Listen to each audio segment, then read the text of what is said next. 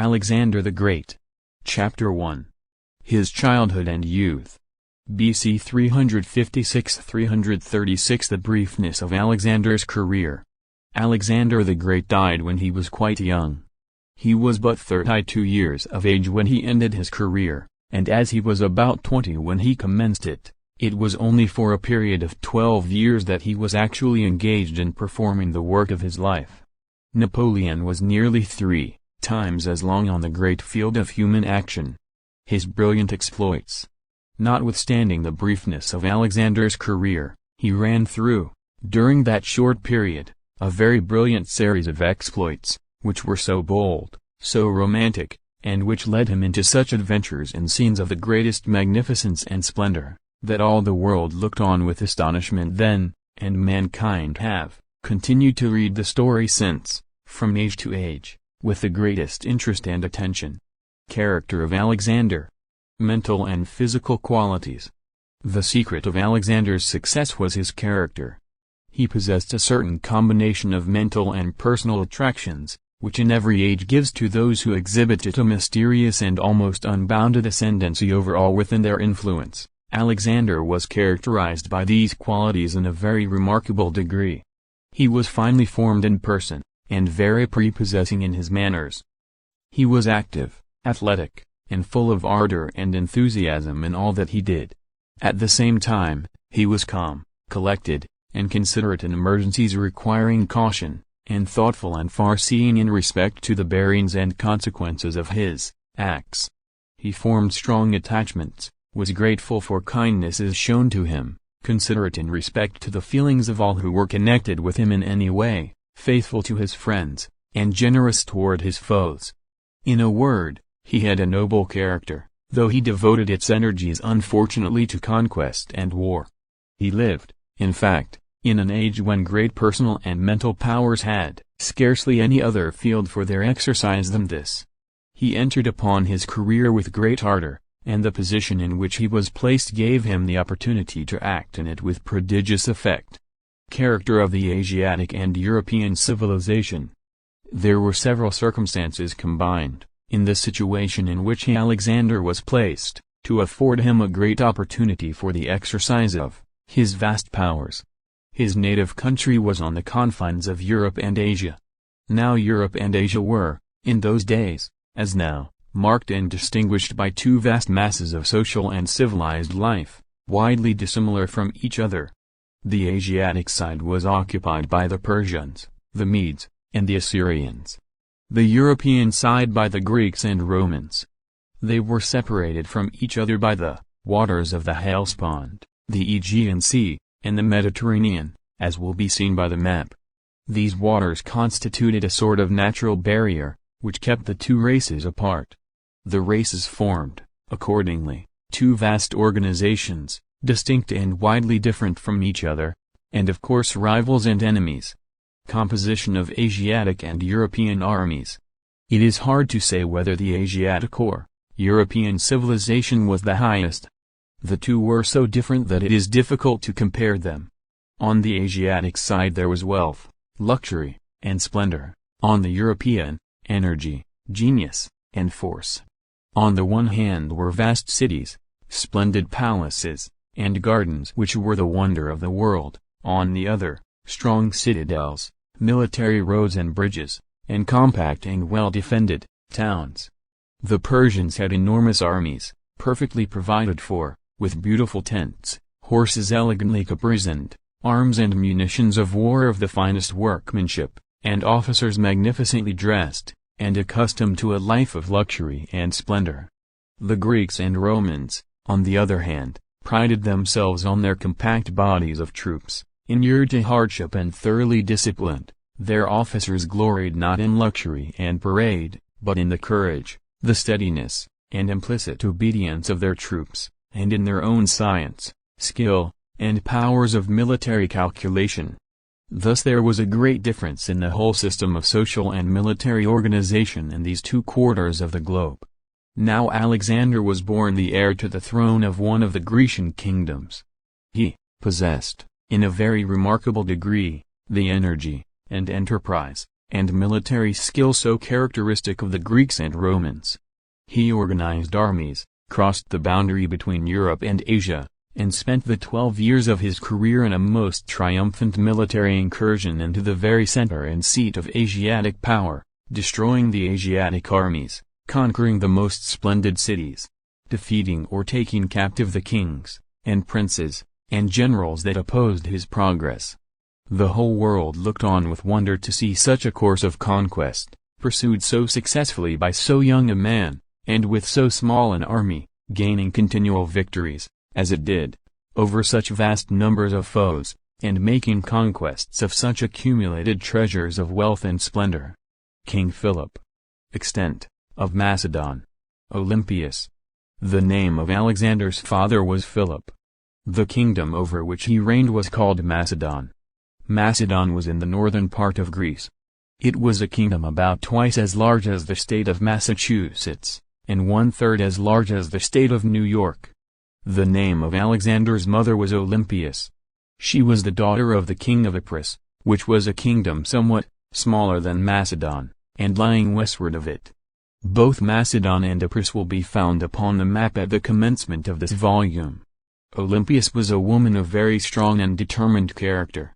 Alexander seemed to inherit her energy, though in his case it was combined with other qualities of a more attractive character, which his mother did not possess. The young Prince Alexander. He was, of course, as the young prince, a very important personage in his father's court. Everyone knew that at his father's death he would become king of Macedon, and he was consequently the object of a great deal of care and attention. As he gradually advanced in the years of his boyhood, it was observed by all who knew him that he was endued with extraordinary qualities of mind and of character, which seemed to indicate, at a very early age, his future greatness. Ancient mode of warfare. Although he was a prince, he was not brought up in habits of luxury and effeminacy. This would have been contrary to all the ideas which were entertained by the Greeks in those days. They had then no firearms, so that in battle the combatants could not stand quietly, as they can now, at a distance from the enemy, coolly discharging musketry or cannon. In ancient battles the soldiers rushed toward each other, and fought hand to hand, in close combat, with swords, or spears, or other weapons requiring great personal strength, so that headlong bravery and muscular force were the qualities which generally carried the day. Ancient and modern military officers. The duties of officers, too, on the field of battle, were very different then from what they are now. An officer now must be calm, collected, and quiet. His business is to plan, to calculate, to direct, and arrange.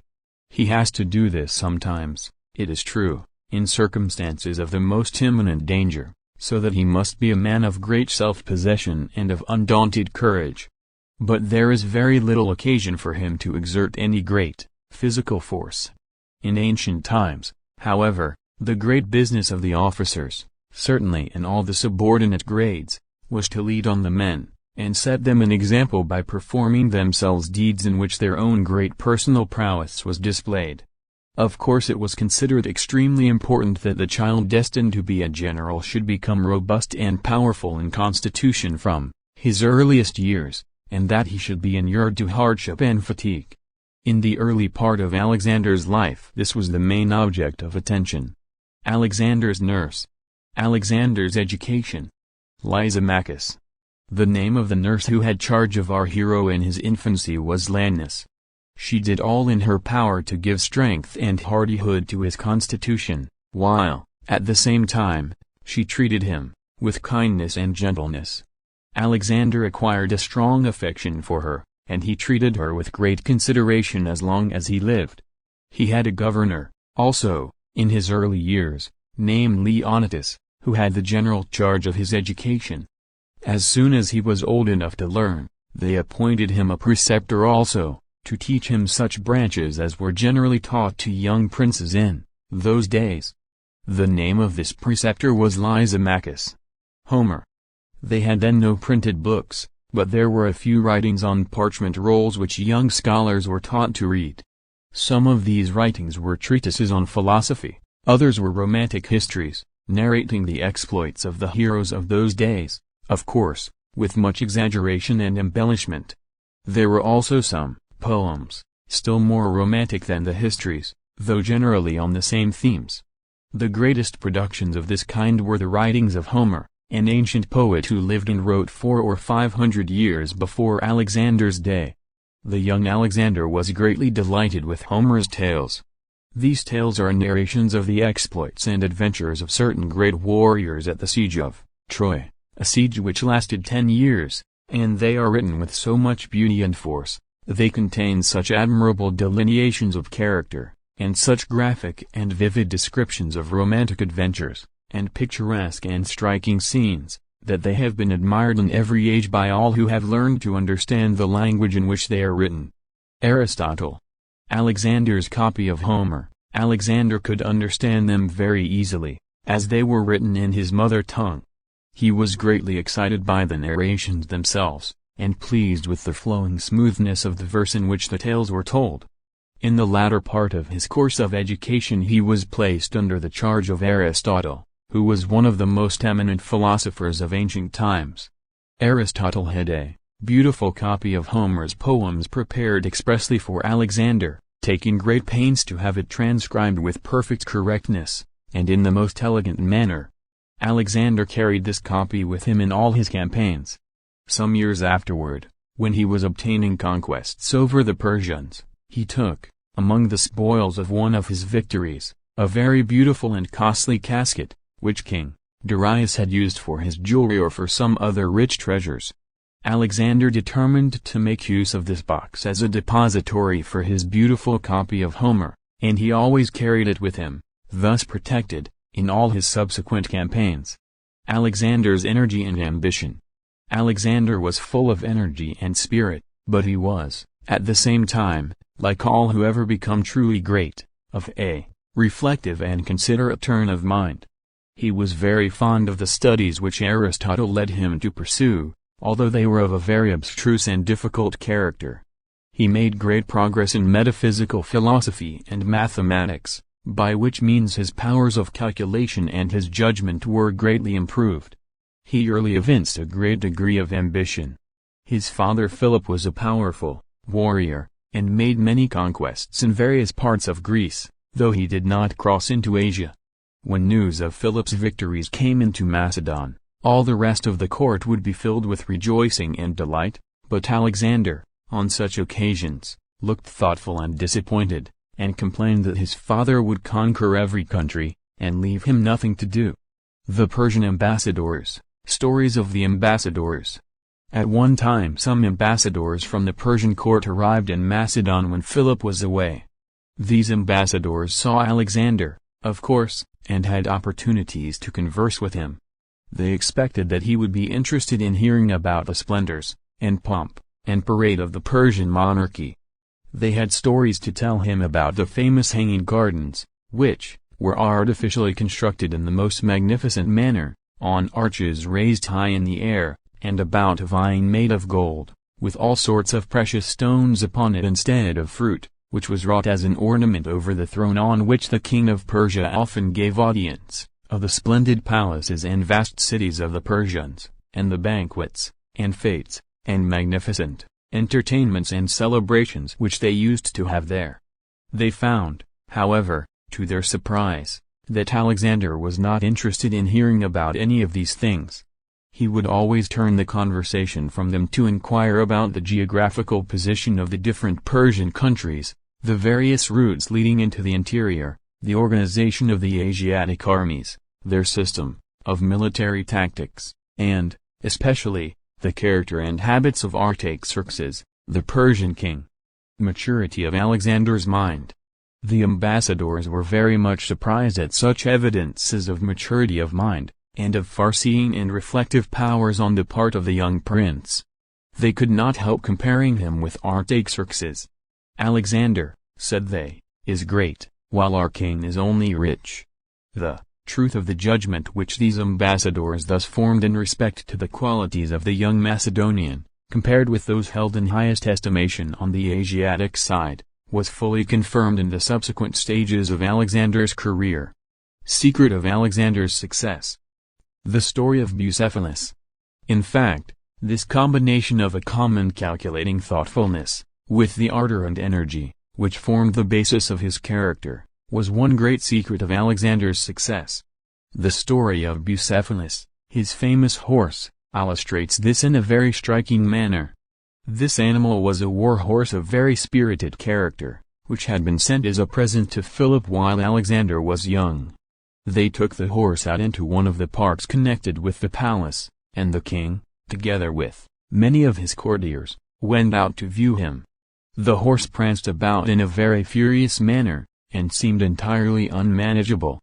No one dared to mount him. Philip, instead of being gratified at the present, was rather disposed to be displeased that they had sent him an animal of so fiery and apparently vicious a nature that nobody dared to attempt to subdue him. In the meantime, while all the other bystanders were joining in the general condemnation of the horse, Alexander stood quietly by, watching his motions, and attentively studying his character. He perceived that a part of the difficulty was caused by the agitations which the horse experienced in so strange and new a scene, and that he appeared, also, to be somewhat frightened by his own shadow, which happened at that time to be thrown very strongly and distinctly upon the ground.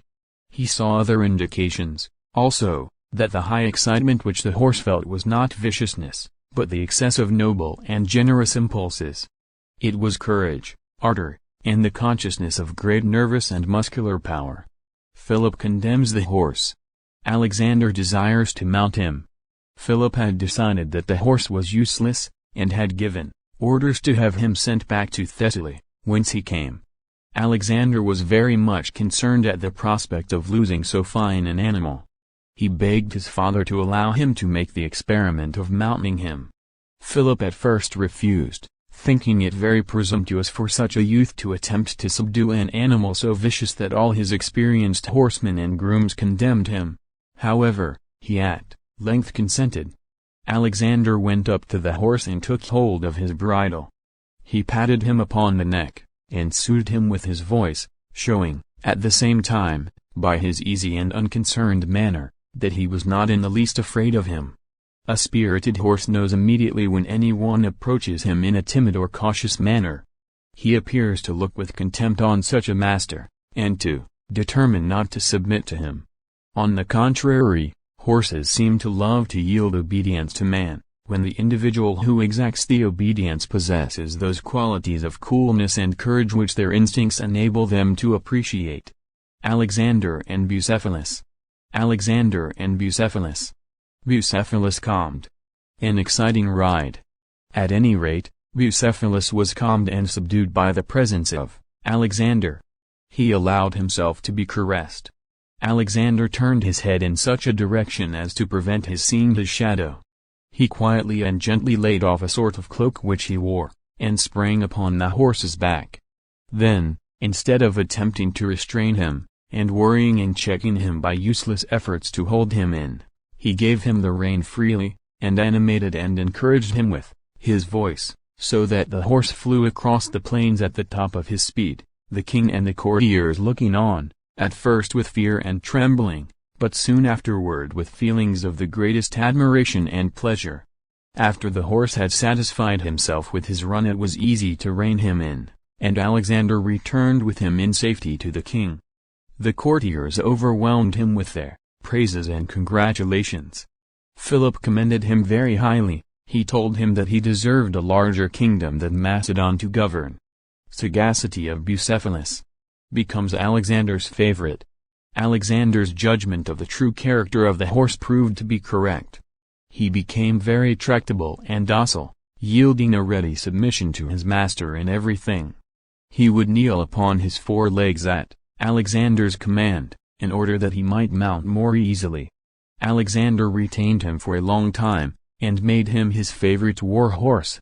A great many stories are related by the historians of those days of his sagacity and his feats of war. Whenever he was equipped for the field with his military trappings, he seemed to be highly elated with pride and pleasure, and at such times he would not allow any one but Alexander to mount him. Fate of Bucephalus. What became of him at last is not certainly known. There are two accounts of his end. One is, that on a certain occasion Alexander got carried too far into the midst of his enemies, on the battlefield, and that, after fighting desperately for some time, Bucephalus made the most extreme exertions to carry him away. He was severely wounded, again and again, and though his strength was nearly gone, he would not stop, but pressed forward till he had carried his master away to a place of safety, and that then he dropped down exhausted, and died. It may be, however, that he did not actually die at this time, but slowly recovered, for some historians relate that he lived to be 30 years old, which is quite an old age for a horse, and that he then died. Alexander caused him to be buried with great ceremony, and built a small city upon the spot in honor of his memory. The name of this city was Bucephalia. Alexander made regent. Alexander's character matured rapidly, and he began very early to act the part of a man.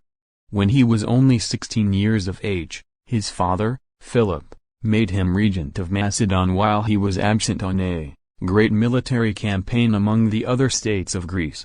Without doubt Alexander had, in this regency, the council and aid of high officers of state of great experience and ability. He acted, however, himself, in this high position, with great energy and with complete success, and, at the same time, with all that modesty of deportment, and that delicate consideration for the officers under him, who, though inferior in rank, were yet his superiors in age and experience, which his position rendered proper, but which few persons so young as he would have manifested in circumstances so well calculated to awaken the feelings of vanity and elation.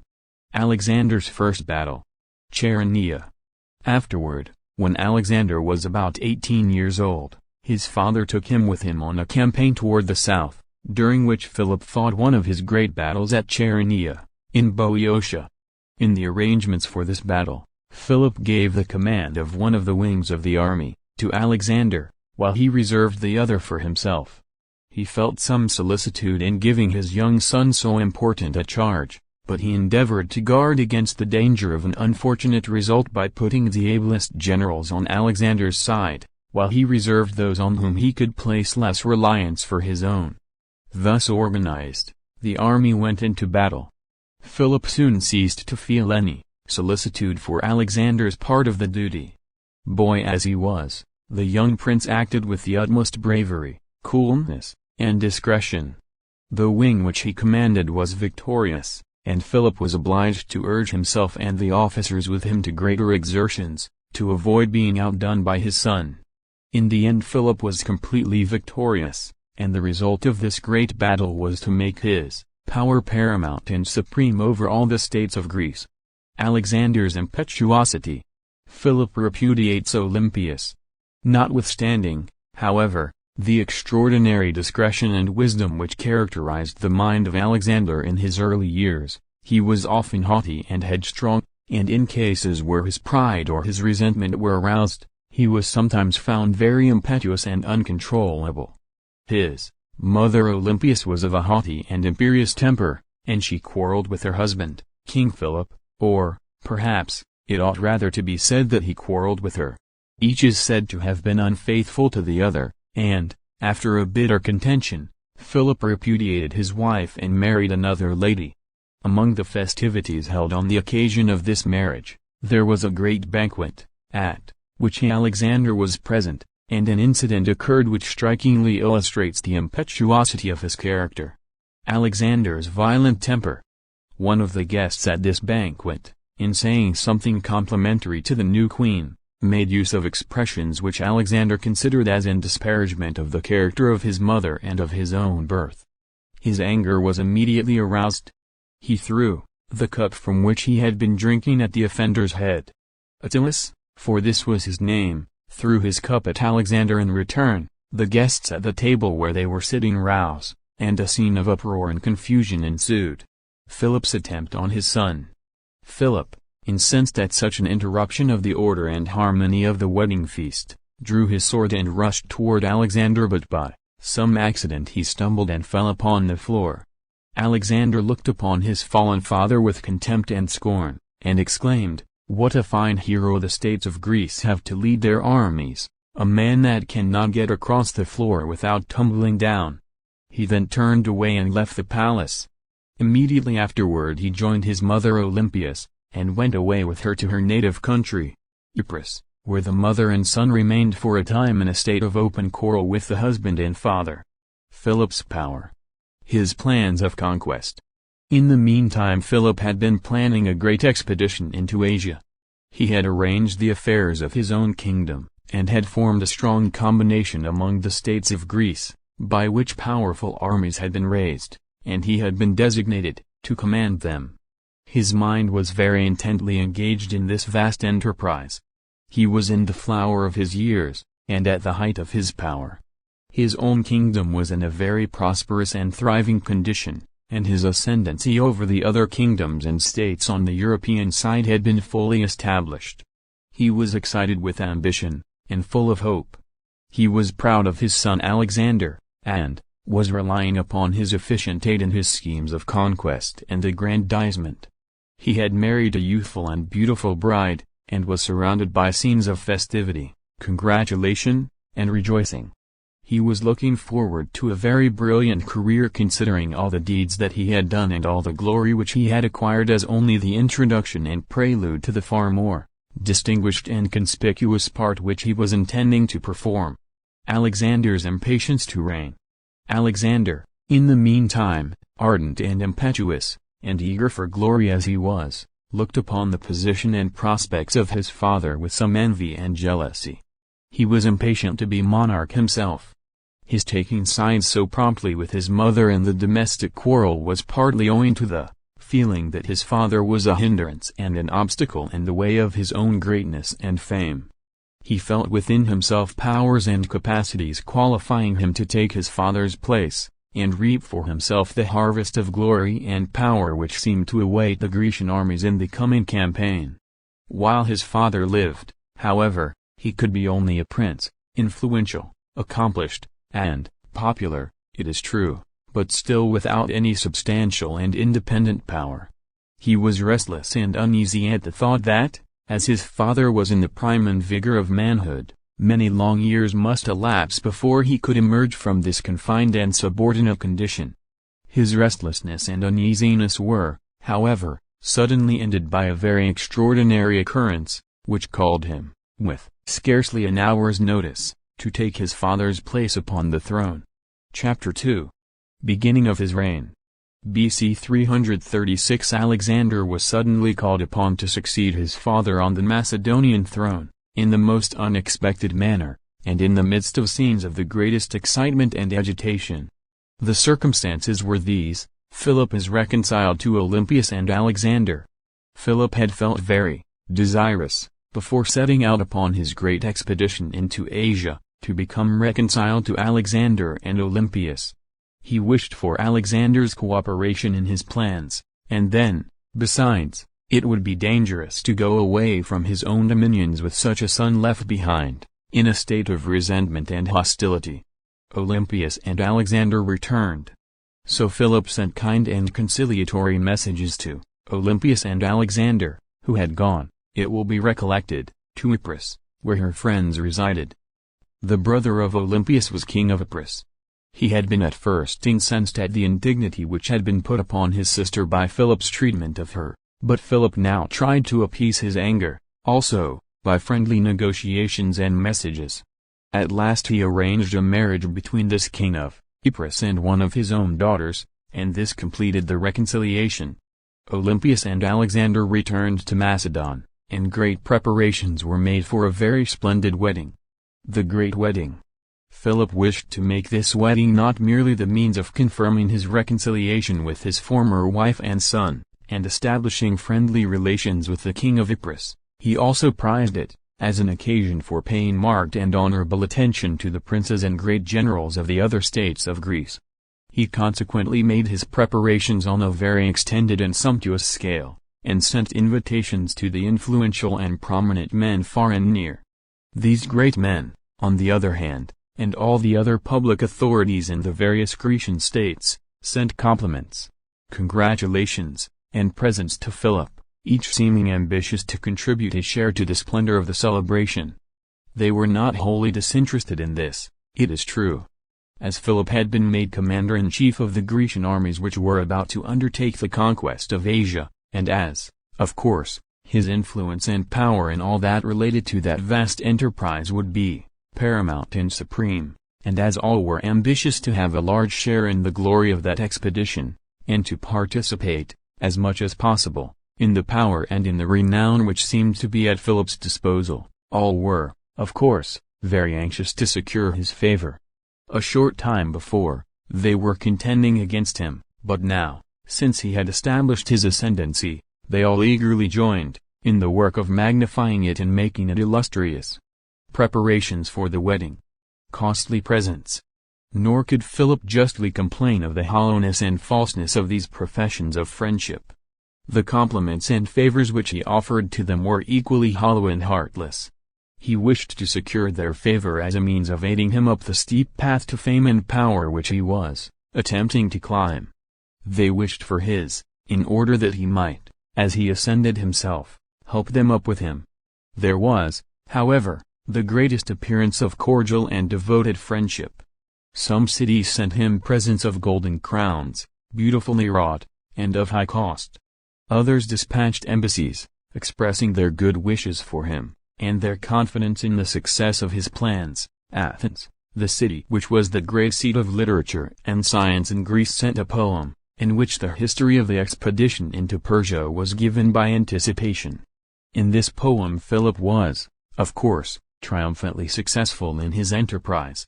He conducted his armies in safety through the most dangerous passes and defiles, he fought glorious battles, gained magnificent victories, and possessed himself of all the treasures of Asiatic wealth and power. It ought to be stated, however, in justice to the poet, that, in narrating these imaginary exploits, he had sufficient delicacy to represent Philip and the Persian monarch by fictitious names. Celebration of the wedding. Games and spectacles. The wedding was at length celebrated, in one of the cities of Macedon, with great pomp and splendor. There were games, and shows, and military and civic spectacles of all kinds to amuse the thousands of spectators that assembled to witness them. In one of these spectacles they had a procession of statues of the gods. There were 12 of these statues, sculptured with great art, and they were borne along on elevated pedestals, with censers, and incense, and various ceremonies of homage, while vast multitudes of spectators lined the way. There was a 13th statue, more magnificent than the other 12, which represented Philip himself in the character of a god. Statues of the gods. This was not, however, so impious as it would at first view seem, for the gods whom the ancients worshipped were, in fact, only deifications of old heroes and kings who had lived in early times, and had acquired a reputation for supernatural powers by the fame of their exploits, exaggerated and descending by tradition in superstitious times. The ignorant multitude accordingly, in those days, looked up to a living king with almost the same reverence and homage which they felt for their deified heroes, and these deified heroes furnished them with all the ideas they had of God. Making a monarch a god, therefore, was no very extravagant flattery. Military procession.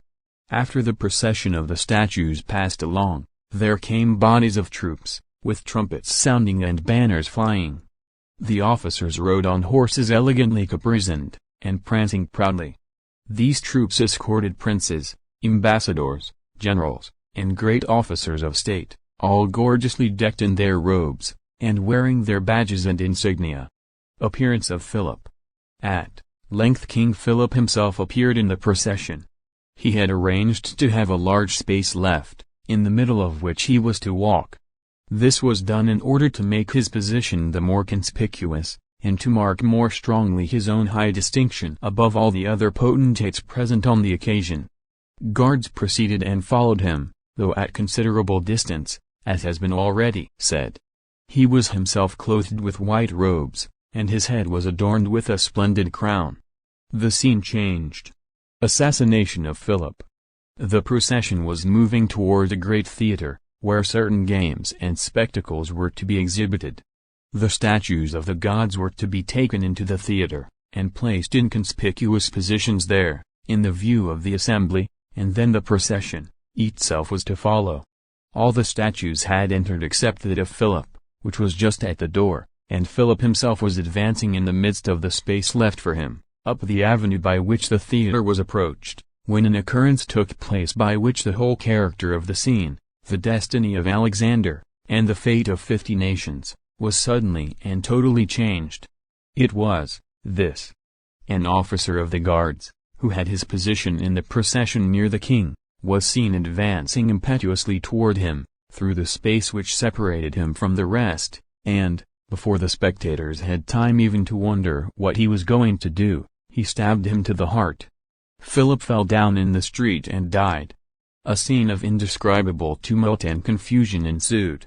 The murderer was immediately cut to pieces by the other guards.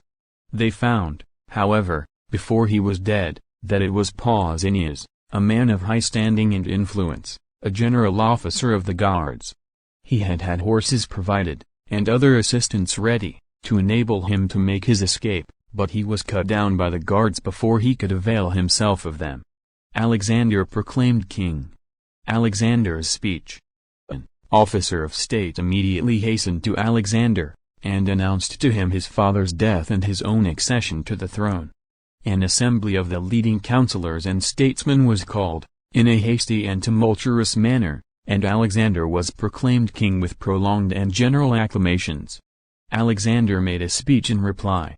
The great assembly looked upon his youthful form and face as he arose, and listened with intense interest to hear what he had to say. He was between 19 and 20 years of age, but, though thus really a boy, he spoke with all the decision and confidence of an energetic man. He said that he should at once assume his father's position, and carry forward his plans. He hoped to do this so efficiently that everything would go directly onward, just as if his father had continued to live, and that the nation would find that the only change which had taken place was in the name of the king. Demosthenes Philippix.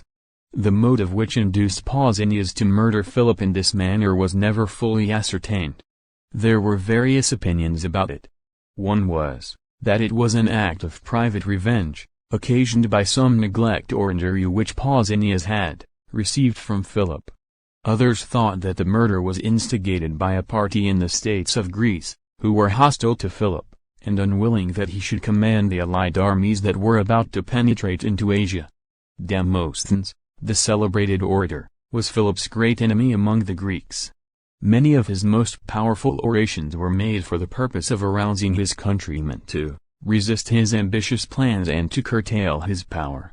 These orations were called his Philippics, and from this origin has arisen the practice, which has prevailed ever since that day, of applying the term Philippics to denote, in general, any strongly denunciatory harangues. The Greeks suspected of the murder. Now Demosthenes, it is said, who was at this time in Athens, announced the death of Philip in an Athenian assembly before it was possible that the news could have been conveyed there. He accounted for his early possession of the intelligence by saying it was communicated to him by some of the gods. Many persons have accordingly supposed that the plan of assassinating Philip was devised in Greece, that Demosthenes was a party to it, that Pausanias was the agent for carrying it into execution, and that Demosthenes was so confident of the success of the plot, and exulted so much in this certainty, that he could not resist the temptation of thus anticipating its announcement. The Persians also. There were other persons who thought that the Persians had plotted and accomplished this murder, having induced Pausanias to execute the deed by the promise of great rewards. As Pausanias himself, however, had been instantly killed, there was no opportunity of gaining any information from him on the motives of his conduct, even if he would have been disposed to impart any. Alexander's new position. At all events, Alexander found himself suddenly elevated to one of the most conspicuous positions in the whole political world. It was not simply that he succeeded to the throne of Macedon, even this would have been a lofty position for so young a man, but Macedon was a very small part of the realm over which Philip had extended his power. The ascendancy which he had acquired over the whole Grecian Empire, and the vast arrangements he had made for an incursion into Asia, made Alexander the object of universal interest and attention. The question was, whether Alexander should attempt to take his father's place in respect to all this general power, and undertake to sustain and carry on his vast projects, or whether he should content himself with ruling, in quiet, over his native country of Macedon. His designs. Most prudent persons would have advised a young prince, under such circumstances, to have decided upon the latter course. But Alexander had no idea of bounding his ambition by any such limits. He resolved to spring at once completely into his father's seat, and not only to possess himself of the whole of the power which his father had acquired, but to commence, immediately, the most energetic and vigorous efforts for a great extension of it. Murderers of Philip punished. His first plan was to punish his father's murderers. He caused the circumstances of the case to be investigated, and the persons suspected of having been connected with Pausanias in the plot to be tried. Although the designs and motives of the murderers could never be fully ascertained, still several persons were found guilty of participating in it, and were condemned to death and publicly executed. Alexander's first acts. Alexander next decided not to make any change in his father's appointments to the great offices of state, but to let all the departments of public affairs go on in the same hands as before. How sagacious a line of conduct was this! Most ardent and enthusiastic young men, in the circumstances in which he was placed, would have been elated and vain at their elevation, and would have replaced the old and well-tried servants of the father with personal favorites of their own age, inexperienced and incompetent, and as conceited as themselves. Alexander, however, made no such changes. He continued the old officers in command, endeavoring to have everything go on just as if his father had not died. Parmenia. There were two officers in particular who were the ministers on whom Philip had mainly relied. Their names were Antipater and Parmenia. Antipater had charge of the civil, and Parmenia of military affairs. Parmenia was a very distinguished general. He was at this time nearly 60 years of age. Alexander had great confidence in his military powers, and felt a strong personal attachment for him. Parmenia entered into the young king's service with great readiness, and accompanied him through almost the whole of his career. It seemed strange to see men of such age, standing, and experience, obeying the orders of such a boy, but there was something in the genius, the power, and the enthusiasm of Alexander's character which inspired ardor in all around him, and made every one eager to join his standard and to aid in the execution of his plans. Cities of southern Greece. Athens and Corinth. Macedon, as will be seen on the following map, was in the northern part of the country occupied by the Greeks, and the most powerful states of the Confederacy and all the great and influential cities were south of it. There was Athens, which was magnificently built, its splendid citadel crowning a rocky hill in the center of it. It was the great seat of literature, philosophy, and the arts, and was thus a center of attraction for all the civilized world. There was Corinth, which was distinguished for the gaiety and pleasure which reigned there. All possible means of luxury and amusement were concentrated within its walls. The lovers of knowledge and of art, from all parts of the earth, flocked to Athens, while those in pursuit of pleasure, dissipation, and indulgence chose Corinth for their home. Corinth was beautifully situated on the isthmus, with prospects of the sea on either hand.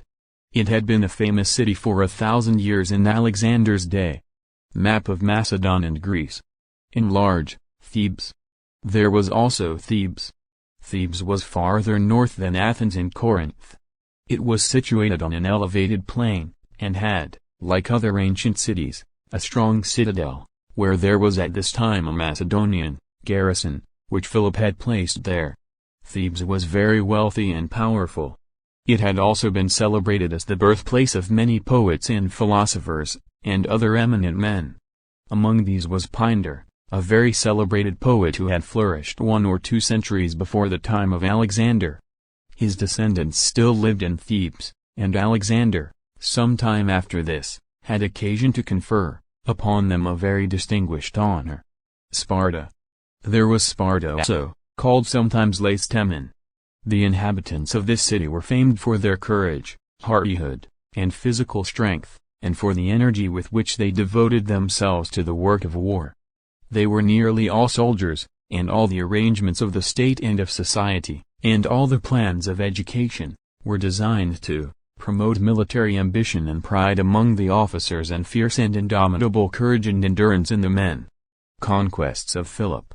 These cities and many others, with the states which were attached to them, formed a large, and flourishing, and very powerful community, extending over all that part of Greece which lay south of Macedon.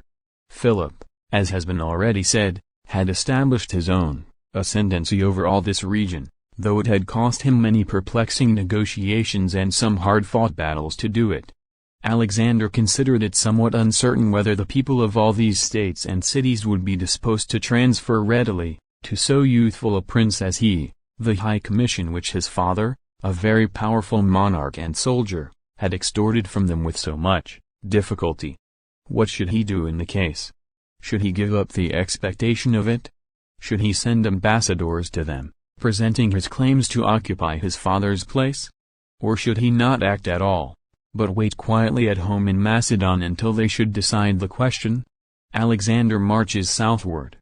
Instead of doing either of these things, Alexander decided on the very bold step of setting out, himself, at the head of an army, to march into southern Greece, for the purpose of presenting in person, and, if necessary, of enforcing his claim to the same post of honor and power which had been conferred upon his father.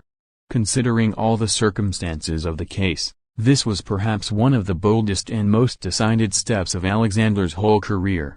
Many of his Macedonian advisers counseled him not to make such an attempt, but Alexander would not listen to any such cautions.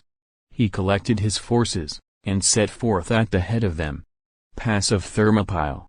Between Macedon and the southern states of Greece was a range of lofty and almost impassable mountains.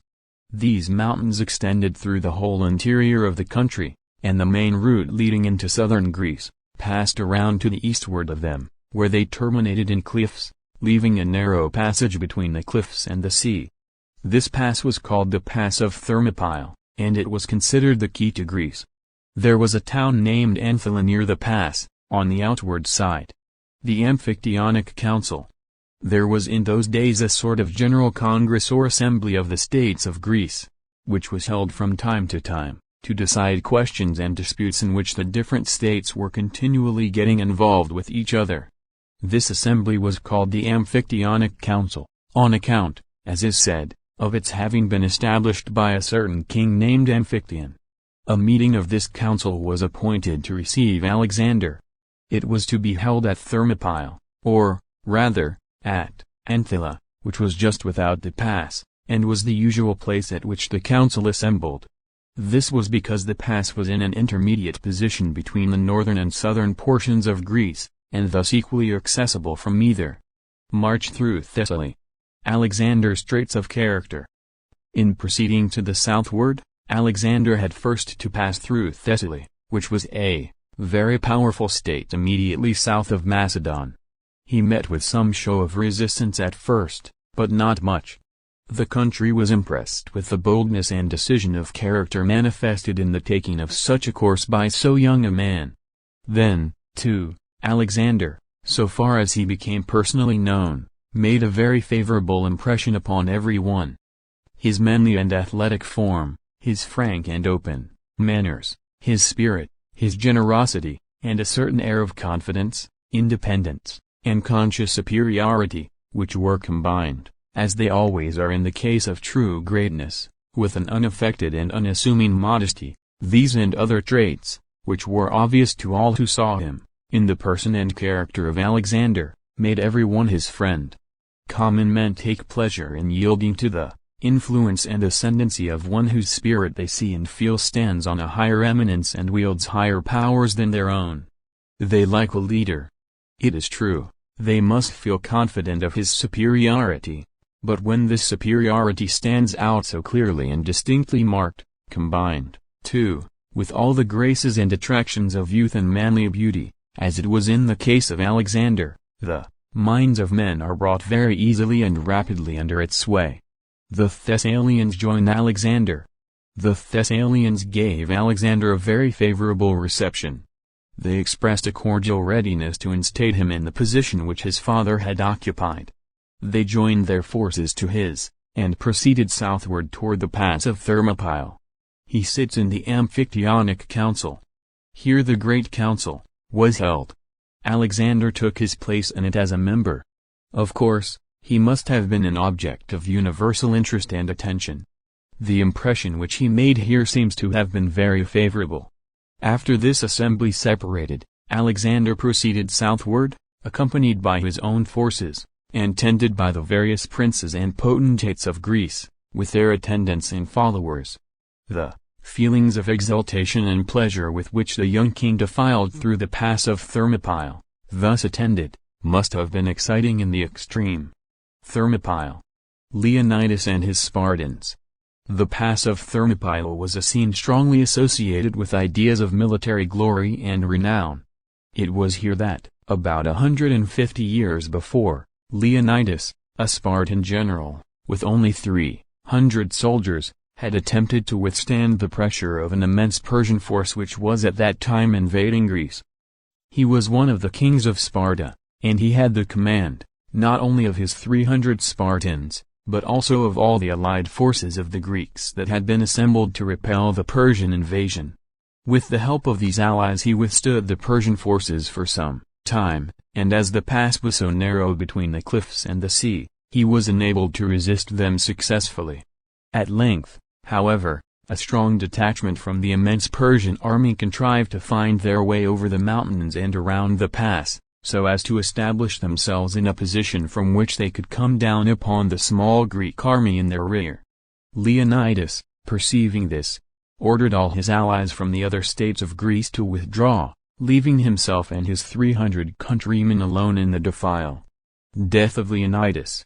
Spartan valor. He did not expect to repel his enemies or to defend the pass. He knew that he must die, and all his brave followers with him, and that the torrent of invaders would pour down through the pass over their bodies. But he considered himself stationed there to defend the passage, and he would not desert his post. When the battle came on he was the first to fall. The soldiers gathered around him and defended his dead body as long as they could. At length, overpowered by the immense numbers of their foes, they were all killed but one man. He made his escape and returned to Sparta. A monument was erected on the spot with this inscription: "Go, traveler, to Sparta, and say that we lie here, on the spot at which we were stationed to defend our country." Alexander made commander-in-chief. He returns to Macedon. Alexander passed through the defile. He advanced to the great cities south of it, to Athens, to Thebes, and to Corinth. Another great assembly of all the monarchs and potentates of Greece was convened in Corinth, and here Alexander attained the object of his ambition, in having the command of the great expedition into Asia conferred upon him. The impression which he made upon those with whom he came into connection by his personal qualities must have been favorable in the extreme. That such a youthful prince should be selected by so powerful a confederation of nations as their leader in such an enterprise as they were about to engage in, indicates a most extraordinary power on his part of acquiring an ascendancy over the minds of men, and of impressing all with a sense of his commanding superiority. Alexander returned to Macedon from his expedition to the southward in triumph, and began at once to arrange the affairs of his kingdom, so as to be ready to enter, unembarrassed, upon the great career of conquest which he imagined was before him. Chapter 3. The Reaction. BC 335 Mount Haemus. The country which was formerly occupied by Macedon and the other states of Greece is now Turkey in Europe. In the northern part of it is a vast chain of mountains called now the Balkan. In Alexander's day it was Mount Haemus. This chain forms a broad belt of lofty and uninhabitable land, and extends from the Black Sea to the Adriatic. Thrace. The Hebrus, a branch of this mountain range, called Rhodope, extends southwardly from about the middle of its length, as may be seen by the map. Rhodope separated Macedonia from a large and powerful country, which was occupied by a somewhat shrewd but warlike race of men. This country was Thrace. Thrace was one great fertile basin or valley, sloping toward the center in every direction, so that all the streams from the mountains, increased by the rains which fell over the whole surface of the ground, flowed together into one river, which meandered through the center of the valley, and flowed out at last into the Aegean Sea. The name of this river was the Ibris. All this may be seen distinctly upon the map. Enlarge, valley of the Danube. Thrace. The Balkan, or Mount Haemus, as it was then called, formed the great northern frontier of Macedon and Thrace. From the summits of the range, looking northward, the eye surveyed a vast extent of land, constituting one of the most extensive and fertile valleys on the globe. It was the valley of the Danube. It was inhabited, in those days, by rude tribes whom the Greeks and Romans always designated as barbarians. They were, at any rate, wild and warlike, and, as they had not the art of writing, they have left us no records of their institutions or their history. We know nothing of them, or of the other half-civilized nations that occupied the central parts of Europe in those days, except what their inveterate and perpetual enemies have thought fit to tell us. According to their story, these countries were filled with nations and tribes of a wild and half-savage character, who could be kept in check only by the most vigorous exertion of military power. Revolt among the northern nations. Soon after Alexander's return into Macedon, he learned that there were symptoms of revolt among these nations. Philip had subdued them, and established the kind of peace which the Greeks and Romans were accustomed to enforce upon their neighbors. But now, as they had heard that Philip, who had been so terrible a warrior, was no more, and that his son, scarcely out of his teens, had succeeded to the throne, they thought a suitable occasion had arrived to try their strength. Alexander made immediate arrangements for moving northward with his army to settle this question. Alexander marches north. Old Boreas. He conducted his forces through a part of Thrace without meeting with any serious resistance, and approached the mountains. The soldiers looked upon the rugged precipices and lofty summits before them with awe. These northern mountains were the seat and throne, in the imaginations of the Greeks and Romans, of old Boreas, the hoary god of the north wind. They conceived of him as dwelling among those cold and stormy summits, and making excursions in winter, carrying with him his vast stores of frost and snow, over the southern valleys and plains. He had wings, a long beard, and white locks, all powdered with flakes of snow. Instead of feet, his body terminated in tails of serpents, which, as he flew along, lashed the air, writhing from under his robes. He was violent and impetuous in temper, rejoicing in the devastation of winter, and in all the sublime phenomena of tempests, cold, and snow. The Greek conception of Boreas made an impression upon the human mind that 20 centuries have not been able to efface. The north wind of winter is personified as Boreas to the present day in the literature of every nation of the Western world. Contest among the mountains. The loaded wagons. The Thracian forces had assembled in the defiles, with other troops from the northern countries, to arrest Alexander's march, and he had some difficulty in repelling them. They had got, it is said, some sort of loaded wagons upon the summit of an ascent, in the pass of the mountains, up which Alexander's forces would have to march. These wagons were to be run down upon them as they ascended. Alexander ordered his men to advance, notwithstanding this danger. He directed them, where it was practicable, to open to one side and the other, and allow the descending wagon to pass through. When this could not be done, they were to fall down upon the ground when they saw this strange military engine coming, and locking their shields together over their heads, allow the wagon to roll on over them, bracing up energetically against its weight. Notwithstanding these precautions, and the prodigious muscular power with which they were carried into effect, some of the men were crushed. The great body of the army was, however, unharmed. As soon as the force of the wagons was spent, they rushed up the ascent, and attacked their enemies with their pikes. The barbarians fled in all directions, terrified at the force and invulnerability of men whom loaded wagons, rolling over their bodies down a steep descent, could not kill. Alexander's victorious march. Mouths of the Danube. Alexander advanced from one conquest like this to another, moving toward the northward and eastward after he had crossed the mountains, until at length he approached the mouths of the Danube. Here one of the great chieftains of the barbarian tribes had taken up his position, with his family and court, and a principal part of his army, upon an island called Pus, which may be seen upon the map at the beginning of this chapter. This island divided the current of the stream, and Alexander, in attempting to attack it, found that it would be best to endeavor to effect a landing upon the upper point of it. Alexander resolved to cross the Danube. To make this attempt, he collected all the boats and vessels which he could obtain, and embarked his troops in them above, directing them to fall down with the current, and to land upon the island. This plan, however, did not succeed very well. The current was too rapid for the proper management of the boats. The shores, too, were lined with the forces of the enemy, who discharged showers of spears and arrows at the men, and pushed off the boats when they attempted to land. Alexander at length gave up the attempt, and concluded to leave the island, and to cross the river itself further above, and thus carry the war into the very heart of the country. It is a serious undertaking to get a great body of men and horses across a broad and rapid river, when the people of the country have done all in their power to remove or destroy all possible means of transit, and when hostile bands are on the opposite bank, to embarrass and impede the operations by every mode in their power. Alexander, however, advanced to the undertaking with great resolution. To cross the Danube especially, with a military force, was, in those days, in the estimation of the Greeks and Romans, a very great exploit.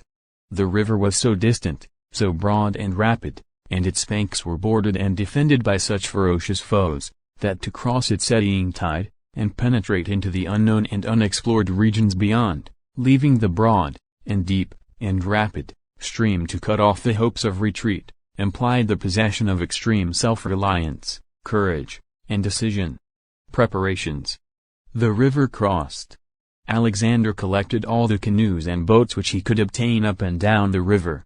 He built large rafts, attaching to them the skins of beasts sewed together and inflated, to give them buoyancy. When all was ready, they began the transportation of the army in the night, in a place where the enemy had not expected that the attempt would have been made. There were 1,000 horses, with their riders, and 4,000 foot soldiers, to be conveyed across. It is customary, in such cases, to swim the horses over, leading them by lines, the ends of which are held by men in boats. The men themselves, with all the arms, ammunition, and baggage, had to be carried over in the boats or upon the rafts. Before morning the whole was accomplished. The landing. The army landed in a field of grain. This circumstance, which is casually mentioned by historians, and also the story of the wagons in the passes of Mount Hemus, proves that these northern nations were not absolute barbarians in the sense in which that term is used at the present day. The arts of cultivation and of construction must have made some progress among them, at any rate, and they proved, by some of their conflicts with Alexander, that they were well-trained and well-disciplined soldiers.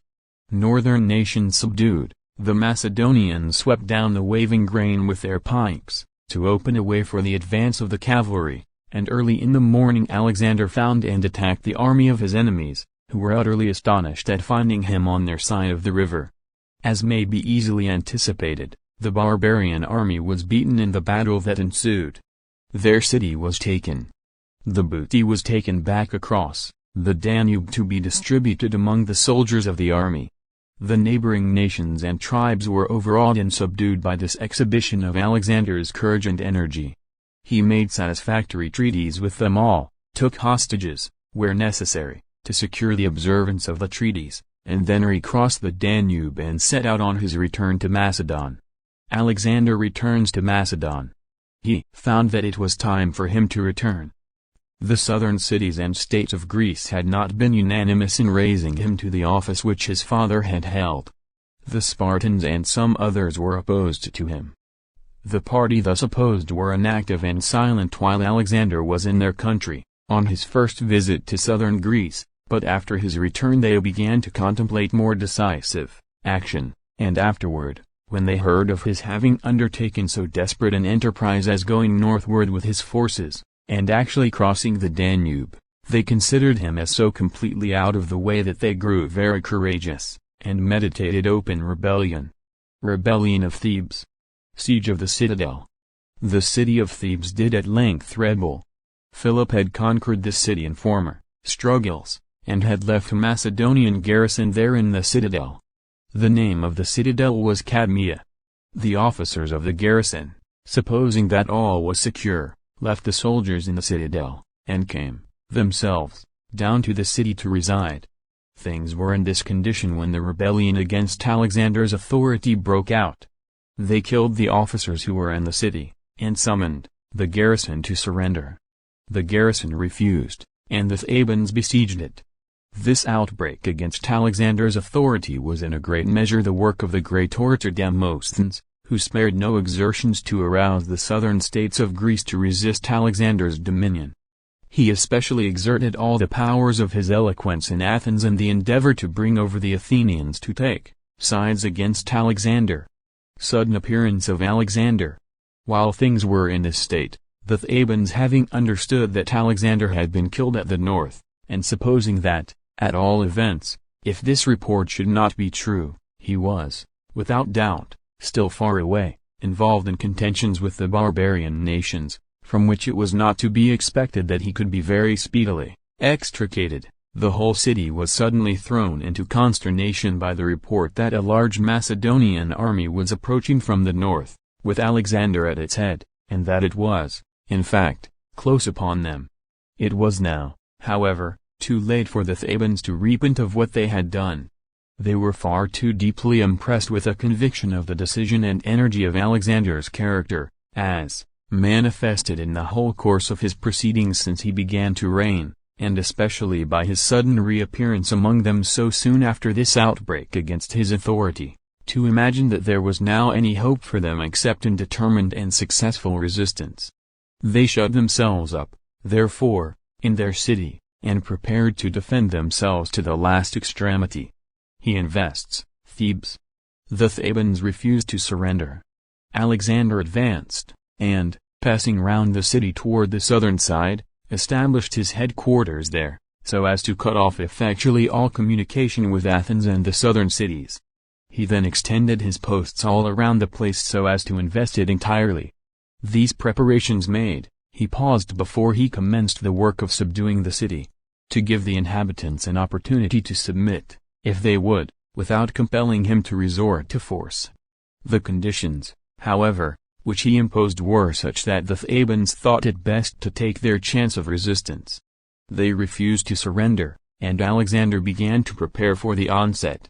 Storming a city. He was very soon ready, and with his characteristic ardor and energy he determined on attempting to carry the city at once by assault. Fortified cities generally require a siege, and sometimes a very long siege, before they can be subdued. The army within, sheltered behind the parapets of the walls, and standing there in a position above that of their assailants, have such great advantages in the contest that a long time often elapses before they can be compelled to surrender.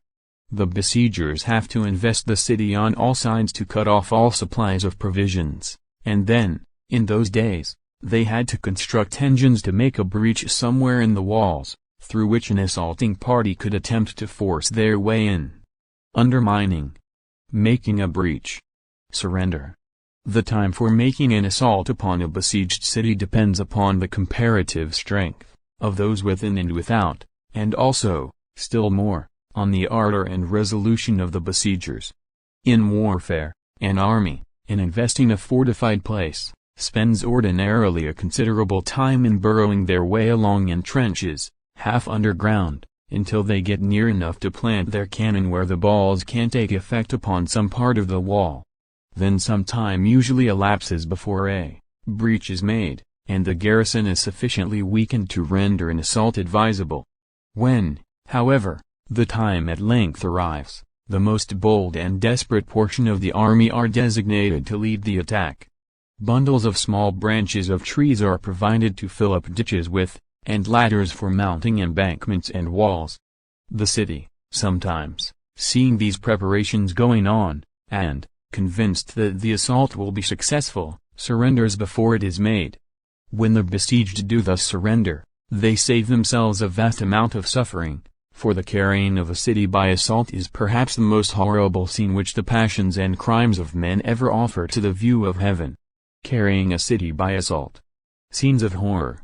It is horrible, because the soldiers, exasperated to fury by the resistance which they meet with, and by the awful malignity of the passions always excited in the hour of battle, if they succeed, burst suddenly into the precincts of domestic life, and find sometimes thousands of families, mothers, and children, and defenseless maidens, at the mercy of passions excited to frenzy.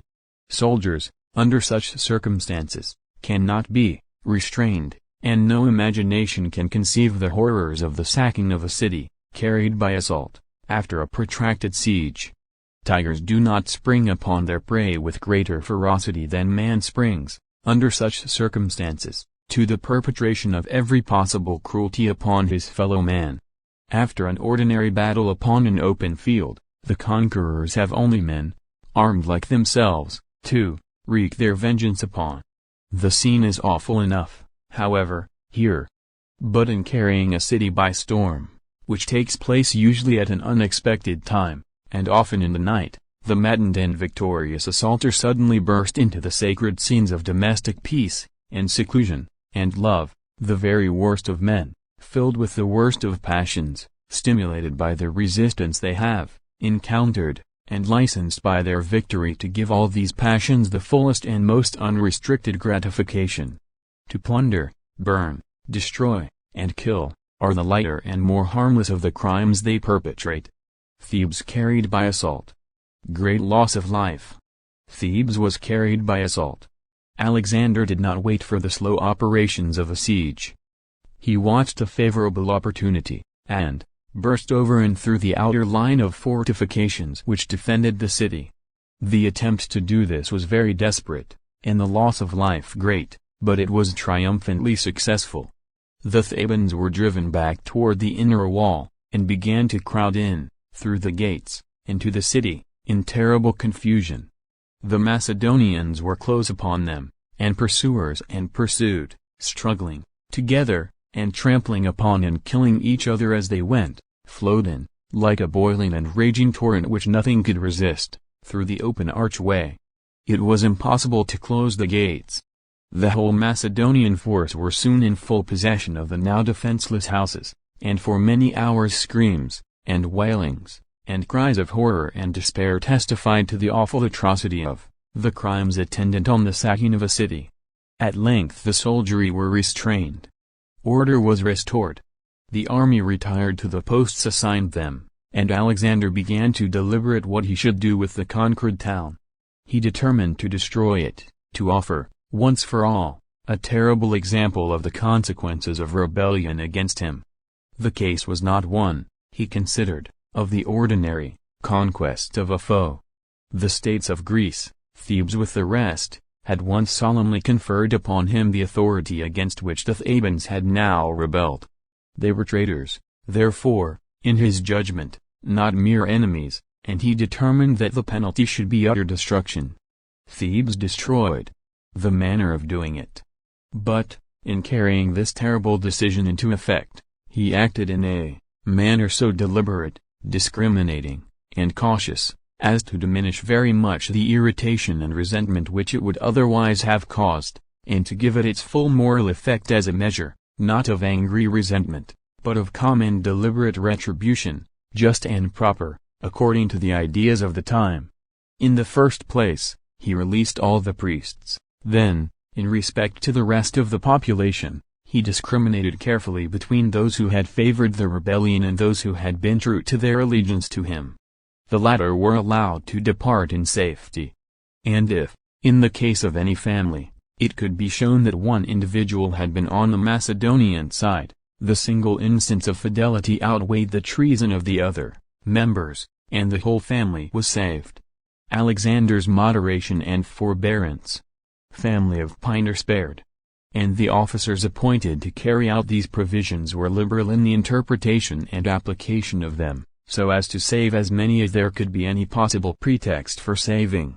The descendants and family connections of Pindar, the celebrated poet, who has been already mentioned as having been born in Thebes, were all pardoned also, whichever side they may have taken in the contest. The truth was, that Alexander, though he had the sagacity to see that he was placed in circumstances where prodigious moral effect in strengthening his position would be produced by an act of great severity, was swayed by so many generous impulses, which raised him above the ordinary excitements of irritation and revenge, that he had every desire to make the suffering as light, and to limit it by as narrow bounds, as the nature of the case would allow. He doubtless also had an instinctive feeling that the moral effect itself of so dreadful a retribution as he was about to inflict upon the devoted city would be very much increased by forbearance and generosity, and by extreme regard for the security and protection of those who had shown themselves his friends. The number saved. After all these exceptions had been made, and the persons to whom they applied had been dismissed, the rest of the population were sold into slavery, and then the city was utterly and entirely destroyed. The number thus sold was about 30,000, and 6,000 had been killed in the assault and storming of the city. Thus Thebes was made a ruin and a desolation, and it remained so, a monument of Alexander's terrible energy and decision, for 20 years. Efforts of Demosthenes. The effect of the destruction of Thebes upon the other cities and states of Greece was what might have been expected. It came upon them like a thunderbolt. Although Thebes was the only city which had openly revolted, there had been strong symptoms of disaffection in many other places. Demosthenes, who had been silent while Alexander was present in Greece, during his first visit there, had again been endeavoring to arouse opposition to Macedonian ascendancy, and to concentrate and bring out into action the influences which were hostile to Alexander. He said in his speeches that Alexander was a mere boy, and that it was disgraceful for such cities as Athens, Sparta, and Thebes to submit to his sway. Alexander had heard of these things, and, as he was coming down into Greece, through the straits of Thermopylae, before the destruction of Thebes, he said, "They say I am a boy. I am coming to teach them that I am a man." The boy proves to be a man. All disaffection subdued. He did teach them that he was a man. His unexpected appearance, when they imagined him entangled among the mountains and wilds of unknown regions in the north, his sudden investiture of Thebes, the assault, the calm deliberations in respect to the destiny of the city, and the slow, cautious, discriminating, but inexorable energy with which the decision was carried into effect, all coming in such rapid succession, impressed the Grecian commonwealth with a conviction that the personage they had to deal with was no boy in character, whatever might be his years. All symptoms of disaffection against the rule of Alexander instantly disappeared, and did not soon revive again. Moral effect of the destruction of Thebes. Nor was this effect due entirely to the terror inspired by the retribution which had been visited upon Thebes. All Greece was impressed with a new admiration for Alexander's character as they witnessed these events, in which his impetuous energy, his cool and calm decision, his forbearance, his magnanimity, and his faithfulness to his friends, were all so conspicuous. His pardoning the priests, whether they had been for him or against him, made every friend of religion incline to his favor. The same interposition in behalf of the poet's family and descendants spoke directly to the heart of every poet, orator, historian, and philosopher throughout the country, and tended to make all the lovers of literature his friends. His magnanimity, also, in deciding that one single friend of his in a family should save that family, instead of ordaining, as a more short-sighted conqueror would have done, that a single enemy should condemn it, must have awakened a strong feeling of gratitude and regard in the hearts of all who could appreciate fidelity to friends and generosity of spirit. Thus, as the news of the destruction of Thebes, and the selling of so large a portion of the inhabitants into slavery, spread over the land, its effect was to turn over so great a part of the population to a feeling of admiration of Alexander's character, and confidence in his extraordinary powers, as to leave only a small minority disposed to take sides with the punished rebels, or resent the destruction of the city. Alexander returns to Macedon. Celebrates his victories. From Thebes Alexander proceeded to the southward. Deputations from the cities were sent to him, congratulating him on his victories, and offering their adhesion to his cause. His influence and ascendancy seemed firmly established now in the country of the Greeks, and in due time he returned to Macedon, and celebrated at Dege, which was at this time his capital, the establishment and confirmation of his power, by games, shows, spectacles, illuminations, and sacrifices to the gods, offered on a scale of the greatest pomp and magnificence. He was now ready to turn his thoughts toward the long-projected plan of the expedition into Asia. Chapter 4. Crossing the Hellespont. BC 334 The expedition into Asia. On Alexander's arrival in Macedon, he immediately began to turn his attention to the subject of the invasion of Asia. He was full of ardor and enthusiasm to carry this project into effect, considering his extreme youth, and the captivating character of the enterprise. It is strange that he should have exercised so much deliberation and caution as his conduct did really evince. He had now settled everything in the most thorough manner, both within his dominions and among the nations on his borders, and, as it seemed to him, the time had come when he was to commence active preparations for the great Asiatic campaign. Debates upon it. He brought the subject before his ministers and counselors. They, in general, concurred with him in opinion. There were, however, two who were in doubt, or rather who were, in fact, opposed to the plan, though they expressed their non-concurrence in the form of doubts. These two persons were Antipater and Parmenia, the venerable officers who have been already mentioned as having served Philip so faithfully, and as transferring, on the death of the father, their attachment and allegiance at once to the son. Objections of Antipater and Parmenia. Their foresight. Antipater and Parmenia represented to Alexander that if he were to go to Asia at that time, he would put to extreme hazard all the interests of Macedon. As he had no family, there was, of course, no direct heir to the crown, and, in case of any misfortune happening by which his life should be lost, Macedon would become at once the prey of contending factions, which would immediately arise, each presenting its own candidate for the vacant throne. The sagacity and foresight which these statesmen evinced in these suggestions were abundantly confirmed in the end. Alexander did die in Asia, his vast kingdom at once fell into pieces, and it was desolated with internal commotions and civil wars for a long period after his death. Parmenia and Antipater accordingly advised the king to postpone his expedition. They advised him to seek a wife among the princesses of Greece, and then to settle down quietly to the duties of domestic life, and to the government of his kingdom for a few years. Then, when everything should have become settled and consolidated in Greece, and his family was established in the hearts of his countrymen, he could leave Macedon more safely.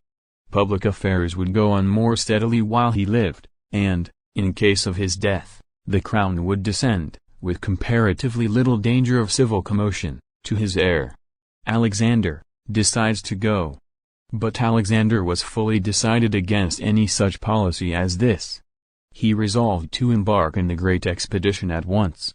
He concluded to make Antipater his vicegerent in Macedon during his absence, and to take Parmenia with him into Asia.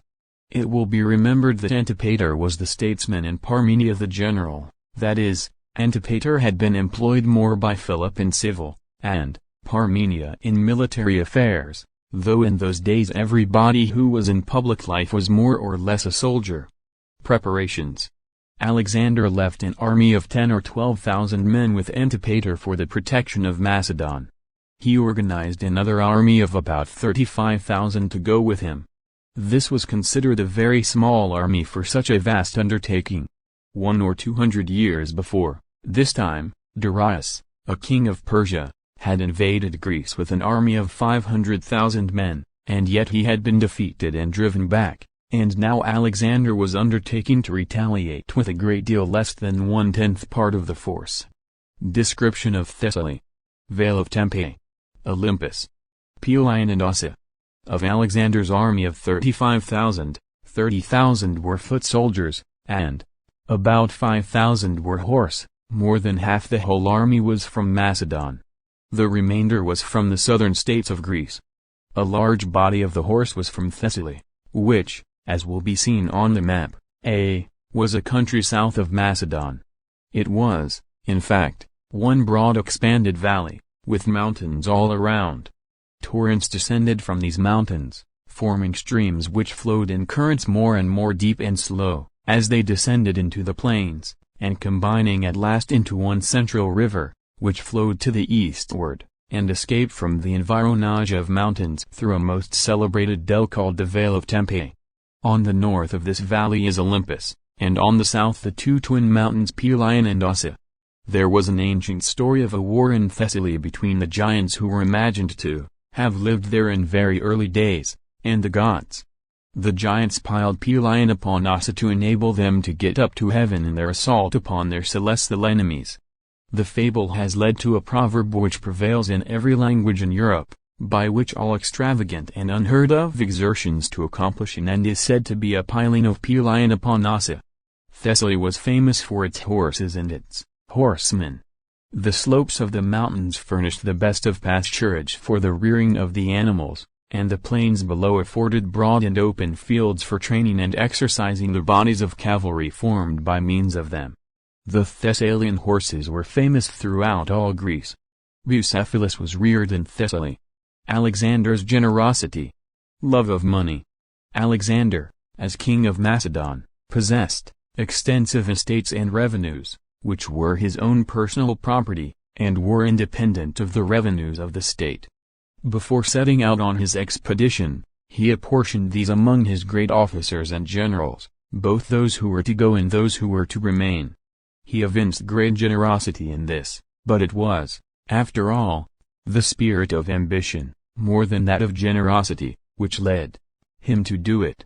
The two great impulses which animated him were the pleasure of doing great deeds, and the fame and glory of having done them. These two principles are very distinct in their nature, though often conjoined. They were paramount and supreme in Alexander's character, and every other human principle was subordinate to them. Money was to him, accordingly, only a means to enable him to accomplish these ends. His distributing his estates and revenues in the manner above described was only a judicious appropriation of the money to the promotion of the great ends he wished to attain. It was expenditure, not gift. It answered admirably the end he had in view.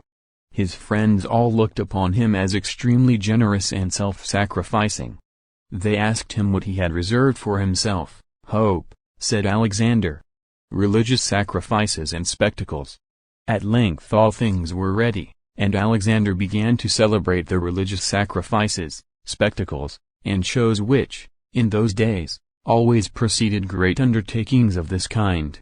There was a great ceremony in honor of Jupiter and the 9 Muses, which had long been celebrated in Macedon as a sort of annual national festival. Alexander now caused great preparations for this festival.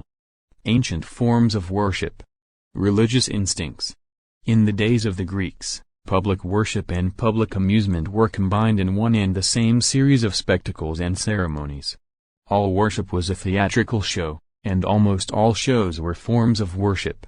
The religious instincts of the human heart demand some sort of sympathy and aid, real or imaginary, from the invisible world, in great and solemn undertakings, and in every momentous crisis in its history. It is true that Alexander's soldiers, about to leave their homes to go to another quarter of the globe, and into scenes of danger and death from which it was very improbable that many of them would ever return, had no other celestial protection to look up to than the spirits of ancient heroes, who, they imagined, had, somehow or other, found their final home in a sort of heaven among the summits of the mountains, where they reigned, in some sense, over human affairs. But this, small as it seems to us, was a great deal to them. They felt, when sacrificing to these gods, that they were invoking their presence and sympathy. These deities having been engaged in the same enterprises themselves, and animated with the same hopes and fears, the soldiers imagined that the semi-human divinities invoked by them would take an interest in their dangers, and rejoice as their success. The 9 Muses. The Muses, in honor of whom, as well as Jupiter, This great Macedonian festival was held, where 9 singing and dancing maidens, beautiful in countenance and form, and enchantingly graceful in all their movements. They came, the ancients imagined, from Thrace, in the north, and went first to Jupiter upon Mount Olympus, who made them goddesses. Afterward they went southward, and spread over Greece, making their residence, at last, in a palace upon Mount Parnassus, which will be found upon the map just north of the Gulf of Corinth and west of Boeotia. They were worshipped all over Greece and Italy as the goddesses of music and dancing. In later times particular sciences and arts were assigned to them respectively, as history, astronomy, tragedy, and sea, though there was no distinction of this kind in early days. Festivities in honor of Jupiter. Spectacles and shows. The festivities in honor of Jupiter and the Muses were continued in Macedon 9 days, a number corresponding with that of the dancing goddesses. Alexander made very magnificent preparations for the celebration on this occasion. He had a tent made, under which, it is said, 100 tables could be spread, and here he entertained, day after day, an enormous company of princes, potentates, and generals. He offered sacrifices to such of the gods as he supposed it would please the soldiers to imagine that they had propitiated. Connected with these sacrifices and feastings, there were athletic and military spectacles and shows, races and wrestlings, and mock contests, with blunted spears. All these things encouraged and quickened the ardor and animation of the soldiers.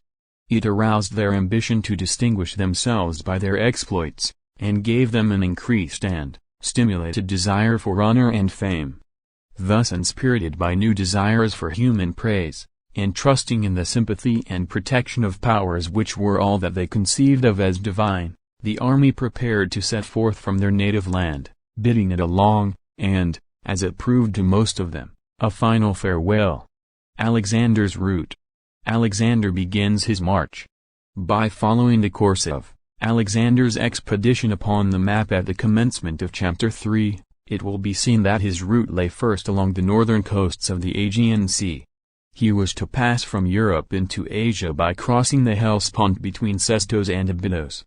He sent a fleet of 150 galleys, of 3 banks of oars each, over the Aegean Sea, to land at Sestos, and be ready to transport his army across the straits. The army, in the meantime, marched by land. They had to cross the rivers which flow into the Aegean Sea on the northern side, but as these rivers were in Macedon, and no opposition was encountered upon the banks of them, there was no serious difficulty in effecting the passage.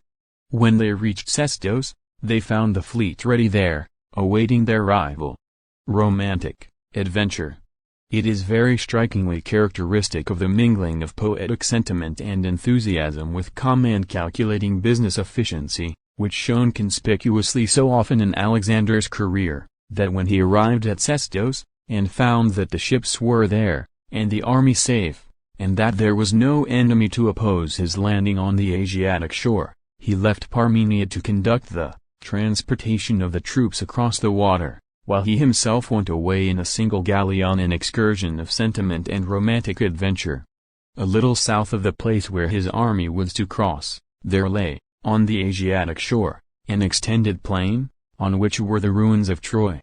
Now Troy was the city which was the scene of Homer's poems, those poems which had excited so much interest in the mind of Alexander in his early years, and he determined, instead of crossing the Hellespont with the main body of his army, to proceed southward in a single galley, and land, himself, on the Asiatic shore, on the very spot which the romantic imagination of his youth had dwelt upon so often and so long.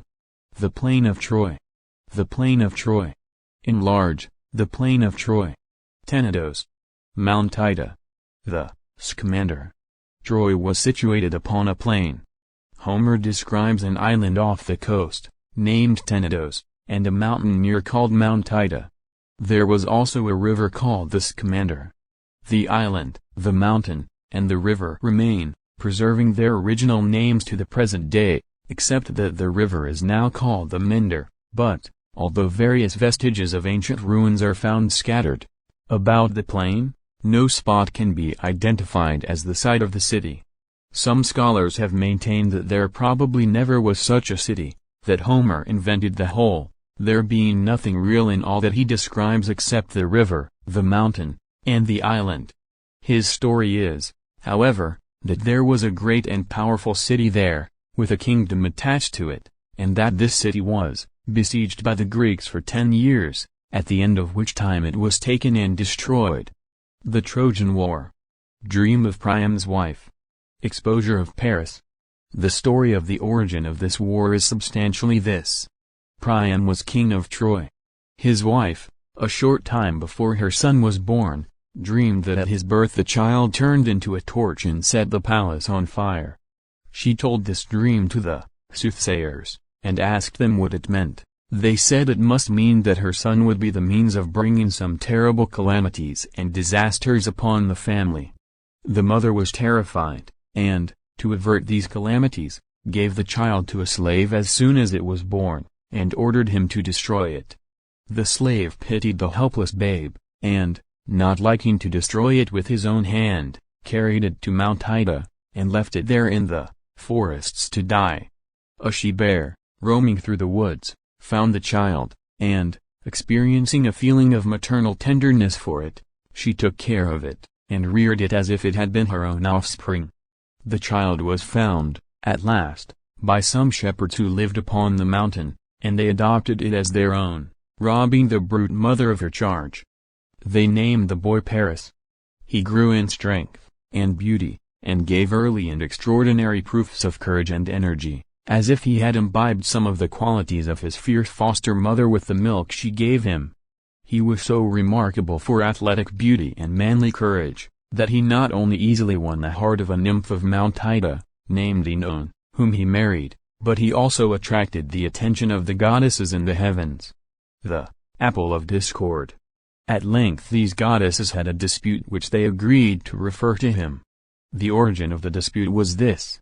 There was a wedding among them, and one of them, irritated at not having been invited, had a golden apple made, on which were engraved the words, "To be given to the most beautiful." She threw this apple into the assembly. Her object was to make them quarrel for it. In fact, she was herself the goddess of discord, and, independently of her cause of pique in this case, she loved to promote disputes. It is in allusion to this ancient tale that any subject of dispute, brought up unnecessarily among friends, is called to this day an apple of discord. The dispute about the apple. Decided in favor of Venus. 3 of the goddesses claimed the apple, each insisting that she was more beautiful than the others, and this was the dispute which they agreed to refer to Paris. They accordingly exhibited themselves before him in the mountains, that he might look at them and decide.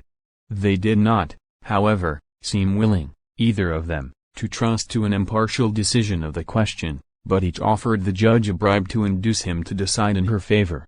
One promised him a kingdom, another great fame, and the third, Venus, promised him the most beautiful woman in the world for his wife. He decided in favor of Venus, whether because she was justly entitled to the decision, or through the influence of the bribe, the story does not say. The story of the bull. All this time Paris remained on the mountain, a simple shepherd and herdsman, not knowing his relationship to the monarch who reigned over the city and kingdom on the plain below. King Priam, however, about this time, in some games which he was celebrating, offered, as a prize to the victor, the finest bull which could be obtained on Mount Ida. On making examination, Paris was found to have the finest bull, and the king, exercising the despotic power which kings in those days made no scruple of assuming in respect to helpless peasants, took it away. Paris was very indignant. It happened, however, that a short time afterward there was another opportunity to contend for the same bull, and Paris, disguising himself as a prince, appeared in the lists, conquered every competitor, and bore away the bull again to his home in the fastnesses of the mountain. Paris restored to his parents. In consequence of this his appearance at court, the daughter of Priam, whose name was Cassandra, became acquainted with him, and, inquiring into his story, succeeded in ascertaining that he was her brother, the long-lost child, that had been supposed to be put to death. King Priam was convinced by the evidence which she brought forward, and Paris was brought home to his father's house. After becoming established in his new position, he remembered the promise of Venus that he should have the most beautiful woman in the world for his wife, and he began, accordingly, to inquire where he could find her. Paris and Helen. Paris and Helen. Abduction of Helen. There was in Sparta, one of the cities of southern Greece, a certain King Menelaus, who had a youthful bride named Helen, who was famed far and near for her beauty. Paris came to the conclusion that she was the most lovely woman in the world, and that he was entitled, in virtue of Venus's promise, to obtain possession of her, if he could do so by any means whatever. He accordingly made a journey into Greece, visited Sparta, formed an acquaintance with Helen, persuaded her to abandon her husband and her duty, and elope with him to Troy. Destruction of Troy. Menelaus was indignant at this outrage. He called on all Greece to take up arms and join him in the attempt to recover his bride. They responded to this demand.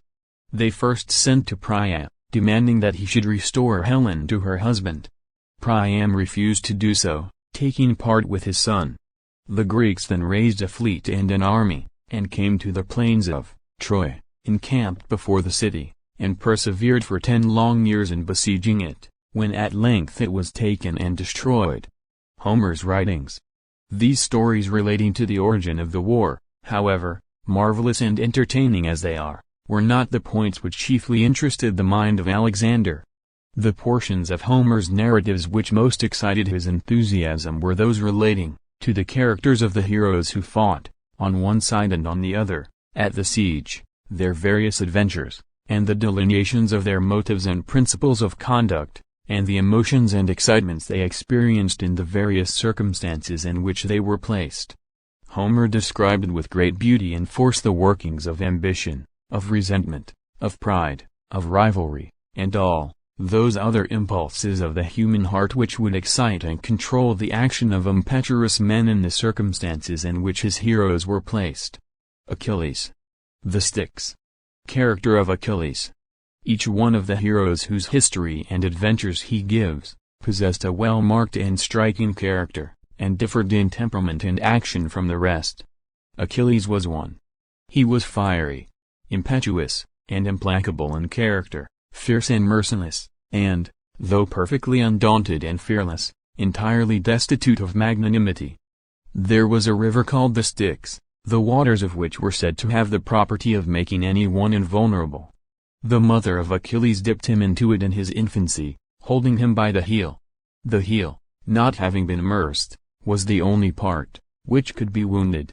Thus he was safe in battle, and was a terrible warrior. He, however, quarreled with his comrades and withdrew from their cause on slight pretexts, and then became reconciled again, influenced by equally frivolous reasons. Achilles. Achilles. Agamemnon. Agamemnon was the commander-in-chief of the Greek army. After a certain victory, by which some captives were taken, and were to be divided among the victors, Agamemnon was obliged to restore one, a noble lady, who had fallen to his share, and he took away the one that had been assigned to Achilles to replace her. This incensed Achilles, and he withdrew for a long time from the contest, and, in consequence of his absence, the Trojans gained great and continued victories against the Greeks. For a long time nothing could induce Achilles to return. Death of Patroclus. Hector slain by Achilles. At length, however, though he would not go himself, he allowed his intimate friend, whose name was Patroclus, to take his armor and go into battle. Patroclus was at first successful, but was soon killed by Hector, the brother of Paris. This aroused anger and a spirit of revenge in the mind of Achilles. He gave up his quarrel with Agamemnon and returned to the combat. He did not remit his exertions till he had slain Hector, and then he expressed his brutal exultation, and satisfied his revenge, by dragging the dead body at the wheels of his chariot around the walls of the city. He then sold the body to the distracted father for a ransom.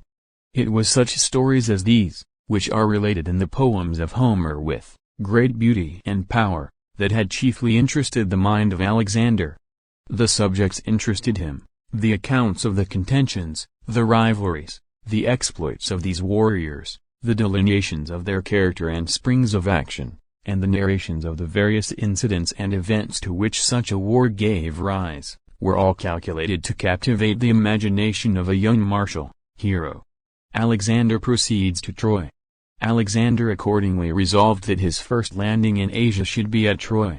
He left his army under the charge of Parmenia, to cross from Sestos to Abydos, while he himself set forth in a single galley to proceed to the southward.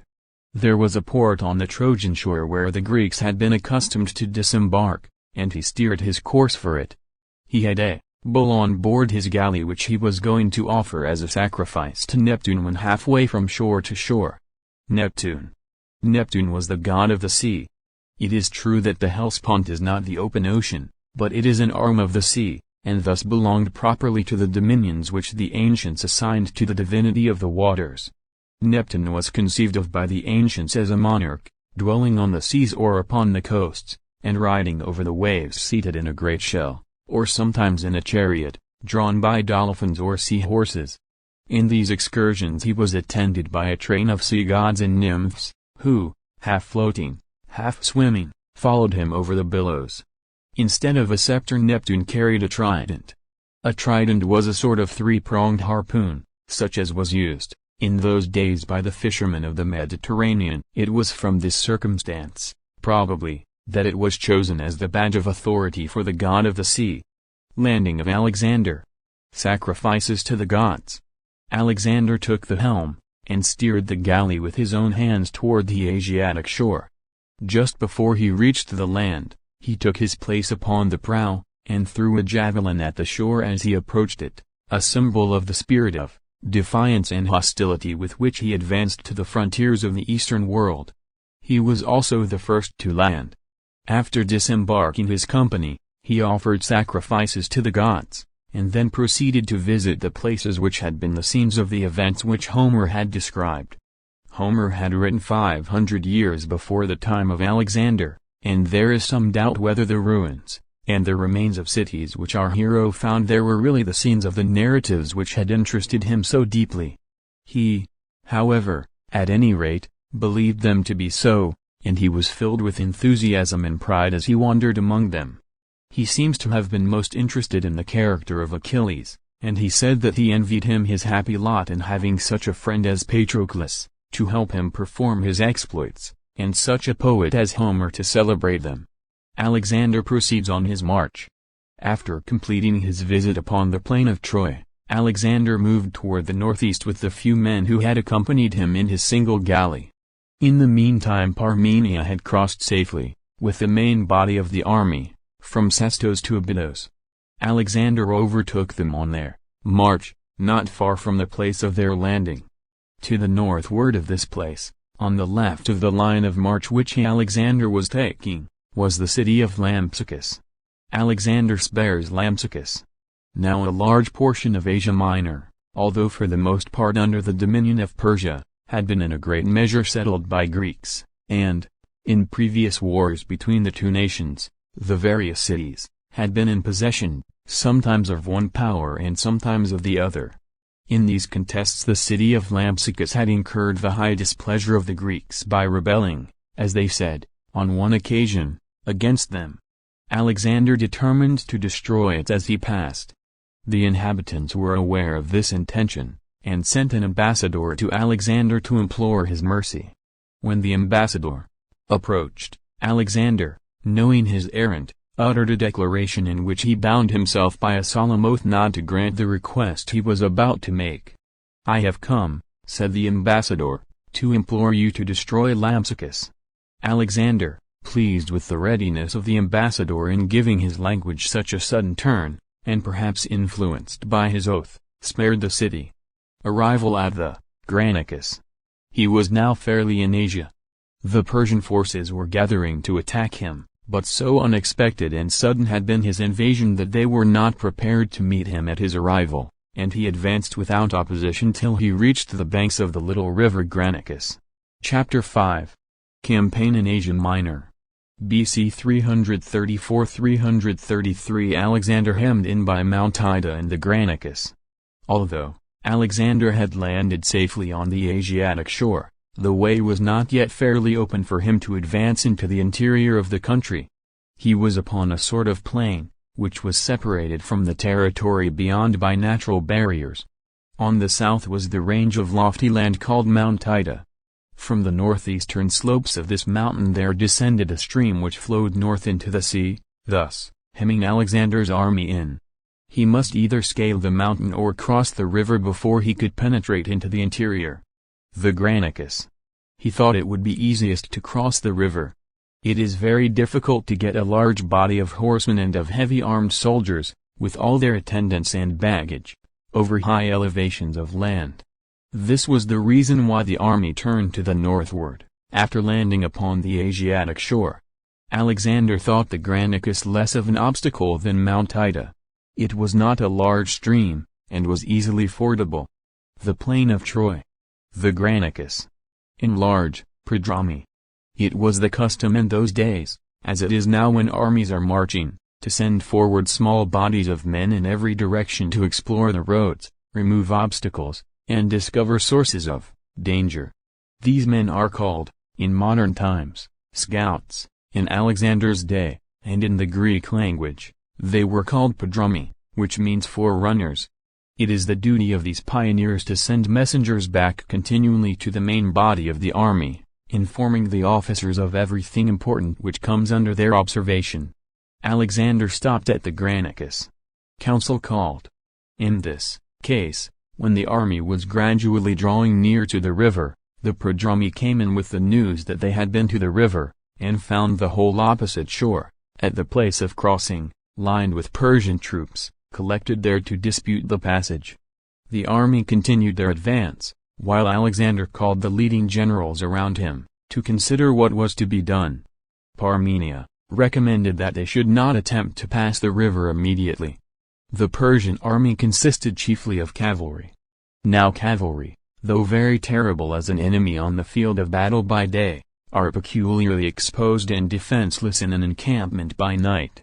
The horses are scattered, feeding or at rest. The arms of the men are light, and they are not accustomed to fighting on foot, and on a sudden incursion of an enemy at midnight into their camp, their horses and their horsemanship are alike useless, and they fall an easy prey to resolute invaders. Parmenia thought, therefore, that the Persians would not dare to remain and encamp many days in the vicinity of Alexander's army, and that, accordingly, if they waited a little, the enemy would retreat, and Alexander could then cross the river without incurring the danger of a battle. Alexander resolves to advance. His motives. But Alexander was unwilling to adopt any such policy.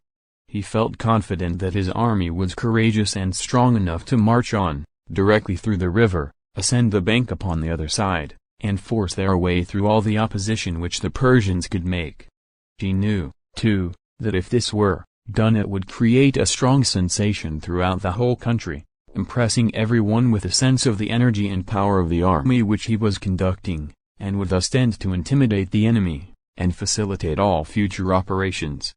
But this was not all. He had a more powerful motive still for wishing to march right on, across the river, and force his way through the vast bodies of cavalry on the opposite shore, and this was the pleasure of performing the exploit. The Macedonian phalanx. Its organization.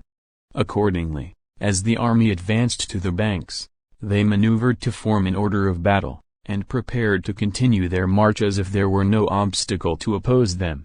The general order of battle of the Macedonian army was this. There was a certain body of troops, armed and organized in a peculiar manner, called the phalanx. This body was placed in the center. The men composing it were very heavily armed. They had shields upon the left arm, and they carried spears 16 feet long, and pointed with iron, which they held firmly in their two hands, with the points projecting far before them.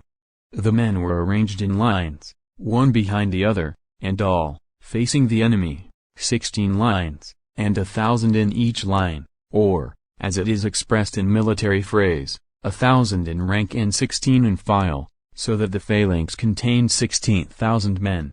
Formidable character of the phalanx is irresistible. The spears were so long that when the men stood in close order, the rear ranks being brought up near to those before them, the points of the spears of 8 or 10 of the ranks projected in front, forming a bristling wall of points of steel, each one of which was held in its place by the strong arms of an athletic and well-trained soldier. This wall no force which could in those days be brought against it could penetrate. Men, horses, elephants, everything that attempted to rush upon it, rushed only to their own destruction. Every spear, feeling the impulse of the vigorous arms which held it, seemed to be alive, and darted into its enemy, when an enemy was at hand, as if it felt itself the fierce hostility which directed it. If the enemy remained at a distance, and threw javelins or darts at the phalanx, they fell harmless, stopped by the shields which the soldiers wore upon the left arm, and which were held in such a manner as to form a system of scales, which covered and protected the whole mass, and made the men almost invulnerable. The phalanx was thus, when only defending itself and in a state of rest, an army and a fortification all in one, and it was almost impregnable. But when it took an aggressive form, put itself in motion, and advanced to an attack, it was infinitely more formidable. It became then a terrible monster, covered with scales of brass, from beneath which there projected forward 10,000 living, darting points of iron. It advanced deliberately and calmly, but with a prodigious momentum and force. There was nothing human in its appearance at all. It was a huge animal, ferocious, dogged, stubborn, insensible to pain, knowing no fear, and bearing down with resistless and merciless destruction upon everything that came in its way. The phalanx was the center and soul of Alexander's army. Powerful and impregnable as it was, however, in ancient days, it would be helpless and defenseless on a modern battlefield. Solid balls of iron, flying through the air with a velocity which makes them invisible, would tear their way through the pikes and the shields, and the bodies of the men who bore them, without even feeling the obstruction. Divisions of the phalanx. Its position in battle. The phalanx was subdivided into brigades, regiments, and battalions, and regularly officered. In marching, it was separated into these its constituent parts, and sometimes in battle it acted in divisions. It was stationed in the center of the army on the field, and on the two sides of it were bodies of cavalry and foot soldiers, more lightly armed than the soldiers of the phalanx, who could accordingly move with more alertness and speed, and carry their action readily wherever it might be called for. Those troops on the sides were called the wings. Alexander himself was accustomed to command one wing and Parmenia the other, while the phalanx crept along slowly but terribly between. Battle of the Granicus. The army, thus arranged and organized, advanced to the river. It was a broad and shallow stream. The Persians had assembled in vast numbers on the opposite shore. Some historians say there were 100,000 men, others say 200,000, and others 600,000. However this may be, there is no doubt their numbers were vastly superior to those of Alexander's army, which it will be recollected was less than 40,000. There was a narrow plain on the opposite side of the river, next to the shore, and a range of hills beyond. The Persian cavalry covered the plain, and were ready to dash upon the Macedonian troops the moment they should emerge from the water and attempt to ascend the bank. Defeat of the Persians. The army, led by Alexander, descended into the stream, and moved on through the water. They encountered the onset of their enemies on the opposite shore. A terrible and a protracted struggle ensued, but the coolness, courage, and strength of Alexander's army carried the day.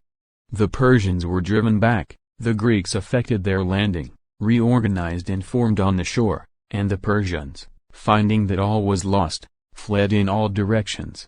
Alexander's prowess. His imminent danger.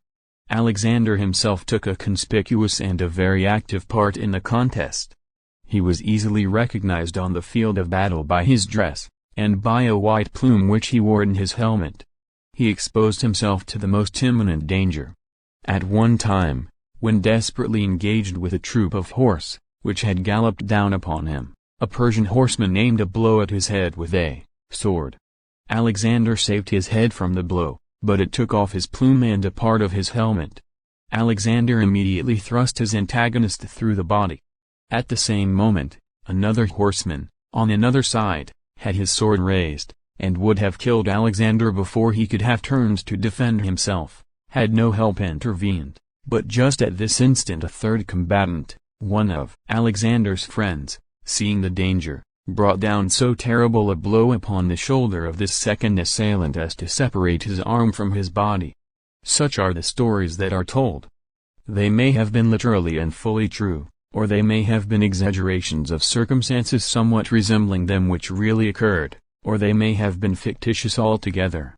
Great generals, like other great men, have often the credit of many exploits which they never perform. It is the special business of poets and historians to magnify and embellish the actions of the great, and this art was understood as well in ancient days as it is now. We must remember, too, in reading the accounts of these transactions, that it is only the Greek side of the story that we hear. The Persian narratives have not come down to us. At any rate, the Persian army was defeated, and that, too, without the assistance of the phalanx. The horsemen and the light troops were alone engaged. The phalanx could not be formed, nor could it act in such a position. The men, on emerging from the water, had to climb up the banks, and rush onto the attack of an enemy consisting of squadrons of horse ready to dash at once upon them. Results of the battle. Spoils sent to Greece. The Persian army was defeated and driven away. Alexander did not pursue them. He felt that he had struck a very heavy blow. The news of this defeat of the Persians would go with the speed of the wind all over Asia Minor, and operate most powerfully in his favor. He sent home to Greece an account of the victory, and with the account he forwarded 300 suits of armor, taken from the Persian horsemen killed on the field. These suits of armor were to be hung up in the Parthenon, a great temple at Athens, the most conspicuous position for them, perhaps, which all Europe could afford. Memnon overruled. The name of the Persian general who commanded at the Battle of the Granicus was Memnon. He had been opposed to the plan of hazarding a battle. Alexander had come to Asia with no provisions and no money. He had relied on being able to sustain his army by his victories. Memnon, therefore, strongly urged that the Persians should retreat slowly, carrying off all the valuable property, and destroying all that could not be removed, taking especial care to leave no provisions behind them. In this way he thought that the army of Alexander would be reduced by privation and want, and would, in the end, fall an easy prey. His opinion was, however, overruled by the views of the other commanders, and the Battle of the Granicus was the consequence. Alexander visits the wounded. Alexander encamped to refresh his army and to take care of the wounded. He went to see the wounded men one by one, inquired into the circumstances of each case, and listened to each one who was able to talk, while he gave an account of his adventures in the battle, and the manner in which he received his wound. To be able thus to tell their story to their general, and to see him listening to it with interest and pleasure, filled their hearts with pride and joy, and the whole army was inspired with the highest spirit of enthusiasm, and with eager desires to have another opportunity occur in which they could encounter danger and death in the service of such a leader. It is in such traits as these that the true greatness of the soul of Alexander shines. It must be remembered that all this time he was but little more than 21. He was but just of age. Alexander resumes his march. The country surrenders. From his encampment on the Granicus Alexander turned to the southward, and moved along on the eastern shores of the Aegean Sea. The country generally surrendered to him without opposition. In fact, it was hardly Persian territory at all. The inhabitants were mainly of Greek extraction, and had been sometimes under Greek and sometimes under Persian rule. The conquest of the country resulted simply in a change of the executive officer of each province. Alexander took special pains to lead the people to feel that they had nothing to fear from him. He would not allow the soldiers to do any injury. He protected all private property. He took possession only of the citadels, and of such governmental property as he found there, and he continued the same taxes, the same laws, and the same tribunals as had existed before his invasion. The cities and the provinces accordingly surrendered to him as he passed along, and in a very short time all the western part of Asia Minor submitted peacefully to his sway. Incidents. Alexander's generosity. The narrative of this progress, as given by the ancient historians, is diversified by a great variety of adventures and incidents, which give great interest to the story, and strikingly illustrate the character of Alexander and the spirit of the times. In some places there would be a contest between the Greek and the Persian parties before Alexander's arrival. At Ephesus the animosity had been so great that a sort of civil war had broken out. The Greek party had gained the ascendancy, and were threatening a general massacre of the Persian inhabitants. Alexander promptly interposed to protect them, though they were his enemies. The intelligence of this act of forbearance and generosity spread all over the land, and added greatly to the influence of Alexander's name, and to the estimation in which he was held. Omens. The eagle on the mast. Interpretations. It was the custom in those days for the mass of the common soldiers to be greatly influenced by what they called omens, that is, signs and tokens which they observed in the flight or the actions of birds, and other similar appearances. In one case, the fleet, which had come along the sea, accompanying the march of the army on land, was pent up in a harbor by a stronger Persian fleet outside. One of the vessels of the Macedonian fleet was aground. An eagle lighted upon the mast, and stood perched, there for a long time, looking toward the sea. Parmenius said that, as the eagle looked toward the sea, it indicated that victory lay in that quarter, and he recommended that they should arm their ships and push boldly out to attack the Persians. But Alexander maintained that, as the eagle alighted on a ship which was aground, it indicated that they were to look for their success on the shore. The omens could thus almost always be interpreted any way, and sagacious generals only sought in them the means of confirming the courage and confidence of their soldiers, in respect to the plans which they adopted under the influence of other considerations altogether. Alexander knew very well that he was not a sailor, and had no desire to embark in contests from which, however they might end, he would himself personally obtain no glory. Approach of winter. The newly married permitted to go home. When the winter came on, Alexander and his army were about 300 or 400 miles from home, and, as he did not intend to advance much farther until the spring should open, he announced to the army that all those persons, both officers and soldiers who had been married within the year, might go home if they chose, and spend the winter with their brides, and return to the army in the spring. No doubt this was an admirable stroke of policy, for, as the number could not be large, their absence could not materially weaken his force, and they would, of course, fill all Greece with tales of Alexander's energy and courage, and of the nobleness and generosity of his character. It was the most effectual way possible of disseminating through Europe the most brilliant accounts of what he had already done. A detachment of bridegrooms. Besides, it must have awakened a new bond of sympathy and fellow-feeling between himself and his soldiers, and greatly increased the attachment to him felt both by those who went and those who remained. And though Alexander must have been aware of all these advantages of the act, still no one could have thought of or adopted such a plan unless he was accustomed to consider and regard, in his dealings with others, the feelings and affections of the heart, and to cherish a warm sympathy for them. The bridegroom soldiers, full of exultation and pleasure, set forth on their return to Greece, in a detachment under the charge of 3 generals, themselves bridegrooms too. Taurus. Passage through the sea. Alexander, however, had no idea of remaining idle during the winter. He marched on from province to province, and from city to city, meeting with every variety of adventures.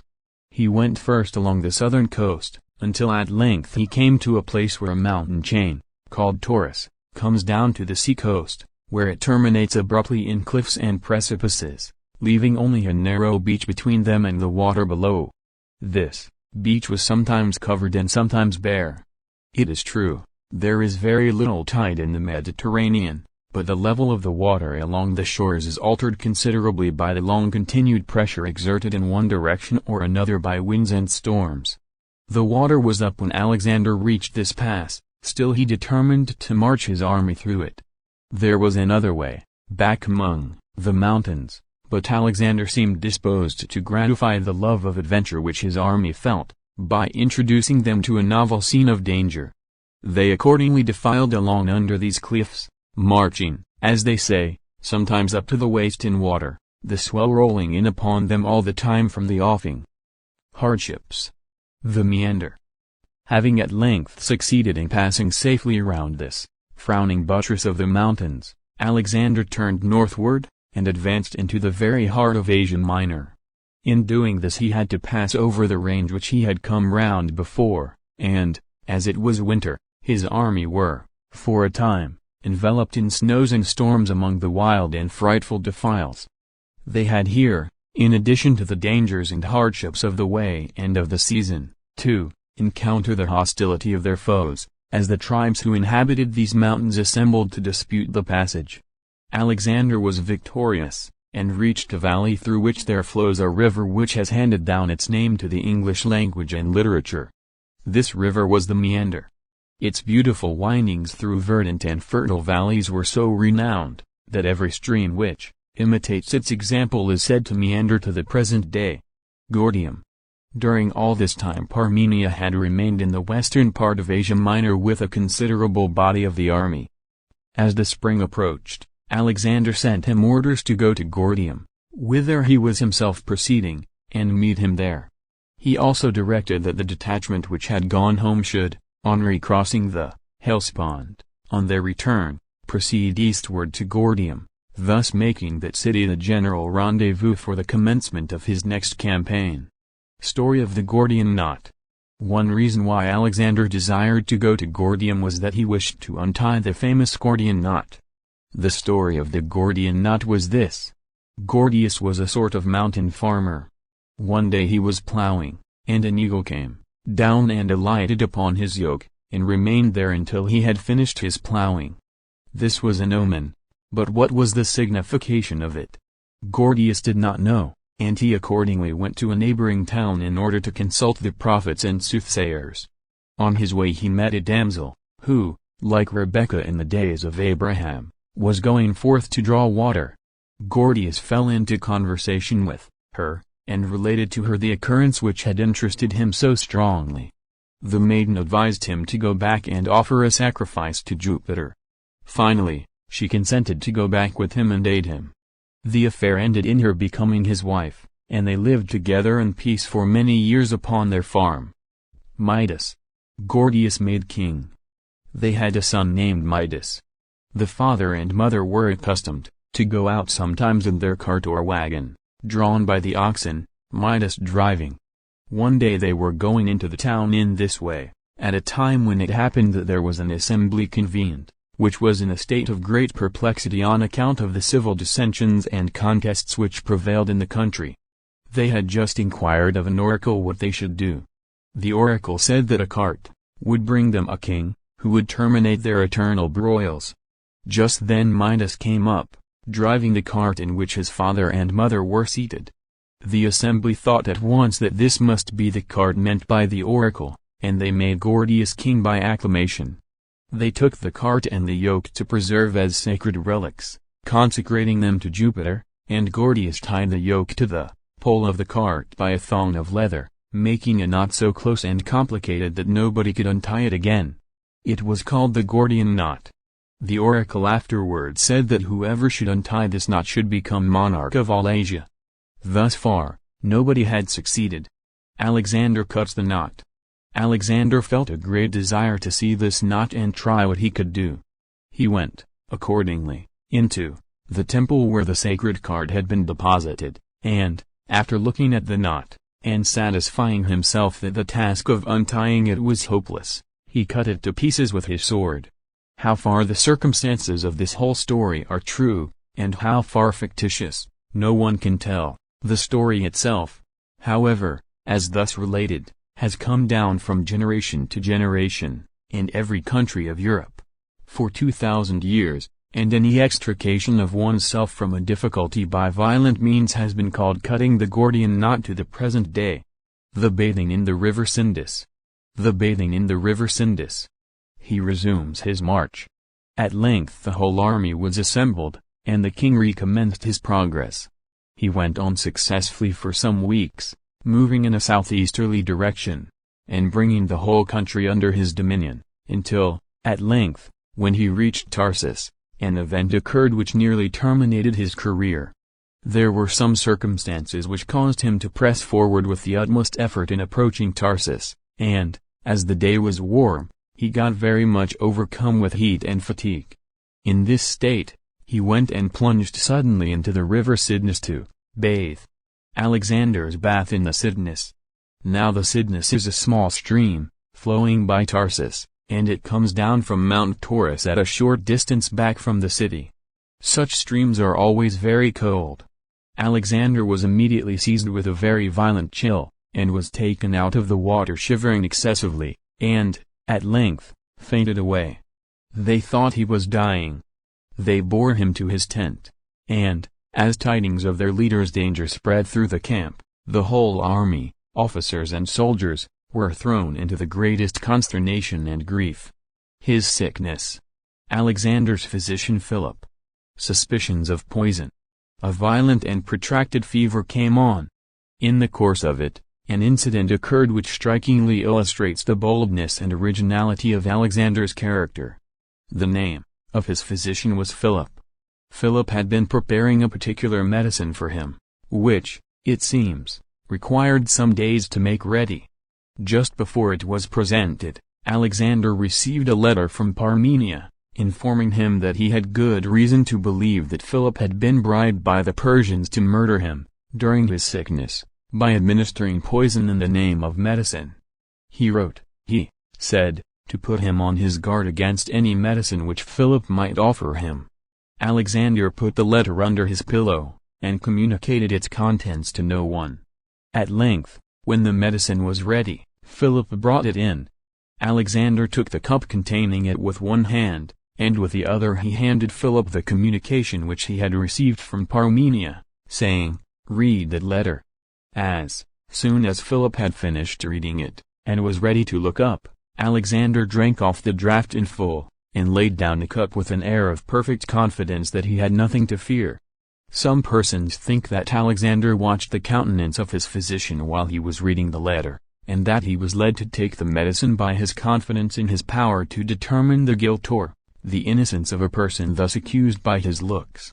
Others suppose that the act was an expression of his implicit faith in the integrity and fidelity of his servant, and that he intended it as testimony, given in a very pointed and decisive, and, at the same time, delicate manner, that he was not suspicious of his friends, or easily led to distrust their faithfulness. Philip was, at any rate, extremely gratified at the procedure, and Alexander recovered. Asia subdued. The plain of Issus. Alexander had now traversed the whole extent of Asia Minor, and had subdued the entire country to his sway. He was now advancing to another district, that of Syria and Palestine, which lies on the eastern shores of the Mediterranean Sea. To enter this new territory, he had to pass over a narrow plain which lay between the mountains and the sea, at a place called Issus. Here he was met by the main body of the Persian army, and the great battle of Issus was fought. This battle will be the subject of the next chapter. Chapter 6. Defeat of Darius. BC 333. Darius's opinion of Alexander. Thus far Alexander had had only the lieutenants and generals of the Persian monarch to contend with. Darius had at first looked upon the invasion of his vast dominions by such a mere boy, as he called him, and by so small an army, with contempt. He sent word to his generals in Asia Minor to seize the young fool, and send him to Persia bound hand and foot. By the time, however, that Alexander had possessed himself of all Asia Minor, Darius began to find that, though young, he was no fool, and that it was not likely to be very easy to seize him. He prepares to meet him. Greek mercenaries. Accordingly, Darius collected an immense army himself, and advanced to meet the Macedonians in person. Nothing could exceed the pomp and magnificence of his preparations. There were immense numbers of troops, and they were of all nations. There were even a great many Greeks among his forces. Many of them enlisted from the Greeks of Asia Minor. There were some from Greece itself, mercenaries, as they were called, that is, soldiers who fought for pay, and who were willing to enter into any service which would pay them best. Council of Chaeredemus. There were even some Greek officers and counselors in the family and court of Darius. One of them, named Chaeredemus, offended the king very much by the free opinion which he expressed of the uselessness of all his pomp and parade in preparing for an encounter with such an enemy as Alexander. "Perhaps," said Chaeredemus, "you may not be pleased with my speaking to you plainly, but if I do not do it now, it will be too late hereafter. This great parade and pomp, and this enormous multitude of men, might be formidable to your Asiatic neighbors, but such sort of preparation will be of little avail against Alexander and his Greeks. Your army is resplendent with purple and gold. No one who had not seen it could conceive of its magnificence, but it will not be of any avail against the terrible energy of the Greeks. Their minds are bent on something very different from idle show. They are intent on securing the substantial excellence of their weapons, and on acquiring the discipline and the hardihood essential for the most efficient use of them. They will despise all your parade of purple and gold. They will not even value it as plunder. They glory in their ability to dispense with all the luxuries and conveniences of life. They live upon the coarsest food. At night they sleep upon the bare ground. By day they are always on the march. They brave hunger, cold, and every species of exposure with pride and pleasure, having the greatest contempt for anything like softness and effeminacy of character. All this pomp and pageantry, with inefficient weapons, and inefficient men to wield them, will be of no avail against their invincible courage and energy, and the best disposition that you can make of all your gold, and silver, and other treasures, is to send it away and procure good soldiers with it, if indeed gold and silver will procure them." Darius's displeasure at Chaeredemus. He condemns him to death. The Greeks were habituated to energetic speaking as well as acting, but Chaeredemus did not sufficiently consider that the Persians were not accustomed to hear such plain language as this. Darius was very much displeased. In his anger he condemned him to death. "Very well," said Chaeredemus, "I can die. But my avenger is at hand. My advice is good, and Alexander will soon punish you for not regarding it." Magnificence of Darius's army. Worship of the sun. Very gorgeous descriptions are given of the pomp and magnificence of the army of Darius, as he commenced his march from the Euphrates to the Mediterranean. The Persians worship the sun and fire. Over the king's tent there was an image of the sun in crystal, and supported in such a manner as to be in the view of the whole army. They had also silver altars, on which they kept constantly burning what they called the sacred fire. These altars were borne by persons appointed for the purpose, who were clothed in magnificent costumes. Then came a long procession of priests and magi, who were dressed also in very splendid robes. They performed the services of public worship. Following them came a chariot consecrated to the sun. It was drawn by white horses, and was followed by a single white horse of large size and noble form, which was a sacred animal, being called the horse of the sun. The equerries, that is, the attendants who had charge of this horse, were also all dressed in white, and each carried a golden rod in his hand. The kinsmen. The immortals. There were bodies of troops distinguished from the rest, and occupying positions of high honor, but these were selected and advanced above the others, not on account of their courage, or strength, or superior martial efficiency, but from considerations connected with their birth, and rank, and other aristocratic qualities. There was one body called the kinsmen, who were the relatives of the king, or, at least, so considered, though, as there were 15,000 of them, it would seem that the relationship could not have been, in all cases, very near.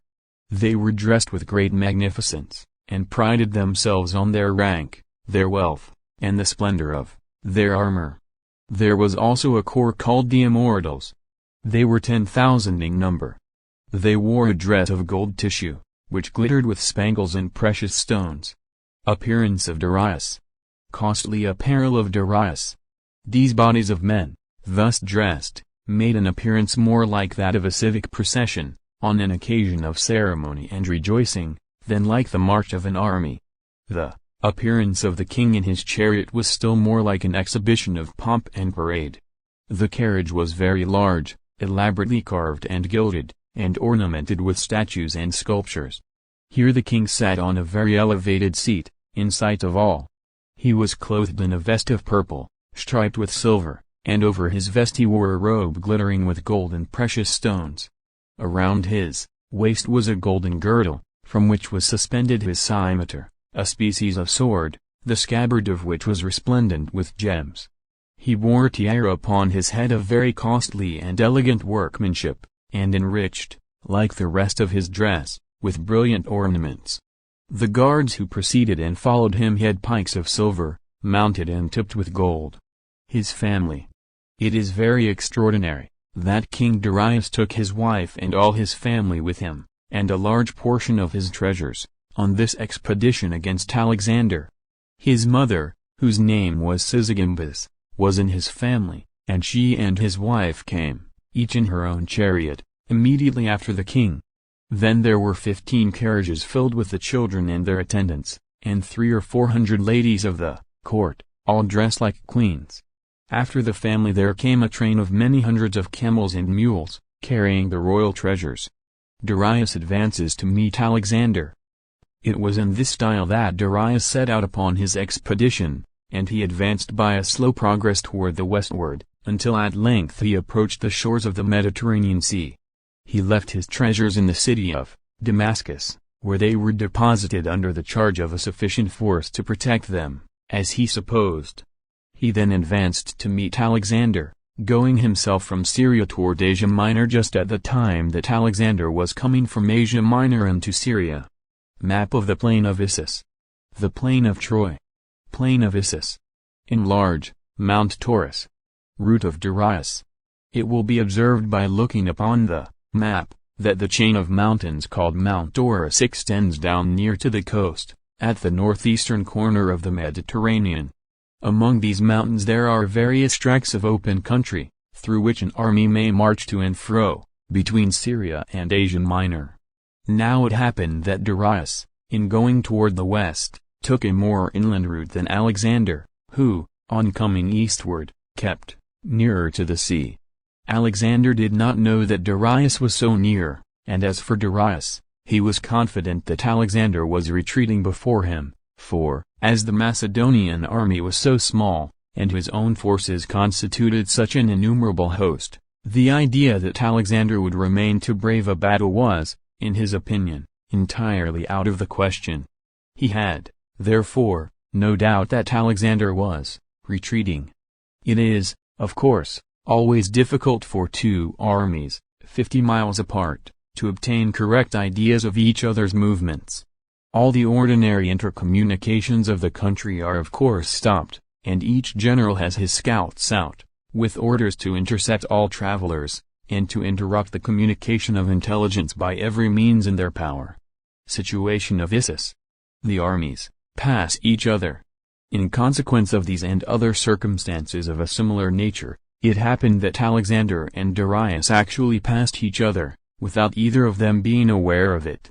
Alexander advanced into Syria by the plains of Issus, marked upon the map, and a narrow pass beyond, called the Gates of Syria, while Darius went farther to the north, and arrived at Issus after Alexander had left it. Here each army learned to their astonishment that their enemy was in their rear. Alexander could not credit this report when he first heard it. He dispatched a galley with 30 oars along the shore, up the Gulf of Issus, to ascertain the truth. The galley soon came back and reported that, beyond the gates of Syria, they saw the whole country, which was nearly level land, though gently rising, from the sea, covered with the vast encampments of the Persian army.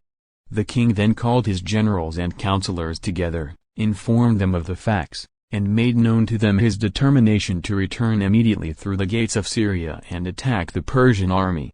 The officers received the intelligence with enthusiastic expressions of joy. Reconnoitering parties. It was now near the evening. Alexander sent forward a strong reconnoitering party, ordering them to proceed cautiously, to ascend eminences and look far before them, to guard carefully against surprise, and to send back word immediately if they came upon any traces of the enemy. At the present day the operations of such a reconnoitering party are very much aided by the use of spyglasses, which are made now with great care expressly for military purposes. The instrument, however, was not known in Alexander's day. A camp at night. The night before the battle. Sublime and solemn scenes. When the evening came on, Alexander followed the reconnoitering party with the main body of the army. At midnight they reached the defile. When they were secure in the possession of it, they halted. Strong watches were stationed on all the surrounding heights to guard against any possible surprise. Alexander himself ascended one of the eminences, from whence he could look down upon the great plain beyond, which was dimly illuminated in every part by the smoldering fires of the Persian encampment. An encampment at night is a spectacle which is always grand, and often sublime. It must have appeared sublime to Alexander in the highest degree, on this occasion. To stand stealthily among these dark and somber mountains, with the defiles and passes below filled with the columns of his small but undaunted army, and to look onward, a few miles beyond, and see the countless fires of the vast hosts which had got between him and all hope of retreat to his native land, to feel, as he must have done, that his fate, and that of all who were with him, depended upon the events of the day that was soon to dawn. To see and feel these things must have made this night one of the most exciting and solemn scenes in the conqueror's life. He had a soul to enjoy its excitement and sublimity. He gloried in it, and, as if he wished to add to the solemnity of the scene, he caused an altar to be erected, and offered a sacrifice, by torchlight, to the deities on whose aid his soldiers imagined themselves most dependent for success on the morrow. Of course a place was selected where the lights of the torches would not attract the attention of the enemy, and sentinels were stationed at every advantageous point to watch the Persian camp for the slightest indications of movement or alarm. Defeat of the Persians, flight of Darius. In the morning, at break of day, Alexander commenced his march down to the plain.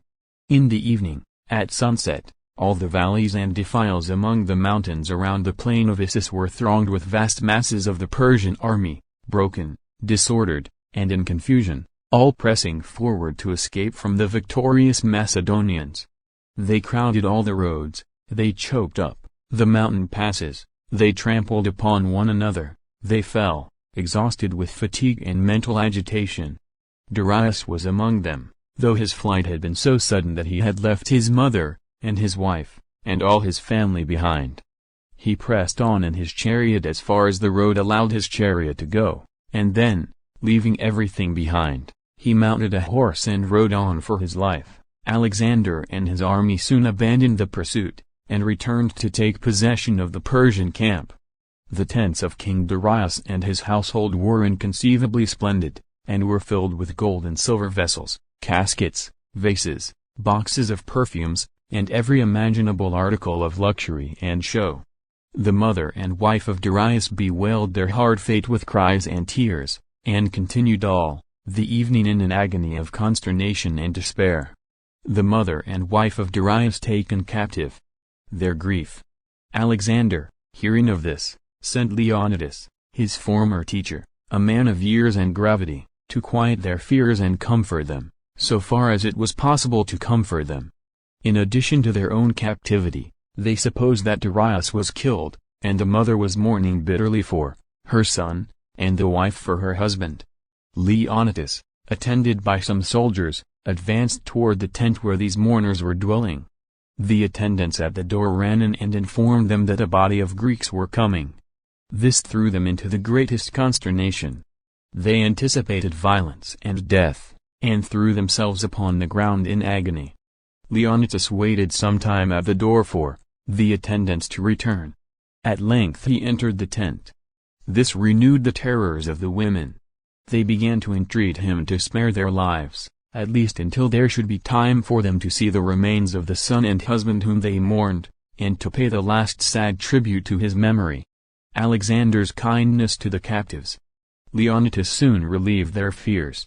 He told them that he was charged by Alexander to say to them that Darius was alive, having made his escape in safety. As to themselves, Alexander assured them, he said, that they should not be injured, that not only were their persons and lives to be protected, but no change was to be made in their condition or mode of life, they should continue to be treated like queens. He added, moreover, that Alexander wished him to say that he felt no animosity or ill will whatever against Darius. He was but technically his enemy, being only engaged in a generous and honorable contest with him for the empire of Asia. Saying these things, Leonidas raised the disconsolate ladies from the ground, and they gradually regained some degree of composure. Hephaestion.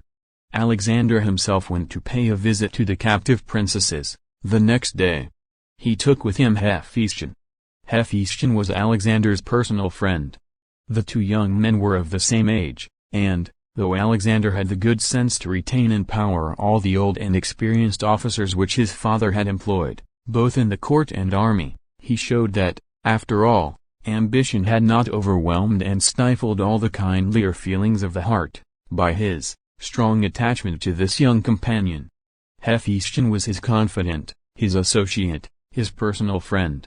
He did what very few monarchs have done, either before or since, in securing for himself the pleasures of friendship, and of intimate social communion with a heart kindred to his own, without ruining himself by committing to a favorite powers which he was not qualified to wield.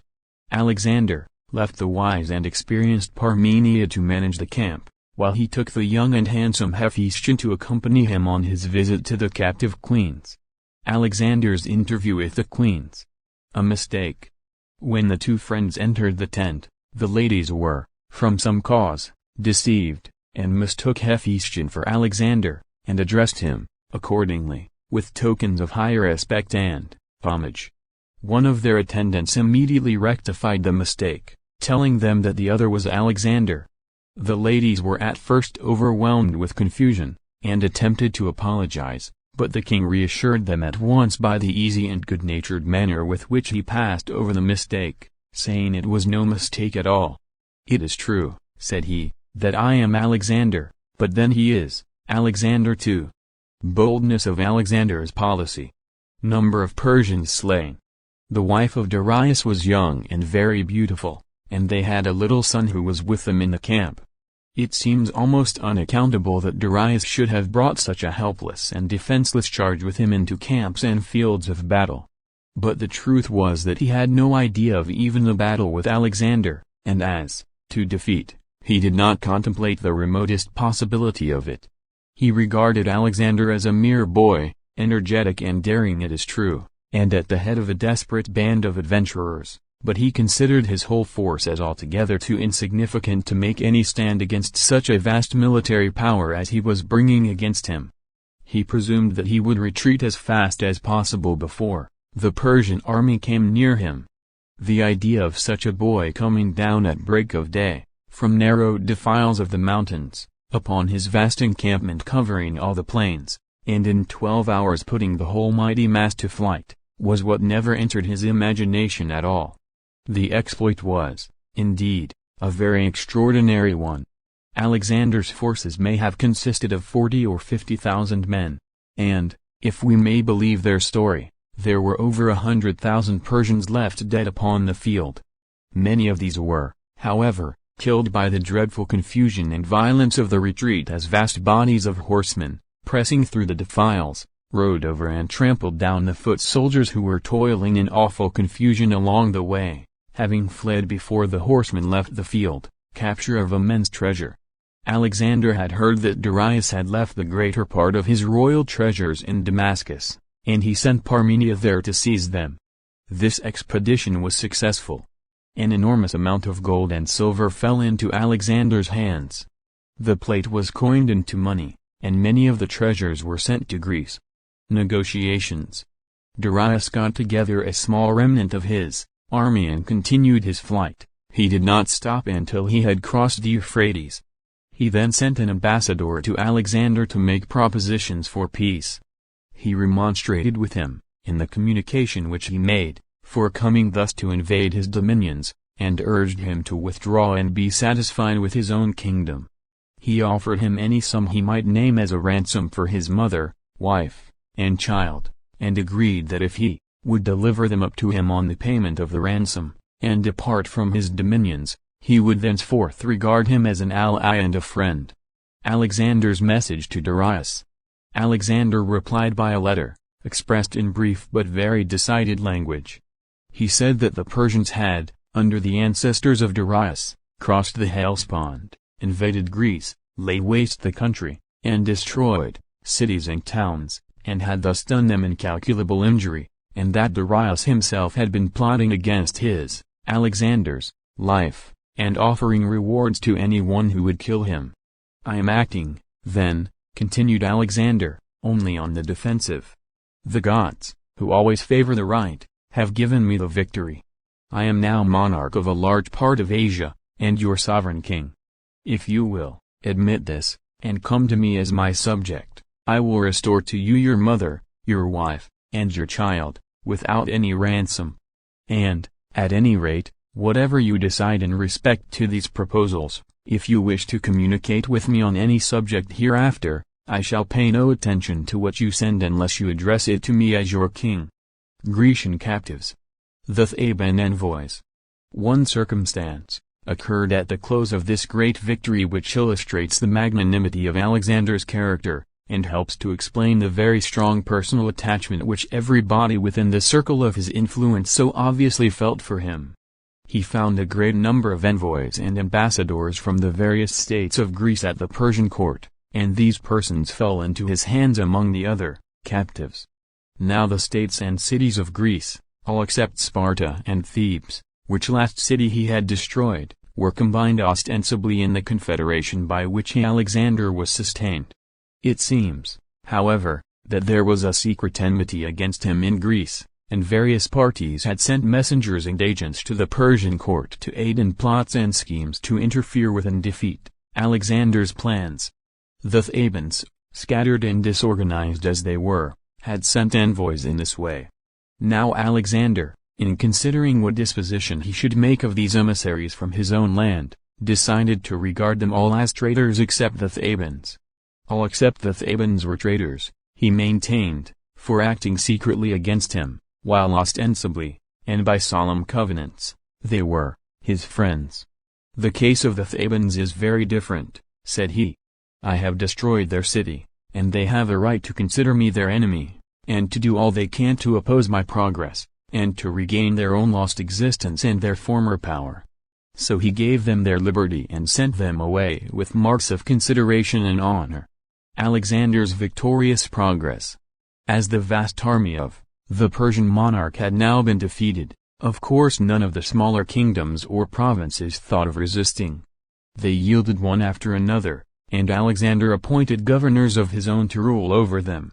He advanced in this manner along the eastern shores of the Mediterranean Sea, meeting with no obstruction until he reached the great and powerful city of Tyre. Chapter 7. The Siege of Tyre. BC 333. The city of Tyre. The city of Tyre stood on a small island, 3 or 4 miles in diameter, on the eastern shores of the Mediterranean Sea.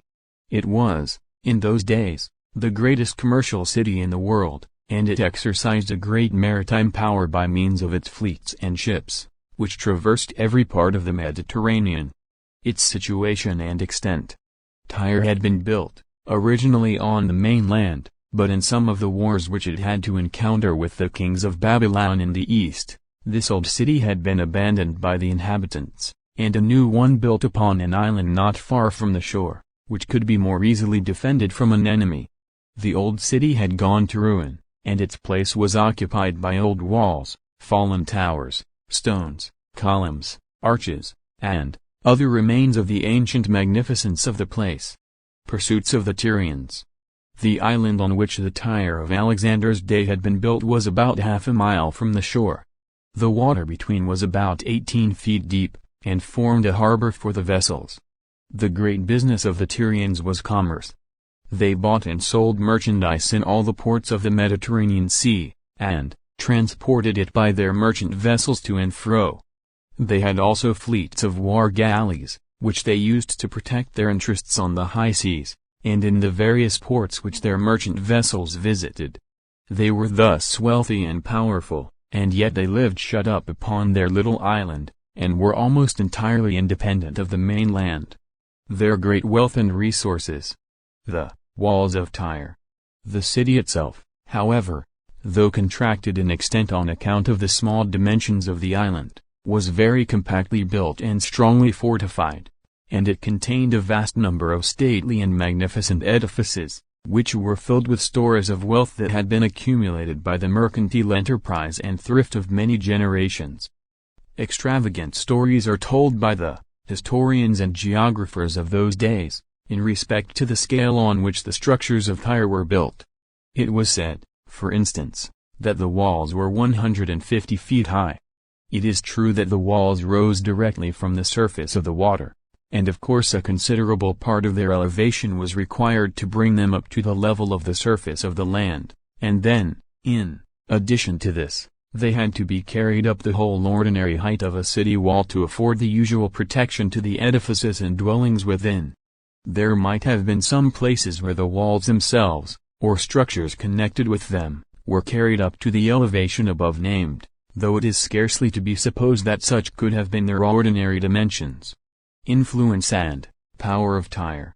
At any rate, Tyre was a very wealthy, magnificent, and powerful city, intent on its commercial operations, and well furnished with means of protecting them at sea, but feeling little interest, and taking little part, in the contentions continually arising among the rival powers which had possession of the land. Their policy was to retain their independence, and yet to keep on good terms with all other powers, so that their commercial intercourse with the ports of all nations might go on undisturbed. Alexander hesitates in regard to Tyre. It was, of course, a very serious question with Alexander, as his route lay now through Phoenicia and in the neighborhood of Tyre, what he should do in respect to such a port. He did not like to leave it behind him and proceed to the eastward, for, in case of any reverses happening to him, the Tyrians would be very likely to act decidedly against him, and their power on the Mediterranean would enable them to act very efficiently against him on all the coasts of Greece and Asia Minor. On the other hand, it seemed a desperate undertaking to attack the city. He had none but land forces, and the island was half a mile from the shore. Besides its enormous walls, rising perpendicularly out of the water, it was defended by ships well armed and manned. It was not possible to surround the city and starve it into submission, as the inhabitants had wealth to buy, and ships to bring in, any quantity of provisions and stores by sea. Alexander, however, determined not to follow Darius toward the east, and leave such a stronghold as this behind him. Presents from the Tyrians. The Tyrians wished to avoid a quarrel if it were possible. They sent complimentary messages to Alexander, congratulating him on his conquests, and disavowing all feelings of hostility to him. They also sent him a golden crown, as many of the other states of Asia had done, in token of their yielding a general submission to his authority. Alexander returned very gracious replies, and expressed to them his intention of coming to Tyre for the purpose of offering sacrifices, as he said, to Hercules, a god whom the Tyrians worshipped. Alexander refused admittance into Tyre. The Tyrians knew that wherever Alexander went he went at the head of his army, and his coming into Tyre at all implied necessarily his taking military possession of it. They thought it might, perhaps, be somewhat difficult to dispossess such a visitor after he should once get installed in their castles and palaces. So they sent him word that it would not be in their power to receive him in the city itself, but that he could offer the sacrifice which he intended on the mainland, as there was a temple sacred to Hercules among the ruins there. He resolves to attack it. Alexander then called a council of his officers, and stated to them his views. He said that, on reflecting fully upon the subject, he had come to the conclusion that it was best to postpone pushing his expedition forward into the heart of Persia until he should have subdued Tyre completely, and made himself master of the Mediterranean Sea. He said, also, that he should take possession of Egypt, before turning his arms toward the forces that Darius was gathering against him in the east. The generals of the army concurred in this opinion, and Alexander advanced toward Tyre. The Tyrians prepared for their defense. Alexander's plan. Its difficulties and dangers. After examining carefully all the circumstances of the case, Alexander conceived the very bold plan of building a broad causeway from the mainland to the island on which the city was founded, out of the ruins of old Tyre, and then marching his army over upon it to the walls of the city, where he could then plant his engines and make a breach. This would seem to be a very desperate undertaking. It is true the stones remaining on the site of the old city afforded sufficient materials for the construction of the pier, but then the work must go on against a tremendous opposition, both from the walls of the city itself and from the Tyrian ships in the harbor. It would seem to be almost impossible to protect the men from these attacks so as to allow the operations to proceed at all, and the difficulty and danger must increase very rapidly as the work should approach the walls of the city. But, notwithstanding these objections, Alexander determined to proceed. Tyre must be taken, and this was obviously the only possible mode of taking it. Enthusiasm of the army. The soldiers advanced to undertake the work with great readiness. Their strong personal attachment to Alexander, their confidence that whatever he should plan and attempt would succeed, the novelty and boldness of this design of reaching an island by building an isthmus to it from the mainland, these and other similar considerations excited the ardor and enthusiasm of the troops to the highest degree. Construction of the pier. Progress of the work. In constructing works of this kind in the water, the material used is sometimes stone and sometimes earth. So far as earth is employed, it is necessary to resort to some means to prevent its spreading under the water, or being washed away by the dash of the waves at its sides. This is usually effected by driving what are called piles, which are long beams of wood, pointed at the end, and driven into the earth by means of powerful engines. Alexander sent parties of men into the mountains of Lebanon, where were vast forests of cedars, which were very celebrated in ancient times, and which are often alluded to in the sacred scriptures. They cut down these trees, and brought the stems of them to the shore, where they sharpened them at one end and drove them into the sand, in order to protect the sides of their embankment. Others brought stones from the ruins, and tumbled them into the sea in the direction where the pier was to be built. It was some time before the work made such progress as to attract much attention from Tyre. At length, however, when the people of the city saw it gradually increasing in size and advancing toward them, they concluded that they must engage in earnest in the work of arresting its progress. Counter-operations of the Tyrians. They accordingly constructed engines on the walls to throw heavy darts and stones over the water to the men upon the pier. They sent secretly to the tribes that inhabited the valleys and ravines among the mountains, to attack the parties at work there, and they landed forces from the city at some distance from the pier, and then marched along the shore, and attempted to drive away the men that were engaged in carrying stones from the ruins.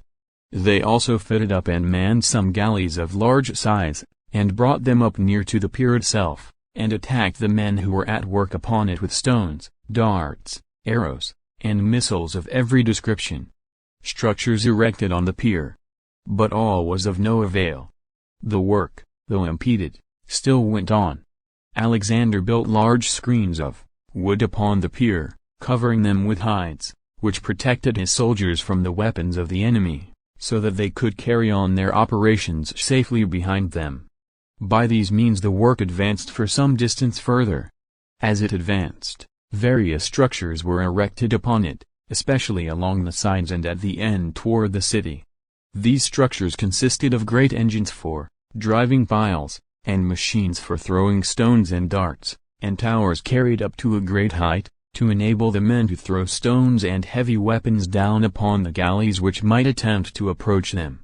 The Tyrians fit up a fire ship. The ship fired and set adrift.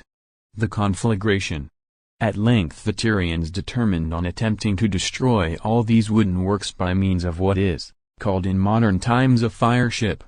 They took a large galley, and filled it with combustibles of every kind. They loaded it first with light dry wood, and they poured pitch, and tar, and oil over all this wood to make it burn with fiercer flames. They saturated the sails and the cordage in the same manner, and laid trains of combustible materials through all parts of the vessel, so that when fire should be set in one part it would immediately spread everywhere, and set the whole mass in flames at once. They towed the ship, on a windy day, near to the enemy's works, and on the side from which the wind was blowing. They then put it in motion toward the pier at a point where there was the greatest collection of engines and machines, and when they had got as near as they dared to go, themselves, the men who were on board set the trains on fire, and made their escape in boats. The flames ran all over the vessel with inconceivable rapidity. The vessel itself drifted down upon Alexander's works, notwithstanding the most strenuous exertions of his soldiers to keep it away. The frames and engines, and the enormous and complicated machines which had been erected, took fire, and the whole mass was soon enveloped in a general conflagration. The men made desperate attempts to defend their works, but all in vain. Some were killed by arrows and darts, some were burned to death, and others, in the confusion, fell into the sea. Finally, the army was obliged to draw back, and to abandon all that was combustible and the vast construction they had reared, to the devouring flames. The Siege of Tyre. The Siege of Tyre. Effects of the storm. Not long after this the sea itself came to the aid of the Tyrians. There was a storm, and, as a consequence of it, a heavy swell rolled in from the offing, which soon undermined and washed away a large part of the pier. The effects of a heavy sea on the most massive and substantial structures, when they are fairly exposed to its impulse, are far greater than would be conceived possible by those who had not witnessed them. The most ponderous stones are removed, the strongest fastenings are torn asunder, and embankments the most compact and solid are undermined and washed away. The storm, in this case, destroyed in a few hours the work of many months, while the army of Alexander looked on from the shore witnessing its ravages and dismay. The work began anew. When the storm was over, and the first shock of chagrin and disappointment had passed from the minds of the men, Alexander prepared to resume the work with fresh vigor and energy. The men commenced repairing the pier and widening it, so as to increase its strength and capacity. They dragged whole trees to the edges of it, and sunk them, branches and all, to the bottom, to form a sort of platform there, to prevent the stones from sinking into the slime.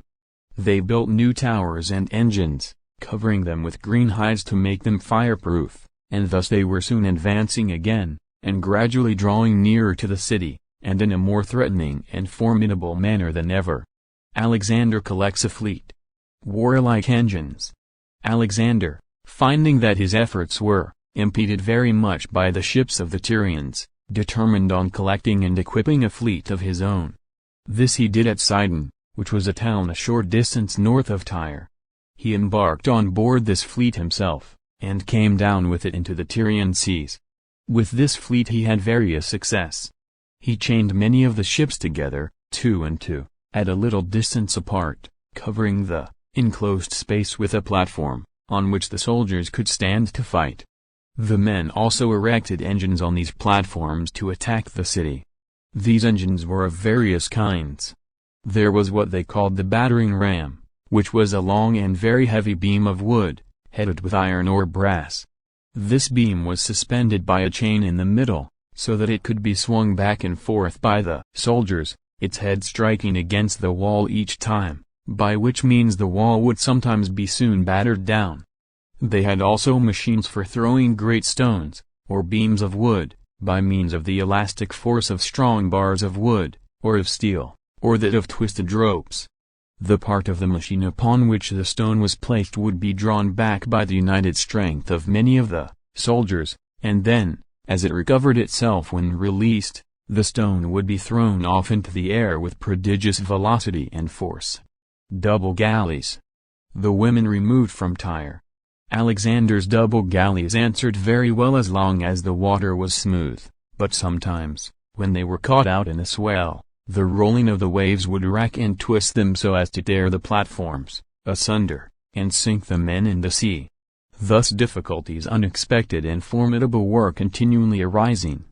Alexander, however, persevered through them all. The Tyrians, finding themselves pressed more and more, and seeing that the dangers impending became more and more formidable every day, at length concluded to send a great number of the women and children away to Carthage, which was a great, commercial city in Africa. They were determined not to submit to Alexander, but to carry their resistance to the very last extremity. And as the closing scenes of a siege, especially if the place is at last taken by storm, are awful beyond description, they wished to save their wives, and daughters, and helpless babes from having to witness them. The siege advances. In the meantime, as the siege advanced, the parties became more and more incensed against each other. They treated the captives which they took on either side with greater and greater cruelty, each thinking that they were only retaliating worse injuries from the other. The Macedonians approached nearer and nearer. The resources of the unhappy city were gradually cut off and its strength worn away. The engines approached nearer and nearer to the walls, until the battering rams bore directly upon them, and breaches began to be made. At length one great breach on the southern side was found to be practicable, as they call it. Alexander began to prepare for the final assault, and the Tyrians saw before them the horrible prospect of being taken by storm. Undaunted courage of the Tyrians, still they would not submit. Submission would now have done but little good, though it might have saved some of the final horrors of the scene. Alexander had become greatly exasperated by the long resistance which the Tyrians had made. They probably could not now have averted destruction, but they might, perhaps, have prevented its coming upon them in so terrible a shape as the eruption of 30,000 frantic and infuriated soldiers through the breaches in their walls to take their city by storm. A breach made. The breach by which Alexander proposed to force his entrance was on the southern side.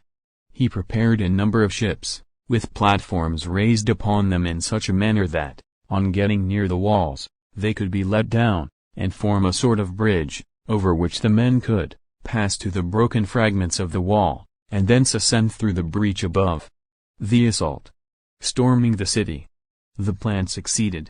The ships advanced to the proposed place of landing. The bridges were let down. The men crowded over them to the foot of the wall. They clambered up through the breach to the battlements above, although the Tyrians thronged the passage and made the most desperate resistance. Hundreds were killed by darts, and arrows, and falling stones, and their bodies tumbled into the sea. The others, paying no attention to their falling comrades, and drowning the horrid screams of the crushed and the dying with their own frantic shouts of rage and fury, pressed on up the broken wall till they reached the battlements above. The vast throng then rolled along, upon the top of the wall till they came to stairways and slopes by which they could descend into the city, and, pouring down through all these avenues, they spread over the streets, and satiated the hatred and rage, which had been gathering strength for 7 long months, in bursting into houses, and killing and destroying all that came in their way. Thus the city was stormed. Barbarous cruelties of Alexander. Changes in Alexander's character. After the soldiers were weary with the work of slaughtering the wretched inhabitants of the city, they found that many still remained alive, and Alexander tarnished the character for generosity and forbearance for which he had thus far been distinguished by the cruelty with which he treated them. Some were executed, some thrown into the sea, and it is even said that 2,000 were crucified along the seashore. This may mean that their bodies were placed upon crosses after life had been destroyed by some more humane method than crucifixion. At any rate, we find frequent indications from this time that prosperity and power were beginning to exert their usual unfavorable influence upon Alexander's character. He became haughty, imperious, and cruel. He lost the modesty and gentleness which seemed to characterize him in the earlier part of his life, and began to assume the moral character, as well as perform the exploits, of a military hero.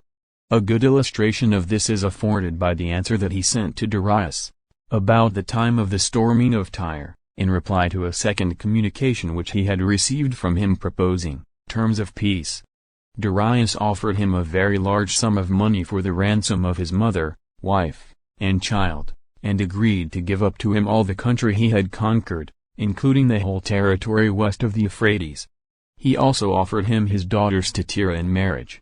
He recommended to him to accept these terms, and be content with the possessions he had already acquired, that he could not expect to succeed, if he should try, in crossing the mighty rivers of the east, which were in the way of his march toward the Persian dominions. His harsh message to Darius.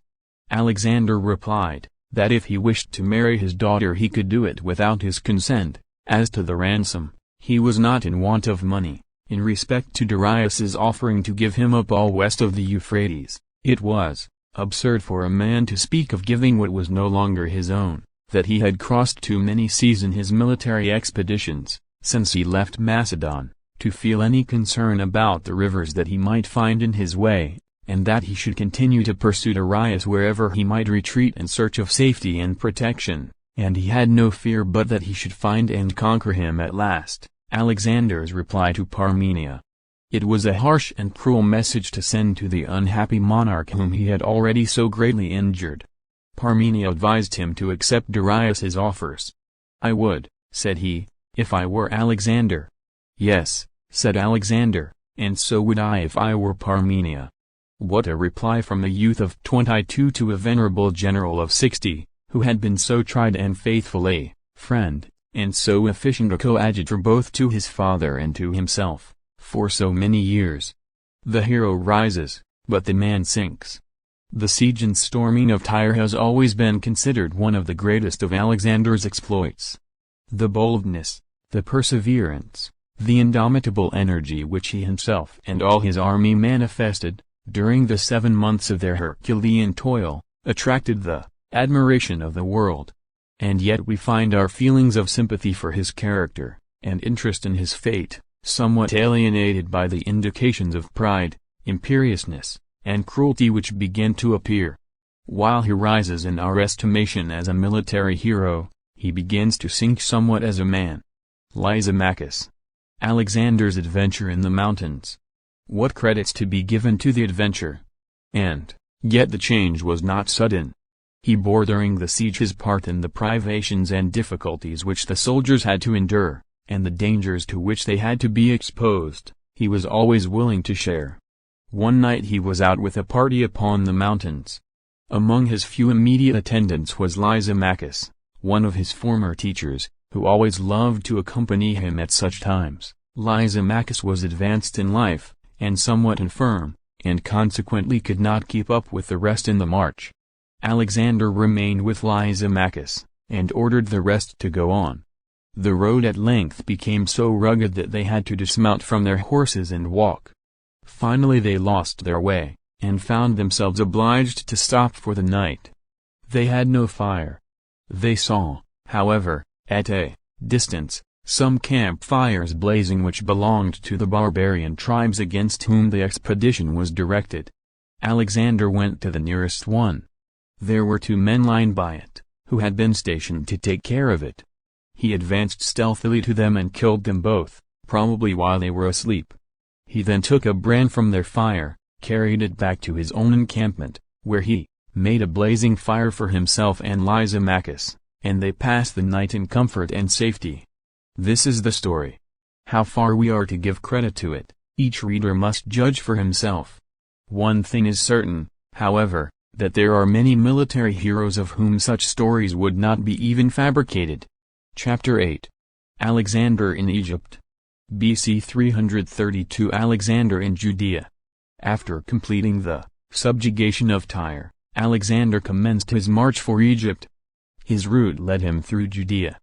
The time was about 300 years before the birth of Christ, and, of course, this passage of the great conqueror through the land of Israel took place between the historical periods of the Old Testament and of the New, so that no account of it is given in the sacred volume. Josephus, and the character of his writings. There was a Jewish writer named Josephus, who lived and wrote a few years after Christ, and, of course, more than 300 years after Alexander.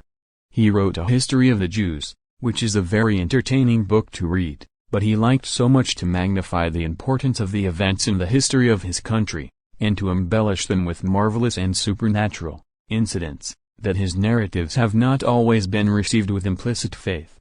Josephus says that, as Alexander passed through Palestine, he went to pay a visit to Jerusalem. The circumstances of this visit, according to his account, were these. Alexander's visit to Jerusalem. Josephus's account of it. The city of Tyre, before Alexander besieged it, as it lived entirely by commerce, and was surrounded by the sea, had to depend on the neighboring countries for a supply of food. The people were accordingly accustomed to purchase grain in Phoenicia, in Judea, and in Egypt, and transport it by their ships to the island.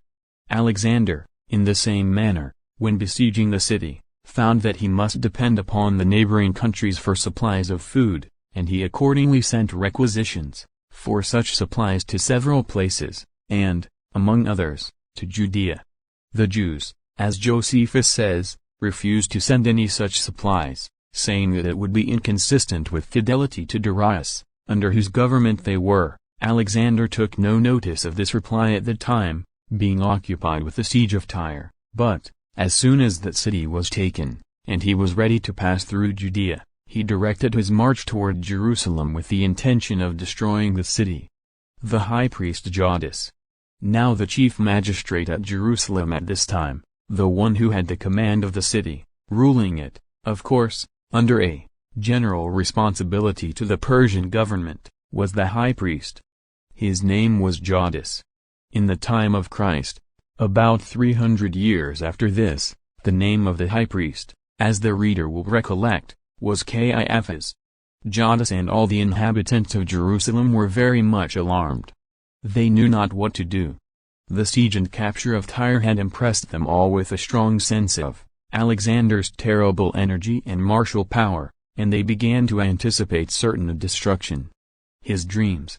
Jodus caused great sacrifices to be offered to Almighty God, and public and solemn prayers were made, to implore his guidance and protection. The next day after these services, he told the people that they had nothing to fear. God had appeared to him in a dream, and directed him what to do. "We are not to resist the conqueror," said he, "but to go forth to meet him and welcome him. We are to strew the city with flowers, and adorn it as for a festive celebration. The priests are to be dressed in their pontifical robes and go forth, and the inhabitants are to follow them in a civic procession. In this way we are to go out to meet Alexander as he advances, and all will be well." The procession of priests. These directions were followed. Alexander was coming on with a full determination to destroy the city. When, however, he saw the procession, and came near enough to distinguish the appearance and dress of the high priest, he stopped, seemed surprised and pleased, and advanced toward him with an air of the profoundest deference and respect. He seemed to pay him almost religious homage and adoration. Every one was astonished. Parmenia asked him for an explanation. Alexander made the following extraordinary statement, Alexander's account of his dream. "When I was in Macedon, before setting out on this expedition, while I was revolving the subject in my mind, musing day after day on the means of conquering Asia, one night I had a remarkable dream. In my dream this very priest appeared before me, dressed just as he is now. He exhorted me to banish every fear, to cross the Hellespont boldly, and to push forward into the heart of Asia. He said that God would march at the head of my army, and give me the victory over all the Persians. I recognize this priest as the same person that appeared to me then. He has the same countenance, the same dress, the same stature, the same air. It is through his encouragement and aid that I am here, and I am ready to worship and adore the God whose service he administers." Alexander joins in the Jewish ceremonies. Prophecies of Daniel. Alexander joined the high priest in the procession, and they returned to Jerusalem together. There Alexander united with them and with the Jews of the city in the celebration of religious rites, by offering sacrifices and oblations in the Jewish manner. The writings which are now printed together in our Bibles, as the Old Testament, were, in those days, written separately on parchment rolls, and kept in the temple. The priests produced from the rolls the one containing the prophecies of Daniel, and they read and interpreted some of these prophecies to Alexander, which they considered to have reference to him, though written many hundred years before. Alexander was, as Josephus relates, very much pleased at the sight of these ancient predictions, and the interpretation put upon them by the priests. He assured the Jews that they should be protected in the exercise of all their rights, and especially in their religious worship, and he also promised them that he would take their brethren who resided in Media and Babylon under his special charge when he should come into possession of those places. These Jews of Media and Babylon were the descendants of captives which had been carried away from their native land in former wars. Doubts about Alexander's visit. Such is the story which Josephus relates. The Greek historians, on the other hand, make no mention of this visit to Jerusalem, and some persons think that it was never made, but that the story arose and was propagated from generation to generation among the Jews, through the influence of their desire to magnify the importance and influence of their worship, and that Josephus incorporated the account into his history without sufficiently verifying the facts. Siege. However it may be in regard to Jerusalem, Alexander was delayed at Gaza, which, as may be seen upon the map, is on the shore of the Mediterranean Sea. It was a place of considerable commerce and wealth, and was, at this time, under the command of a governor whom Darius had stationed there. His name was Betis. Betis refused to surrender the place. Alexander stopped to besiege it, and the siege delayed him 2 months. He was very much exasperated at this, both against Betis and against the city. Alexander receives a wound. His unreasonable anger was very much increased by a wound which he received. He was near a mound which his soldiers had been constructing near the city, to place engines upon for an attack upon the walls, when an arrow shot from one of the engines upon the walls struck him in the breast. It penetrated his armor, and wounded him deeply in the shoulder. The wound was very painful for some time, and the suffering which he endured from it only added fuel to the flame of his anger against the city. Gaza taken by storm. At last breaches were made in the walls, and the place was taken by storm. Alexander treated the wretched captives with extreme cruelty.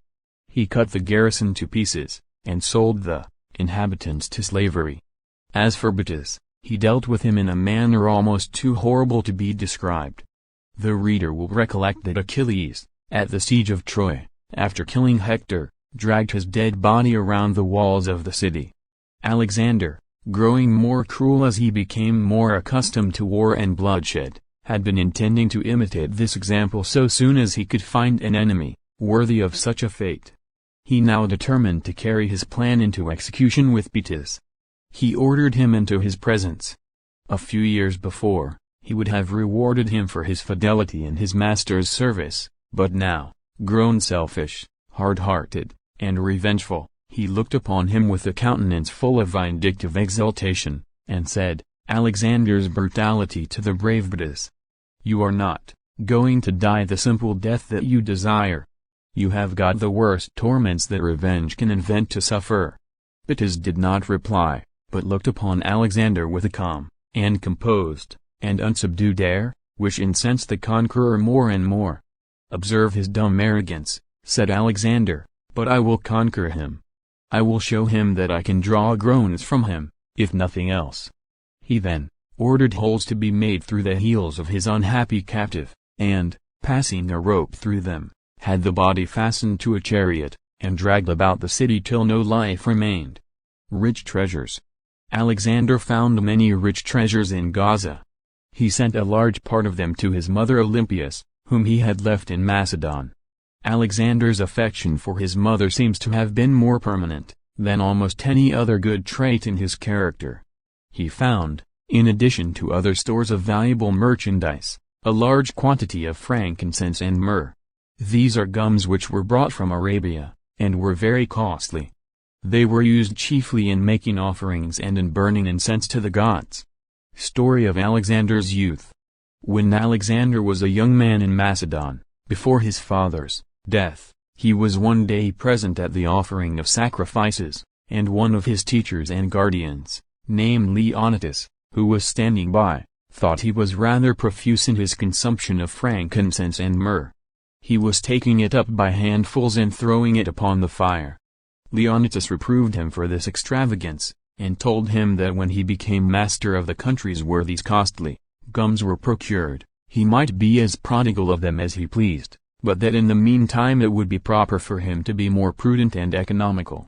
Alexander remembered this reproof, and, finding vast stores of these expensive gums in Gaza, he sent the whole quantity to Leonidas, telling him that he sent him this abundant supply that he might not have occasion to be so reserved and sparing for the future in his sacrifices to the gods. Pelusium. After this conquest and destruction of Gaza, Alexander continued his march southward to the frontiers of Egypt. He reached these frontiers at the city of Pelusium. The Egyptians had been under the Persian dominion, but they abhorred it, and were very ready to submit to Alexander's sway. They sent ambassadors to meet him upon the frontiers, the governors of the cities, as he advanced into the country, finding that it would be useless to resist, and warned by the terrible example of Thebes, Tyre, and Gaza, surrendered to him as fast as he summoned them. Memphis. Fertility of Egypt. He went to Memphis. Memphis was a great and powerful city, situated in what was called Lower Egypt, on the Nile, just above where the branches which form the mouths of the Nile separate from the main stream. All that part of Egypt is flat country, having been formed by the deposits brought down by the Nile. Such land is called alluvial.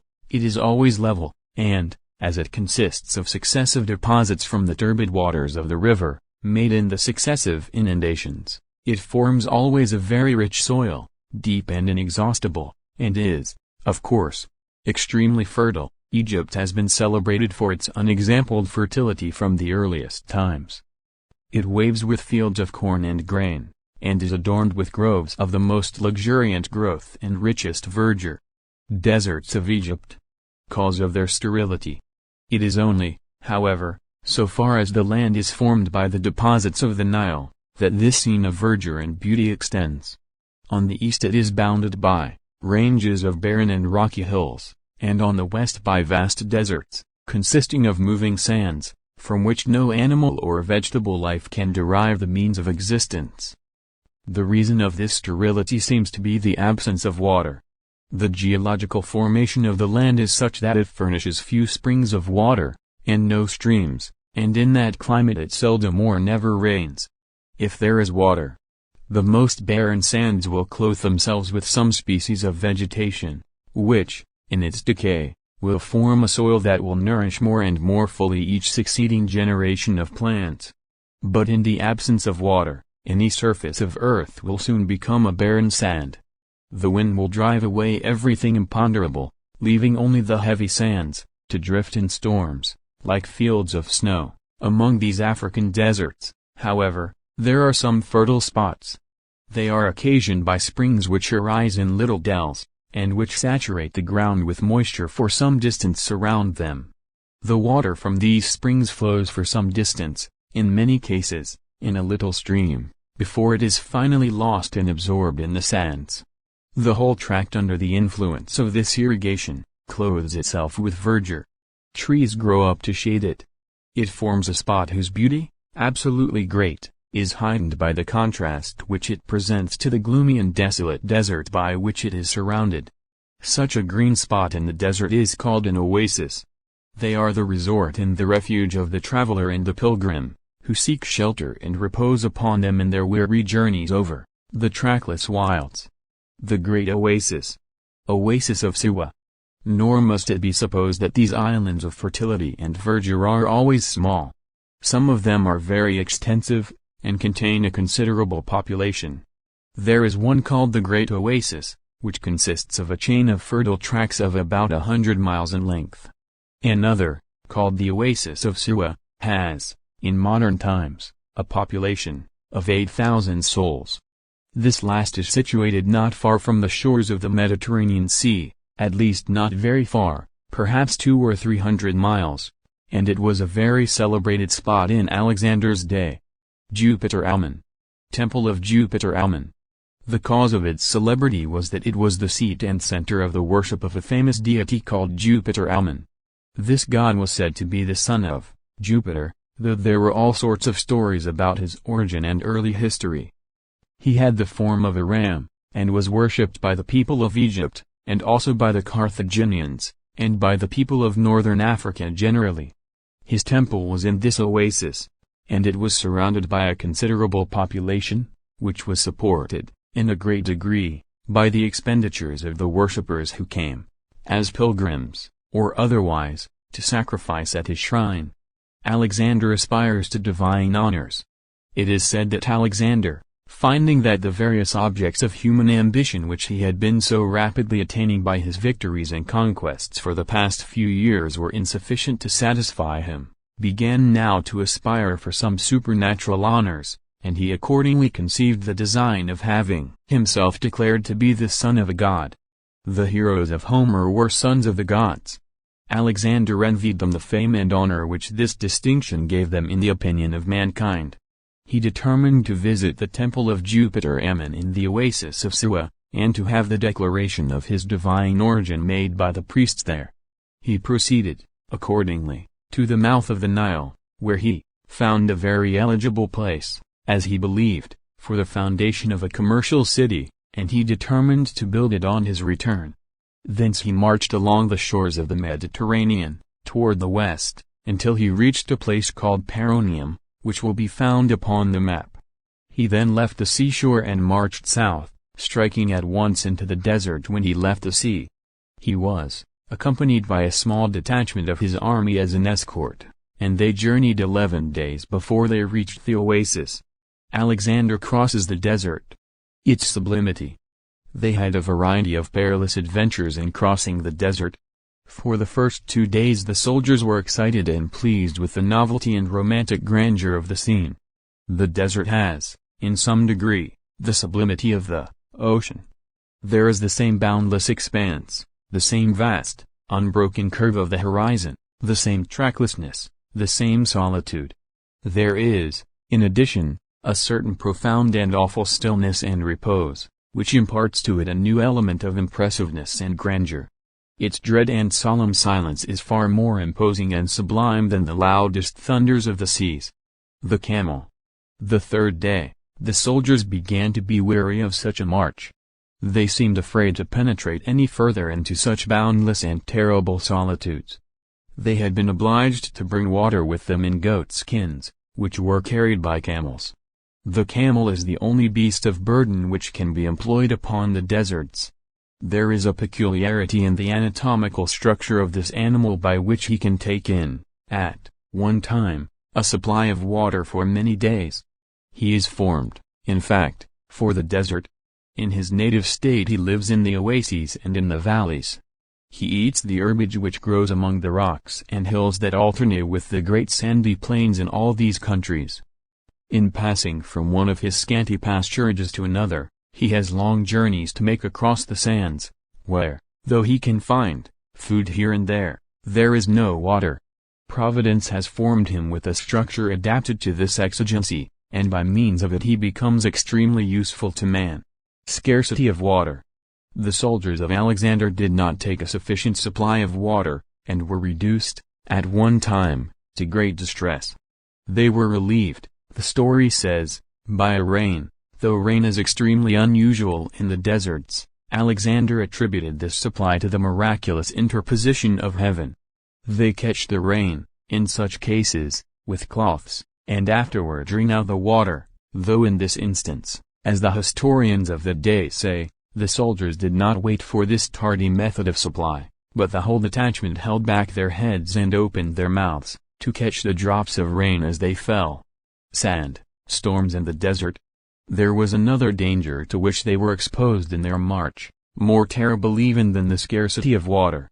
It was that of being overwhelmed in the clouds of sand and dust which sometimes swept over the desert in gales of wind. These were called sandstorms.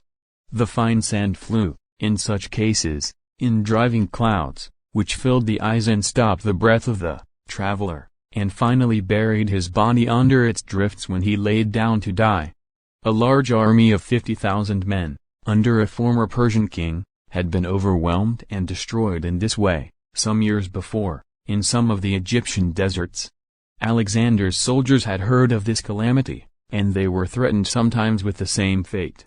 They however, at length escaped all the dangers of the desert, and began to approach the green and fertile land of the oasis. Arrival at the oasis. Magnificent ceremonies. Return to Memphis. The change from the barren and dismal loneliness of the sandy plains to the groves and the villages, the beauty and the verdure of the oasis, was delightful both to Alexander himself and to all his men. The priests at the great temple of Jupiter Ammon received them all with marks of great distinction and honor. The most solemn and magnificent ceremonies were performed, with offerings, oblations, and sacrifices. The priests, after conferring in secret with the god in the temple, came out with the annunciation that Alexander was indeed his son, and they paid him, accordingly, almost divine honors. He is supposed to have bribed them to do this by presents and pay. Alexander returned at length to Memphis, and in all his subsequent orders and decrees he styled himself Alexander King, son of Jupiter Ammon. A focus. A focus. Alexander jokes about his divinity. But, though Alexander was thus willing to impress his ignorant soldiers with a mysterious veneration for his fictitious divinity, he was not deceived himself on the subject. He sometimes even made his pretensions to the divine character a subject of joke. For instance, they one day brought him in too little fire in the focus. The focus, or fireplace used in Alexander's day, was a small metallic stand, on which the fire was built. It was placed wherever convenient in the tent, and the smoke escaped above. They had put upon the focus too little fuel one day when they brought it in. Alexander asked the officer to let him have either some wood or some frankincense. They might consider him, he said, as a god or as a man, whichever they pleased, but he wished to be treated either like one or the other. Founding of Alexandria. On his return from the oasis, Alexander carried forward his plan of building a city at the mouth of the Nile. He drew the plan, it is said, with his own hands. He superintended the constructions, and invited artisans and mechanics from all nations to come and reside in it. They accepted the invitation in great numbers, and the city soon became large, and wealthy, and powerful. It was intended as a commercial post, and the wisdom and sagacity which Alexander manifested in the selection of the site is shown by the fact that the city rose immediately to the rank of the great seat of trade and commerce for all those shores, and has continued to hold that rank now for 20 centuries. Island of Pharos. The lighthouse. There was an island near the coast, opposite the city, called the Island of Pharos. They built a most magnificent lighthouse upon one extremity of this island, which was considered, in those days, one of the wonders of the world. It was said to be 500 feet high. This may have been an exaggeration. At any rate, it was celebrated throughout the world in its day, and its existence and its greatness made an impression on the human mind which has not yet been effaced. Pharos is the name for lighthouse, in many languages, to the present day. Alexandria, the only remaining monument of Alexander's greatness. In building the city of Alexandria, Alexander laid aside, for a time, his natural and proper character, and assumed a mode of action in strong contrast with the ordinary course of his life. He was, throughout most of his career, a destroyer. He roamed over the world to interrupt commerce, to break in upon and disturb the peaceful pursuits of industry, to batter down city walls, and burn dwellings, and kill men. This is the true vocation of a hero and a conqueror, but at the mouth of the Nile Alexander laid aside this character. He turned his energies to the work of planning means to do good. He constructed a port, he built warehouses, he provided accommodations and protection for merchants and artisans. The nations exchanged their commodities far more easily and extensively in consequence of these facilities, and the means of comfort and enjoyment were multiplied and increased in thousands and thousands of huts in the great cities of Egypt, and in the rural districts along the banks of the Nile. The good, too, which, he thus commenced, has perpetuated itself. Alexandria has continued to fulfill its beneficent function for 2,000 years. It is the only monument of his greatness which remains. Everything else which he accomplished perished when he died. How much better would it have been for the happiness of mankind, as well as for his own true fame and glory, if doing good had been the rule of his life, instead of the exception. Chapter 9. The Great Victory. BC 331 Alexander makes Tyre his rendezvous. Festivities. All the western part of Asia was now in Alexander's power. He was undisputed master of Asia Minor, Phoenicia, Judea, and Egypt. He returned from Egypt to Tyre, leaving governors to rule in his name in all the conquered provinces. The injuries which had been done to Tyre, during the siege and at the assault, were repaired, and it was again a wealthy, powerful, and prosperous city. Alexander rested and refreshed his army there, and spent some weeks in most splendid festivities and rejoicings. The princes and potentates of all the neighboring countries assembled to partake of his hospitality, to be entertained by the games, the plays, the spectacles, and the feastings, and to unite in swelling his court and doing him honor. In a word, he was the general center of attraction for all eyes, and the object of universal homage. Alexander prepares to march east. All this time, however, he was very far from being satisfied, or feeling that his work was done. Darius, whom he considered his great enemy, was still in the field unsubdued. He had retreated across the Euphrates, and was employed in assembling a vast collection of forces from all the eastern nations which were under his sway, to meet Alexander in the final contest. Alexander therefore made arrangements at Tyre for the proper government of the various kingdoms and provinces which he had already conquered, and then began to prepare for marching eastward with the main body of his army. The captive queens, during all this time the ladies of Darius's family, who had been taken captive at Issus, had been retained in captivity, and made to accompany Alexander's army in its marches. Alexander refused to accede to any of the plans and propositions which Darius made and offered for the redemption of his wife and mother, but insisted on retaining them as his prisoners. He, however, treated them with respect and high consideration. He provided them with royal tents of great magnificence, and had them conveyed from place to place, when his army moved, with all the royal state to which they had been accustomed when in the court of Darius. Alexander's treatment of the queens. It has been generally thought a proof of nobleness of spirit and generosity in Alexander that he treated his captives in this manner.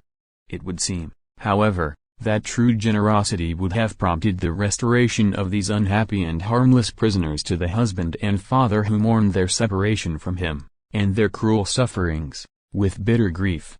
It is more probable, therefore, that policy, and a regard for his own aggrandizement, rather than compassion for the suffering, led him to honor his captive queens. It was a great glory to him, in a martial point of view, to have such trophies of his victory in his train, and, of course, the more highly he honored the personages, the more glorious the trophy appeared. Accordingly, Alexander did everything in his power to magnify the importance of his royal captives, by the splendor of their retinue, and the pomp and pageantry with which he invested their movements. Death of Statira. Agony of Sysigambis. A short time after leaving Tyre, on the march eastward, Statira, the wife of Darius, was taken suddenly ill and died. The tidings were immediately brought to Alexander, and he repaired without delay to Sysigambis's tent. Sysigambis was the mother of Darius. She was in the greatest agony of grief. She was lying upon the floor of her tent, surrounded by the ladies of her court, and entirely overwhelmed with sorrow. Alexander did all in his power to calm and comfort her. Grief of Darius. One of the officers of Queen Statira's household made his escape from the camp immediately after his mistress's death, and fled across the country to Darius, to carry him the heavy tidings. Darius was overwhelmed with affliction. The officer, however, in farther interviews, gave him such an account of the kind and respectful treatment which the ladies had received from Alexander, during all the time of their captivity, as greatly to relieve his mind, and to afford him a high degree of comfort and consolation. He expressed a very strong sense of gratitude to Alexander for his generosity and kindness, and said that if his kingdom of Persia must be conquered, he sincerely wished that it might fall into the hands of such a conqueror as Alexander. Alexander crosses the Euphrates. By looking at the map at the commencement of the volume, it will be seen that the Tigris and the Euphrates are parallel streams, flowing through the heart of the western part of Asia toward the southeast, and emptying into the Persian Gulf. The country between these two rivers, which was extremely populous and fertile, was called Mesopotamia. Darius had collected an immense army here. The various detachments filled all the plains of Mesopotamia. Alexander turned his course a little northward, intending to pass the river Euphrates at a famous ancient crossing at Thapsacus, which may be seen upon the map. When he arrived at this place, he found a small Persian army there. They, however, retired as he approached. Alexander built 2 bridges across the river, and passed his army safely over. Darius crosses the Tigris. In the meantime, Darius, with his enormous host, passed across the Tigris, and moved toward the northward, along the eastern side of the river. He had to cross the various branches of the Tigris as he advanced. At one of them, called the Lycus, which may also be seen upon the map, there was a bridge. It took the vast host which Darius had collected 5 days to pass this bridge. Alexander reaches the Tigris. He crosses the river. While Darius had been thus advancing to the northward into the latitude where he knew that Alexander must cross the rivers, Alexander himself, and his small but compact and fearless body of Grecian troops, were moving eastward, toward the same region to which Darius's line of march was tending. Alexander at length reached the Tigris. He was obliged to ford this stream. The banks were steep and the current was rapid, and the men were in great danger of being swept away. To prevent this danger, the ranks, as they advanced, linked their arms together, so that each man might be sustained by his comrades. They held their shields above their heads to keep them from the water. Alexander waited like the rest, though he kept in front, and reached the bank before the others. Standing there, he indicated to the advancing column, by gesticulation, where to land, the noise of the water being too great to allow his voice to be heard. To see him standing there, safely landed, and with an expression of confidence and triumph in his attitude and air, awakened fresh energy in the heart of every soldier in the columns which were crossing the stream, fording the river.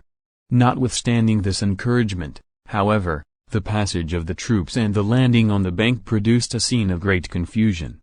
Many of the soldiers had tied up a portion of their clothes in bundles, which they held above their heads, together with their arms, as they waded along through the swift current of the stream.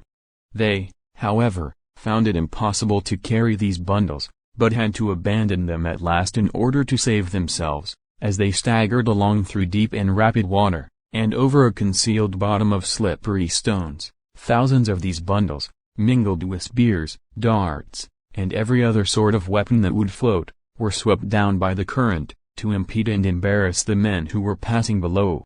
The passage effected. At length, however, the men themselves succeeded in getting over in safety, though a large quantity of arms and of clothing was lost. There was no enemy upon the bank to oppose them. Darius could not, in fact, well meet and oppose Alexander in his attempt to cross the river, because he could not determine at what point he would probably make the attempt, in season to concentrate so large an army to oppose him.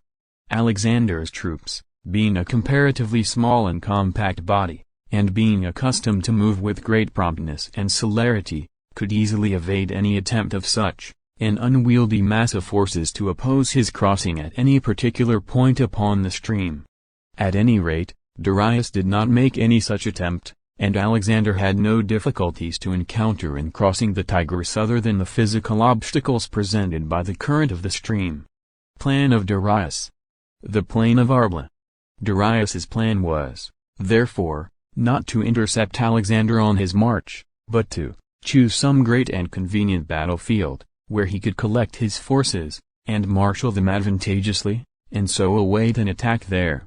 He knew very well that his enemy would seek him out, wherever he was, and, consequently, that he might choose his position.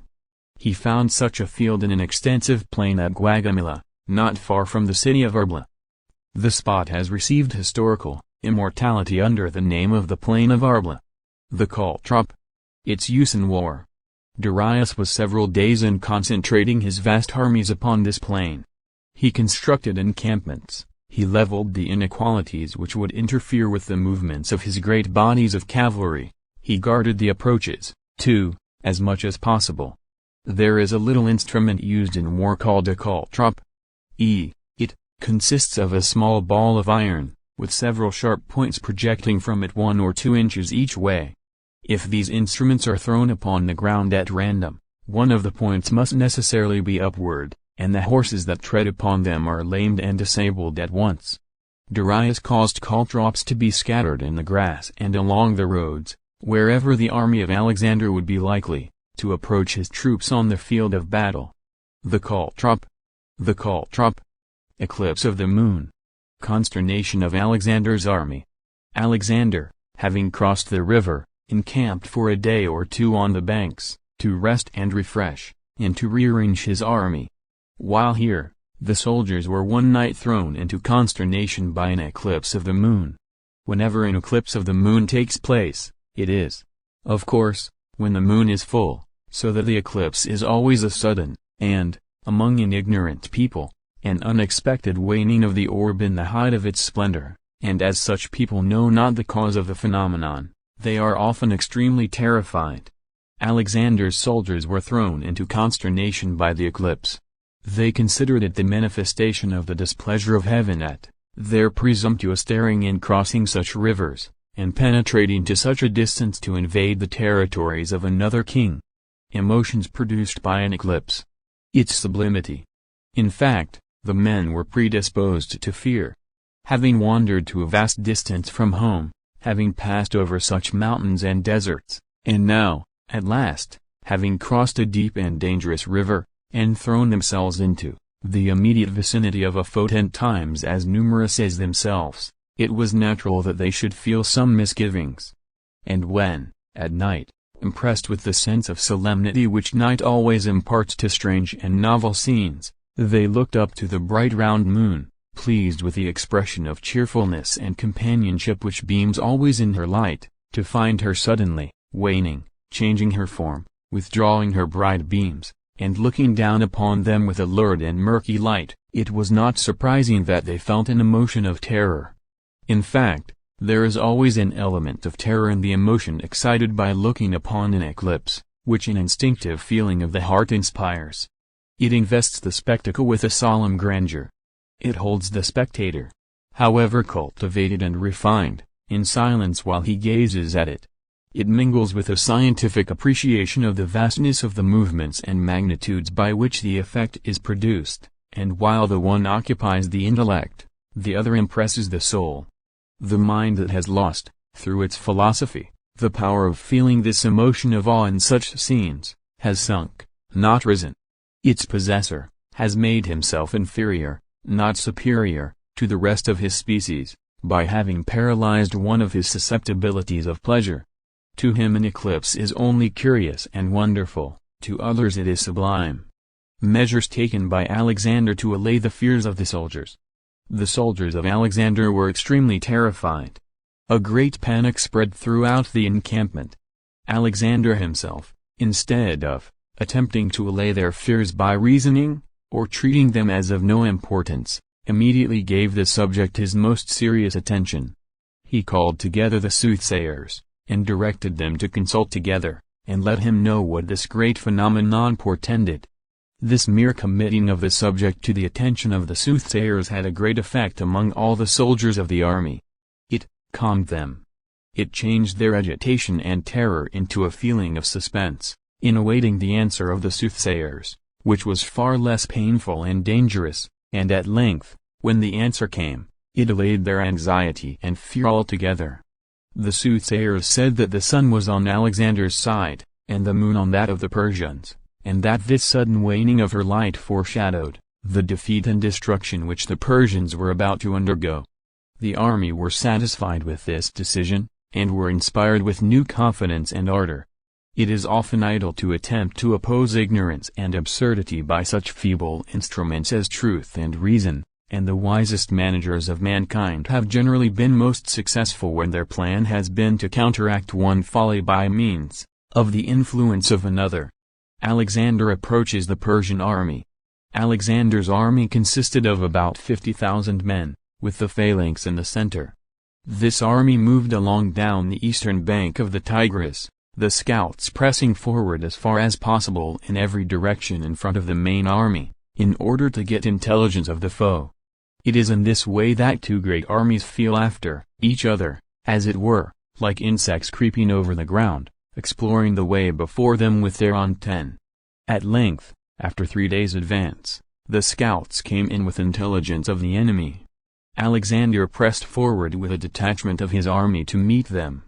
They proved to be, however, not the main body of Darius's army, but only a single corps of 1,000 men, in advance of the rest. They retreated as Alexander approached. He, however, succeeded in capturing some horsemen, who gave the information that Darius had assembled his vast forces on the plain of Arbela, and was waiting there in readiness to give his advancing enemy battle. Preparations for the battle. Alexander halted his troops. He formed an encampment, and made arrangements for depositing his baggage there. He refreshed the men, examined and repaired their arms, and made the arrangements for battle. These operations consumed several days.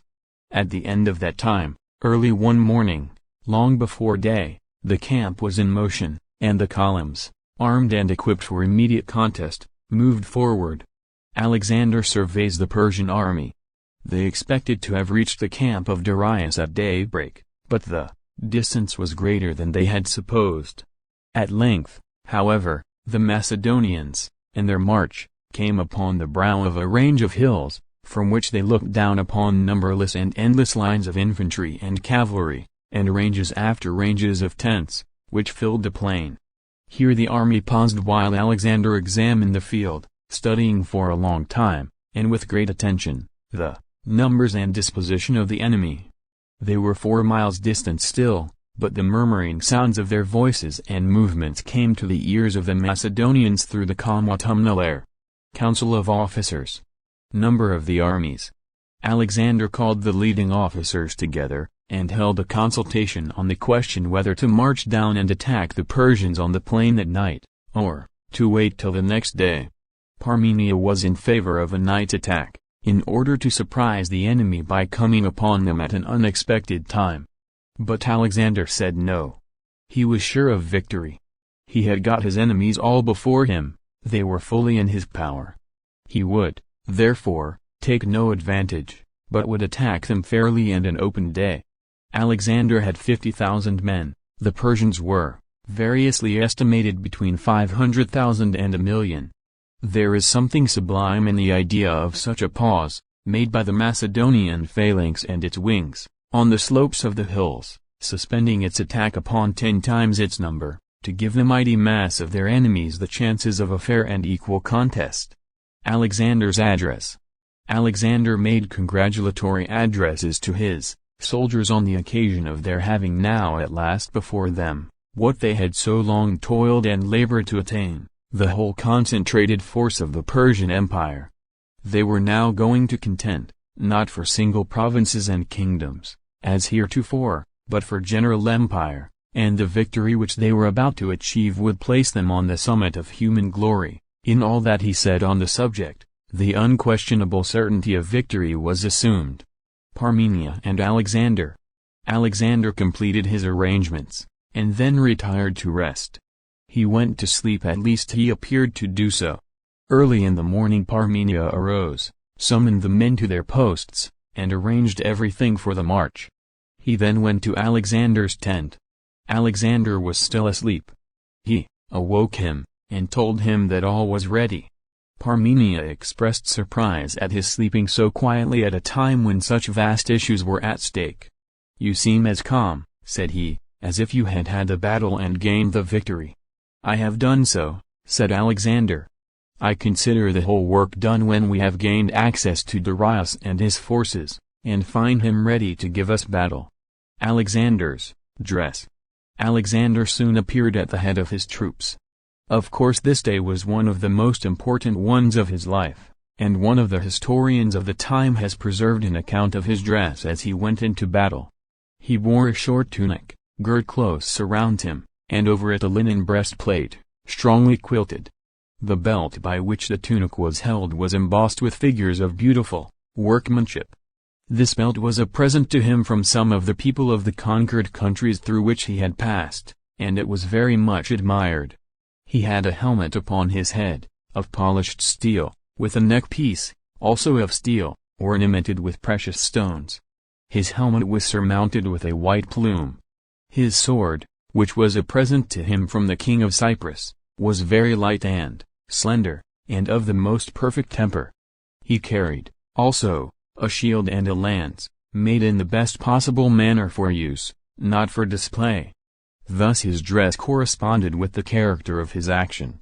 It was simple, compact, and whatever of value it possessed consisted in those substantial excellencies which would give the bearer the greatest efficiency on the field of battle.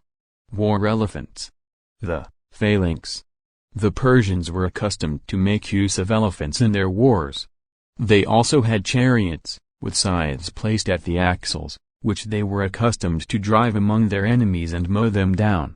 Alexander resorted to none of these contrivances. There was the phalanx, the terrible phalanx, advancing irresistibly either in one body or in detachments, with columns of infantry and flying troops of horsemen on the wings. Alexander relied simply on the strength, the courage, the energy, and the common steady, but resistless ardor of his men, arranging them in simple combinations, and leading them forward directly to their work. Defeat of the Persians. Flight of Darius. The Macedonians cut their way through the mighty mass of their enemies with irresistible force. The elephants turned and fled. The foot soldiers seized the horses of some of the scythe-armed chariots and cut the traces. In respect to others, they opened to the right and left and let them pass through, when they were easily captured by the men in the rear. In the meantime the phalanx pressed on, enjoying a great advantage in the level nature of the ground. The Persian troops were broken in upon and driven away wherever they were attacked. In a word, before night the whole mighty mass was scattering everywhere in confusion, except some hundreds of thousands left trampled upon and dead, or else writhing upon the ground, and groaning in their dying agonies. Darius himself fled. Alexander pursued him with a troop of horse as far as Arbela, which had been Darius's headquarters, and where he had deposited immense treasures. Darius had gone through and escaped when Alexander arrived at Arbela, but the city and the treasures fell into Alexander's hands. Alexander driven from the field. Although Alexander had been so completely victorious over his enemies on the day of battle, and had maintained his ground against them with such invincible power, he was, nevertheless, a few days afterward, driven entirely off the field, and completely away from the region where the battle had been fought. What the living men, standing erect in arms, and full of martial vigor, could not do, was easily and effectually accomplished by their dead bodies corrupting on the plain. The corpses of 300,000 men, and an equal bulk of the bodies of elephants and horses, was too enormous a mass to be buried. It had to be abandoned, and the horrible effluvia and pestilence which it emitted drove all the inhabitants of the country away.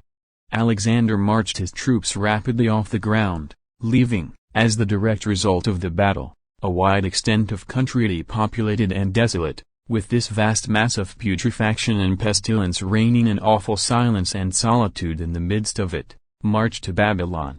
Alexander went to Babylon. The governor of the city prepared to receive him as a conqueror.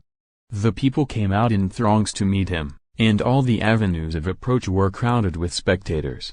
All the city walls, too, were covered with men and women, assembled to witness the scene. As for Alexander himself, he was filled with pride and pleasure at thus arriving at the full accomplishment of his earliest and long-cherished dreams of glory. Surrender of Susa. Plunder of the palace. Wholesale robbery and murder. Immense treasures. The great storehouse of the royal treasures of Persia was at Susa, a strong city east of Babylon. Susa was the winter residence of the Persian kings. Ecbatana, further north, among the mountains, was their summer residence. There was a magnificent palace and a very strong citadel at Susa, and the treasures were kept in the citadel. It is said that in times of peace the Persian monarchs had been accustomed to collect coin, melt it down, and cast the gold in earthen jars. The jars were afterward broken off from the gold, leaving the bullion in the form of the interior of the jars. An enormous amount of gold and silver, and of other treasures, had been thus collected. Alexander was aware of this depository before he advanced to meet Darius, and, on the day of the Battle of Arbela, as soon as the victory was decided, he sent an officer from the very field to summon Susa to surrender. They obeyed the summons, and Alexander, soon after his great public entrance into Babylon, marched to Susa, and took possession of the vast stores of wealth accumulated there. The amount was enormous, both in quantity and value, and the seizing of it was a very magnificent act of plunder. In fact, it is probable that Alexander's slaughter of the Persian army at Arbela, and subsequent spoliation of Susa, constitute, taken together, the most gigantic case of murder and robbery which was ever committed by man, so that, in performing these deeds, the great hero attained at last to the glory of having perpetrated the grandest and most imposing of all human crimes. That these deeds were really crimes there can be no doubt, when we consider that Alexander did not pretend to have any other motive in this invasion than love of conquest, which is, in other words, love of violence and plunder. They are only technically shielded from being called crimes by the fact that the earth has no laws and no tribunals high enough to condemn such enormous burglaries as that of one quarter of the globe breaking violently and murderously in upon and robbing the other. Besides the treasures, Alexander found also at Susa a number of trophies which had been brought by Xerxes from Greece, for Xerxes had invaded Greece some 100 years before Alexander's day, and had brought to Susa the spoils and the trophies of his victories. Alexander sent them all back to Greece again. Pass of Susa. The mountaineers. From Susa the conqueror moved on to Persepolis, the great Persian capital. On his march he had to pass through a defile of the mountains. The mountaineers had been accustomed to exact tribute here of all who passed, having a sort of right, derived from ancient usage, to the payment of a toll. They sent to Alexander when they heard that he was approaching, and informed him that he could not pass with his army without paying the customary toll. Alexander sent back word that he would meet them at the pass, and give them their due. They understood this, and prepared to defend the pass. Some Persian troops joined them. They built walls and barricades across the narrow passages. They collected great stones on the brinks of precipices, and on the declivities of the mountains, to roll down upon the heads of their enemies. By these and every other means they attempted to stop Alexander's passage.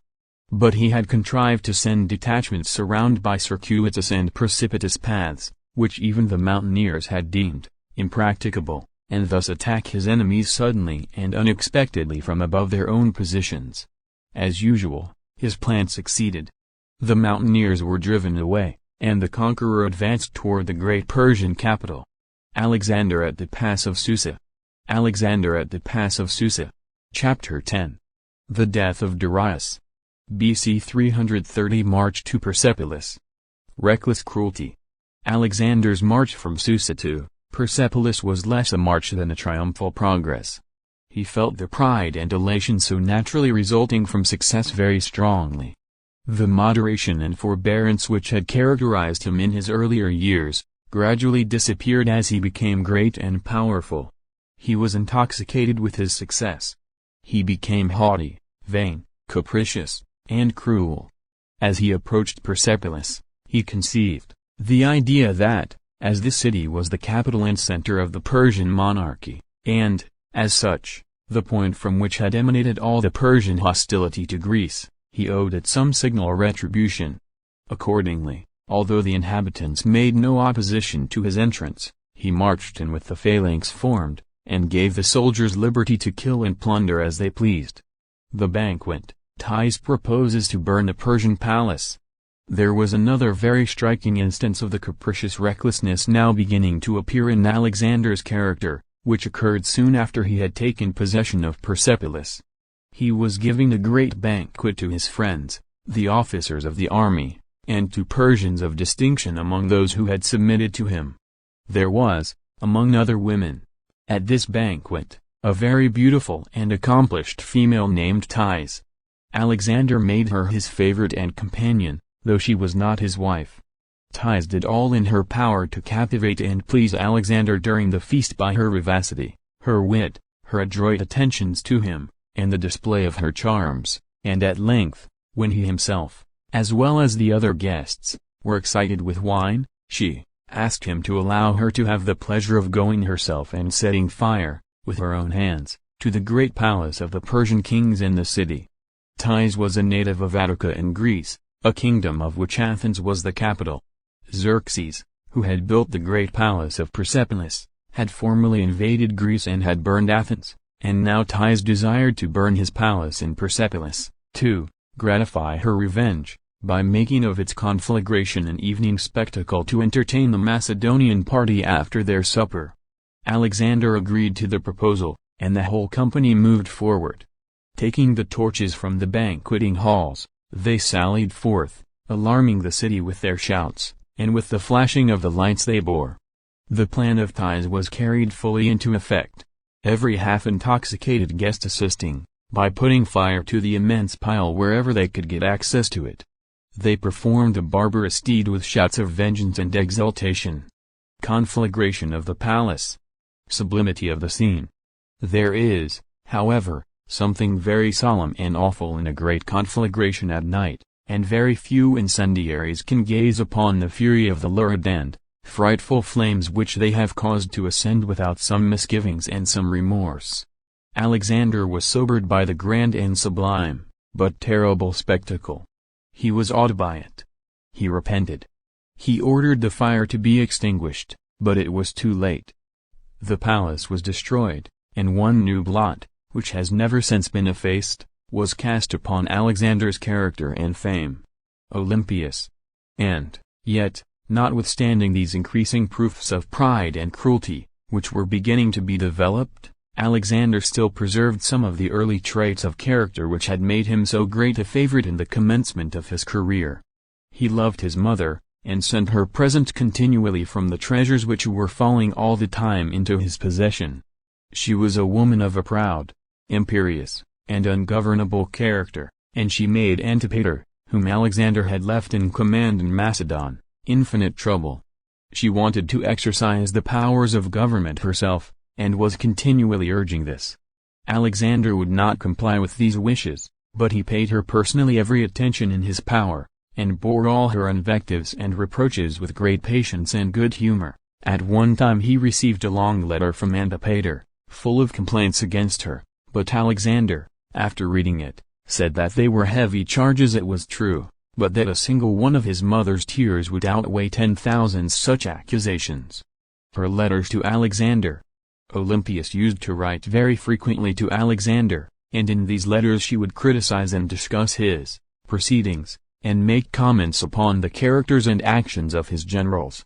Alexander kept these letters very secret, never showing them to anyone. One day, however, when he was reading one of these letters, Hephaestion, the personal friend and companion who has been already several times mentioned, came up, half playfully, and began to look over his shoulder.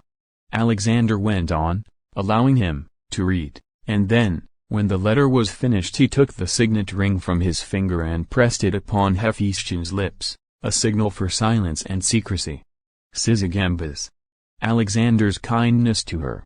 Alexander was very kind to Sysigambis, the mother of Darius, and also to Darius's children. He would not give these unhappy captives their liberty, but in every other respect he treated them with the greatest possible kindness and consideration. He called Sysigambis mother, loaded her with presents, it is true, which he had plundered from her son, but to which it was considered, in those days, that he had acquired a just and perfect title. When he reached Susa, he established Sysigambis and the children there in great state. This had been their usual residence in most seasons of the year, when not at Persepolis, so that here they were, as it were, at home. Ecbatana F. was, as has been already mentioned, further north, among the mountains. After the Battle of Arbela, while Alexander marched to Babylon and to Susa, Darius had fled to Ecbatana, and was now there, his family being thus at one of the royal palaces under the command of the conqueror, and he himself independent, but insecure, in the other. He had with him about 40,000 men, who still remained faithful to his fallen fortunes.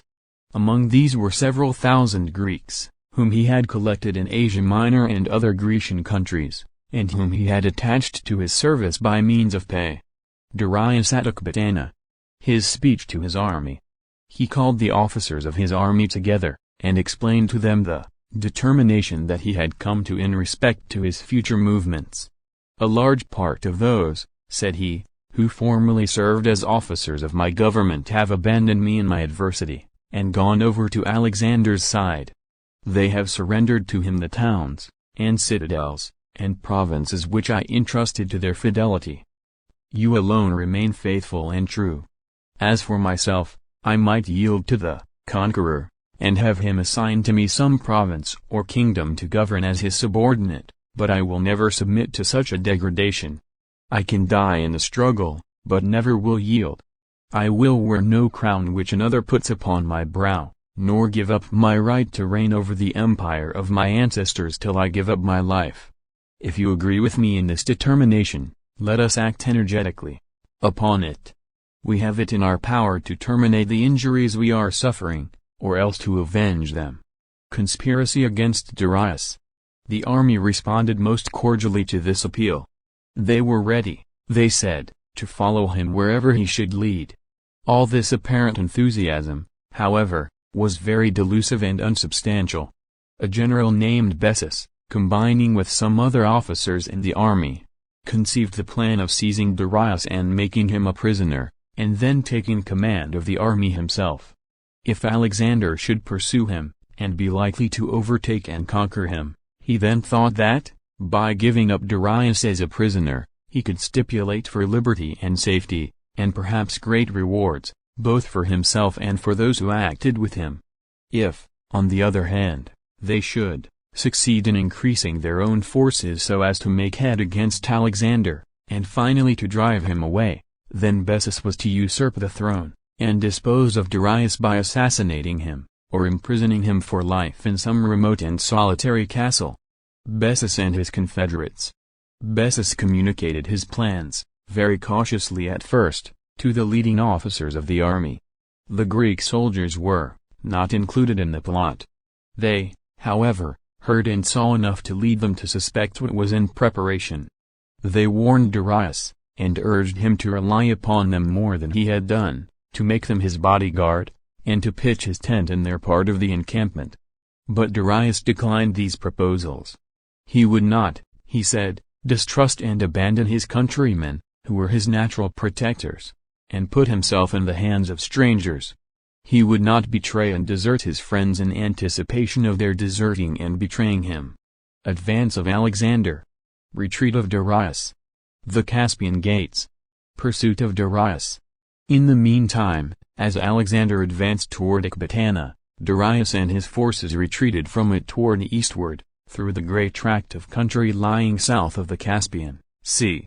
There is a mountainous region here, with a defile traversing it, through which it would be necessary for Darius to pass. This defile was called the Caspian Gates, the name referring to rocks on each side. The marching of an army through a narrow and dangerous defile like this always causes detention and delay, and Alexander hastened forward in hopes to overtake Darius before he should reach it. He advanced with such speed that only the strongest and most robust of his army could keep up. Thousands, worn out with exertion and toil, were left behind, and many of the horses sank down by the roadside, exhausted with heat and fatigue, to die. Alexander pressed desperately on with all who were able to follow. Foraging parties. It was all in vain, however. It was too late when he arrived at the pass. Darius had gone through with all his army. Alexander stopped to rest his men, and to allow time for those behind to come up. He then went on for a couple of days, when he encamped, in order to send out foraging parties, that is to say, small detachments, dispatched to explore the surrounding country in search of grain and other food for the horses. Food for the horses of an army being too bulky to be transported far, has to be collected day by day from the neighborhood of the line of march. While halting for these foraging parties to return, a Persian nobleman came into the camp, and informed Alexander that Darius and the forces accompanying him were encamped about 2 days' march in advance, but that Bessus was in command, the conspiracy having been successful, and Darius having been deposed and made a prisoner. The Greeks, who had adhered to their fidelity, finding that all the army were combined against them, and that they were not strong enough to resist, had abandoned the Persian camp, and had retired to the mountains, where they were awaiting the result. The pursuit continued. Alexander determined to set forward immediately in pursuit of Bessus and his prisoner. He did not wait for the return of the foraging parties. He selected the ablest and most active, both of foot, soldiers and horsemen, ordered them to take 2 days' provisions, and then set forth with them that very evening. The party pressed on all that night, and the next day till noon. They halted till evening, and then set forth again. Very early the next morning they arrived at the encampment which the Persian nobleman had described. They found the remains of the campfires, and all the marks usually left upon a spot which has been used as the bivouac of an army. The army itself, however, was gone. Alexander stops to rest his army. The pursuers were now too much fatigued to go any further without rest. Alexander remained here, accordingly, through the day, to give his men and his horses refreshment and repose. That night they set forward again, and the next day at noon they arrived at another encampment of the Persians, which they had left scarcely 24 hours before. The officers of Alexander's army were excited and animated in the highest degree, as they found themselves thus drawing so near to the great object of their pursuit. They were ready for any exertions, any privation and fatigue, any measures, however extraordinary, to accomplish their end. Want of water. Disregarded, by Alexander. The pursuit grows more exciting. Alexander inquired of the inhabitants of the place whether there were not some shorter road than the one along which the enemy were moving. There was one crossroad, but it led through a desolate and desert tract of land, destitute of water. In the march of an army, as the men are always heavily loaded with arms and provisions, and water cannot be carried, it is always considered essential to choose routes which will furnish supplies of water by the way. Alexander, however, disregarded this consideration here, and prepared at once to push into the crossroad with a small detachment. He had been now 2 years advancing from Macedonia to the heart of Asia, always in quest of Darius as his great opponent and enemy. He had conquered his armies, taken his cities, plundered his palaces, and made himself master of his whole realm. Still, so long as Darius himself remained at liberty and in the field, no victories could be considered as complete. To capture Darius himself would be the last and crowning act of his conquest. He had now been pursuing him for 1,800 miles, advancing slowly from province to province, and from kingdom to kingdom. During all this time the strength of his flying foe had been wasting away.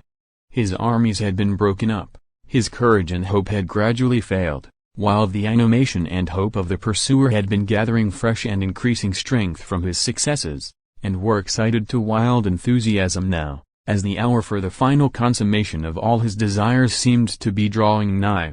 Guides employed. Guides were ordered to be furnished by the inhabitants, to show the detachment the way across the solitary and desert country.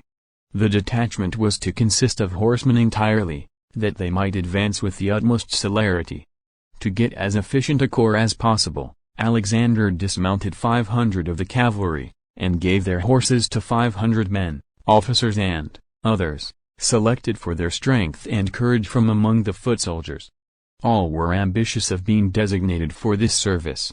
Besides the honor of being so selected, there was an intense excitement, as usual toward the close of a chase, to arrive at the end.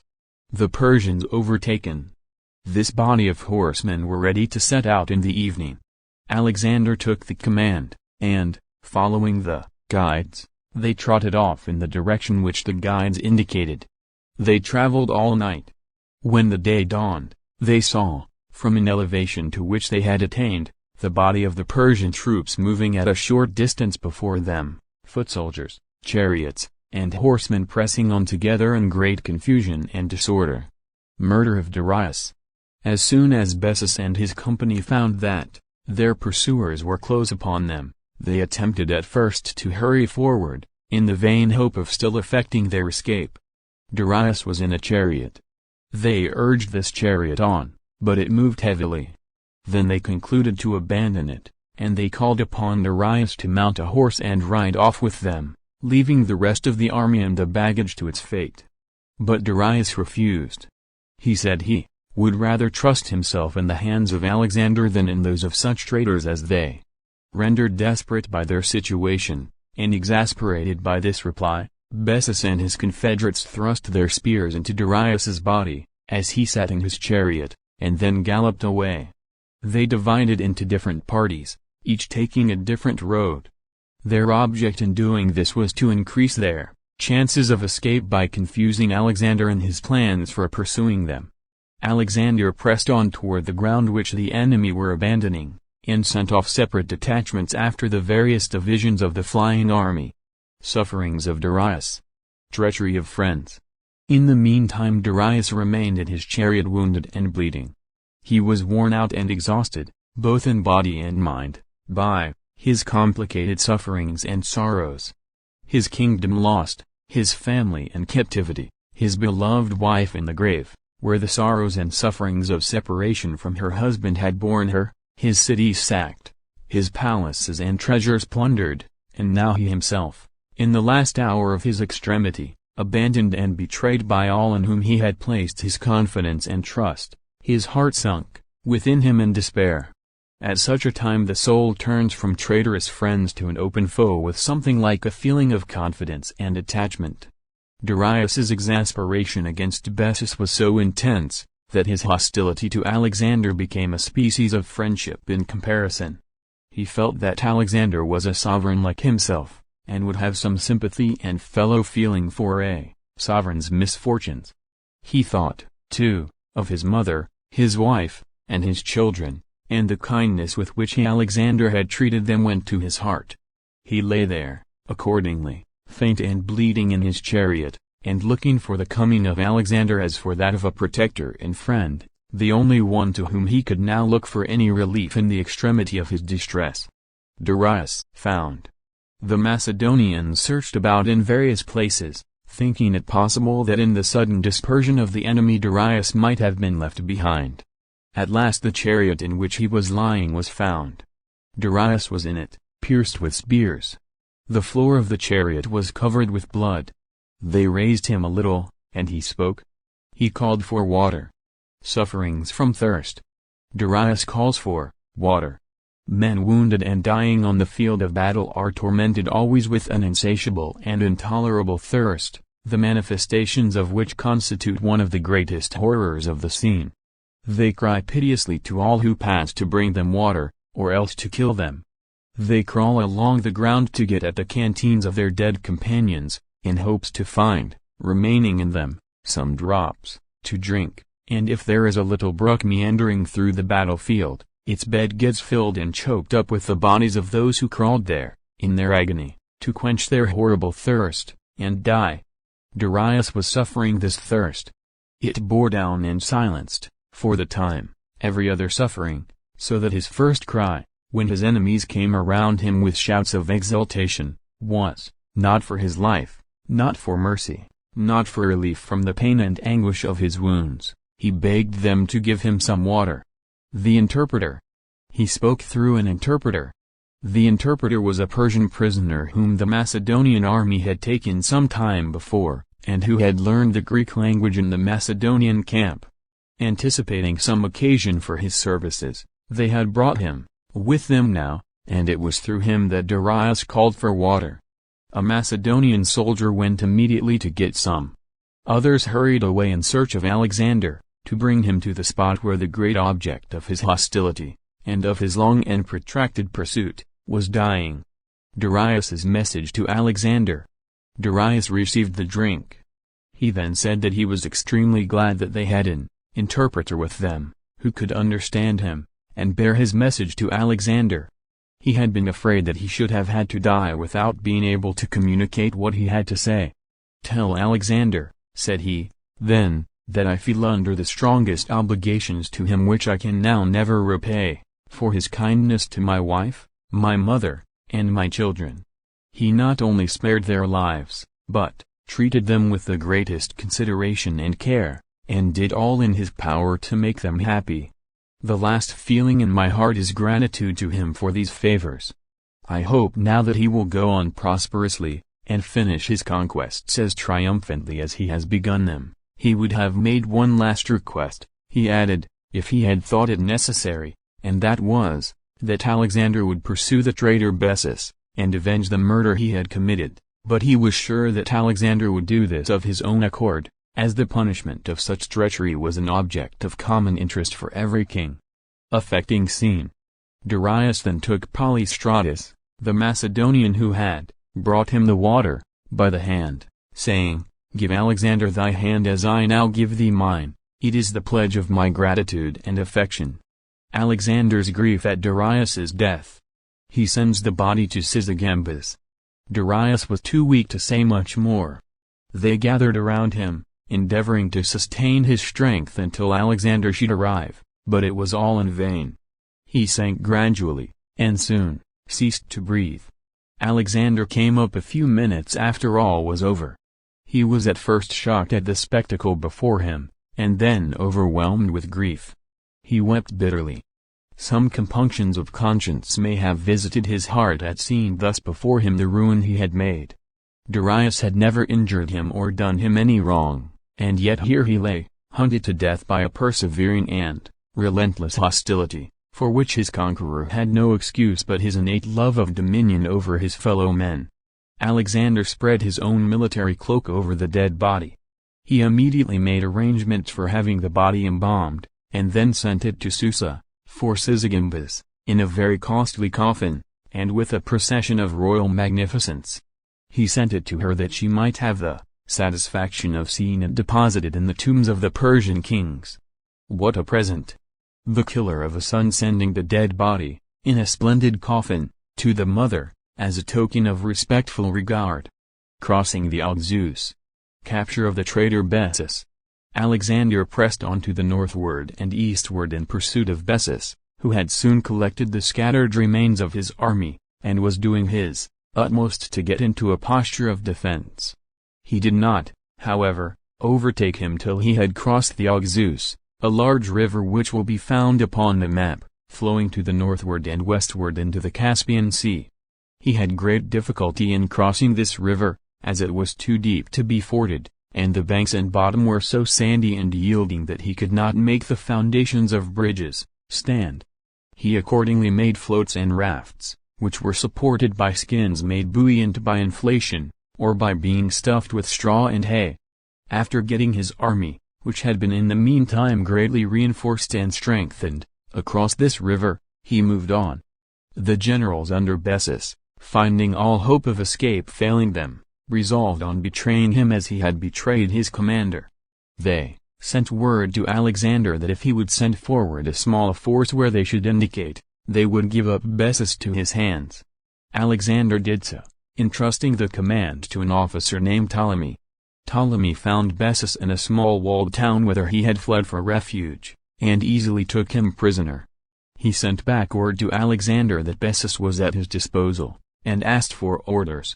The answer was, "Put a rope around his neck and send him to me." When the wretched prisoner was brought into Alexander's presence, Alexander demanded of him how he could have been so base as to have seized, bound, and at last murdered his kinsman and benefactor. It is a curious instance and proof of the permanence and stability of the great characteristics of human nature, through all the changes of civilization and lapses of time, that Bessus gave the same answer that wrongdoers almost always give when brought to account for their wrongs. He laid the fault upon his accomplices and friends. It was not his act, it was theirs. Mutilation of Bessus. He is sent to Sysigambis.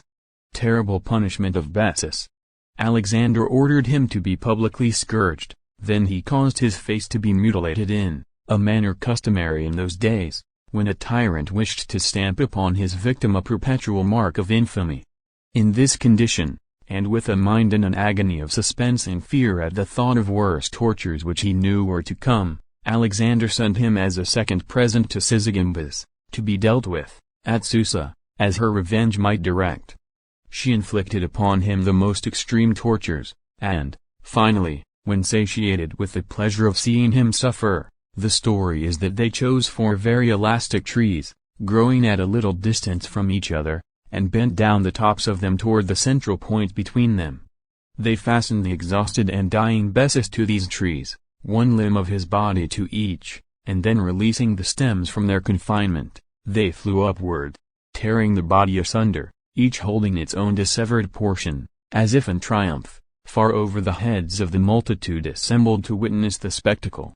Chapter 11. Deterioration of Character. BC 329 Alexander at the summit of his ambition. Sad changes. Alexander becomes dissipated. Alexander was now 26 years of age. He had accomplished fully the great objects which had been the aim of his ambition. Darius was dead, and he was himself the undisputed master of all Western Asia. His wealth was almost boundless. His power was supreme over what was, in his view, the whole known world. But, during the process of rising to this ascendancy, his character was sadly changed. He lost the simplicity, the temperance, the moderation, and the sense of justice which characterized his early years. He adopted the dress and the luxurious manners of the Persians. He lived in the palaces of the Persian kings, imitating all their state and splendor. He became very fond of convivial entertainments and of wine, and often drank to excess. He provided himself a seraglio of 360 young females, in whose company he spent his time, giving himself up to every form of effeminacy and dissipation. In a word, he was no longer the same man. The decision, the energy of character, the steady pursuit of great ends by prudence, forethought, patient effort, and self-denial, all disappeared. Nothing now seemed to interest him but banquets, carousals, parties of pleasure, and whole days and nights spent in dissipation and vice. His officers became estranged. This state of things was a great cause of mortification and chagrin to the officers of his army. Many of them were older than himself, and better able to resist these temptations to luxury, effeminacy, and vice. They therefore remained firm in their original simplicity and integrity, and after some respectful but ineffectual remonstrances, they stood aloof, alienated from their commander in heart, and condemning very strongly, among themselves, his wickedness and folly. On the other hand, many of the younger officers followed Alexander's example, and became as vain, as irregular, and as fond of vicious indulgence as he. But then, though they joined him in his pleasures, there was no strong bond of union between him and them. The tie which binds mere companions in pleasure together is always very slight and frail. Thus Alexander gradually lost the confidence and affection of his old friends, and gained no new ones. His officers either disapproved his conduct, and were distant and cold, or else joined him in his dissipation and vice, without feeling any real respect for his character, or being bound to him by any principle of fidelity. Character of Parmenia. His services to Alexander. Parmenia and his son Philotas were, respectively, striking examples of these two kinds of character. Parmenia was an old general, now considerably advanced in life. He had served, as has already been stated, under Philip, Alexander's father, and had acquired great experience and great fame before Alexander succeeded to the throne. During the whole of Alexander's career Parmenia had been his principal lieutenant, general, and he had always placed his greatest reliance upon him in all trying emergencies. He was cool, calm, intrepid, sagacious. He held Alexander back from many rash enterprises, and was the efficient means of his accomplishing most of his plans. It is the custom among all nations to give kings the glory of all that is effected by their generals and officers, and the writers of those days would, of course, in narrating the exploits of the Macedonian army, exaggerate the share which Alexander had in their performances, and underrate those of Parmenia. But in modern times, many impartial readers, in reviewing calmly these events, think that there is reason to doubt whether Alexander, if he had set out on his great expedition without Parmenia, would have succeeded at all. Parmenia's son, Philotas. His dissolute character. Philotas was the son of Parmenia, but he was of a very different character. The difference was one which is very often, in all ages of the world, to be observed between those who inherit greatness and those who acquire it for themselves. We see the same analogy reigning at the present day, when the sons of the wealthy, who are born to fortune, substitute pride, and arrogance, and vicious self-indulgence and waste for the modesty, and prudence, and virtue of their sires, by means of which the fortune was acquired. Philotas was proud, boastful, extravagant, and addicted, like Alexander his master, to every species of indulgence and dissipation. He was universally hated. His father, out of patience with his haughty airs, his boastings, and his pomp, and parade, advised him, one day, to make himself less. But Parmenia's prudent advice to his son was thrown away. Philotas spoke of himself as Alexander's great reliance. "What would Philip have been or have done," said he, "without my father Parmenia? And what would Alexander have been or have done, without me?" These things were reported to Alexander, and thus the mind of each was filled with suspicion, fear, and hatred toward the other. Conspiracies. Courts and camps are always the scenes of conspiracy and treason, and Alexander was continually hearing of conspiracies and plots formed against him. The strong sentiment of love and devotion with which he inspired all around him at the commencement of his career, was now gone, and his generals and officers were continually planning schemes to depose him from the power which he seemed no longer to have the energy to wield, or, at least, Alexander was continually suspecting that such plans were formed, and he was kept in a continual state of uneasiness and anxiety in discovering and punishing them. Plot of Dimnus. At last a conspiracy occurred in which Philotas was implicated. Alexander was informed one day that a plot had been formed to depose and destroy him, that Philotas had been made acquainted with it by a friend of Alexander's, in order that he might make it known to the king, that he had neglected to do so, thus making it probable that he was himself in league with the conspirators. Alexander was informed that the leader and originator of this conspiracy was one of his generals named Dimnus. Dimnus destroys himself. He immediately sent an officer to Dimnus to summon him into his presence. Dimnus appeared to be struck with consternation at this summons. Instead of obeying it, he drew his sword, thrust it into his own heart, and fell dead upon the ground. Philotas suspected. Alexander then sent for Philotas, and asked him if it was indeed true that he had been informed of this conspiracy, and had neglected to make it known. Philotas replied, that he had been told that such a plot was formed, but that he did not believe it, that such stories were continually invented by the malice of evil-disposed men, and that he had not considered the report which came to his ears as worthy of any attention. He was, however, now convinced, by the terror which Dimnus had manifested, and by his suicide, that all was true, and he asked Alexander's pardon for not having taken immediate measures for communicating promptly the information he had received. Alexander gave him his hand, said that he was convinced that he was innocent, and had acted as he did from disbelief in the existence of the conspiracy, and not from any guilty participation in it. So Philotas went away to his tent. The Council of Officers. Philotas accused. Alexander, however, did not drop the subject here. He called a council of his ablest and best friends and advisers, consisting of the principal officers of his army, and laid the facts before them. They came to a different conclusion from his in respect to the guilt of Philotas.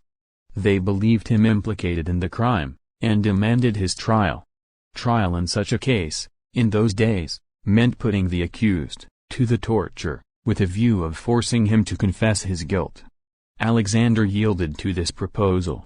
Perhaps he had secretly instigated it. The advisers of kings and conquerors, in such circumstances as this, generally have the sagacity to discover what advice will be agreeable. At all events, Alexander followed the advice of his counselors, and made arrangements for arresting Philotas on that very evening. Arrest of Philotas.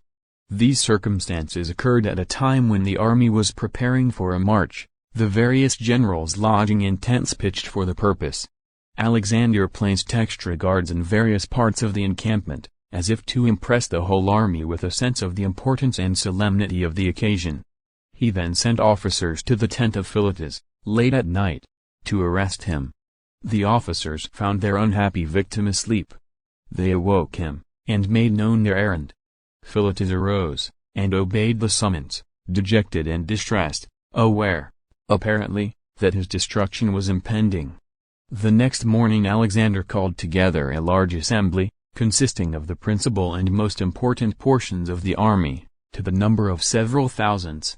They came together with an air of impressive solemnity, expecting, from the preliminary preparations, that business of very solemn moment was to come before them, though they knew not what it was. The body of Dimnus. Alexander's address to the army. These impressions of awe and solemnity were very much increased by the spectacle which first met the eyes of the assembly after they were convened. This spectacle was that of the dead body of Dimnus, bloody and ghastly, which Alexander ordered to be brought in and exposed to view.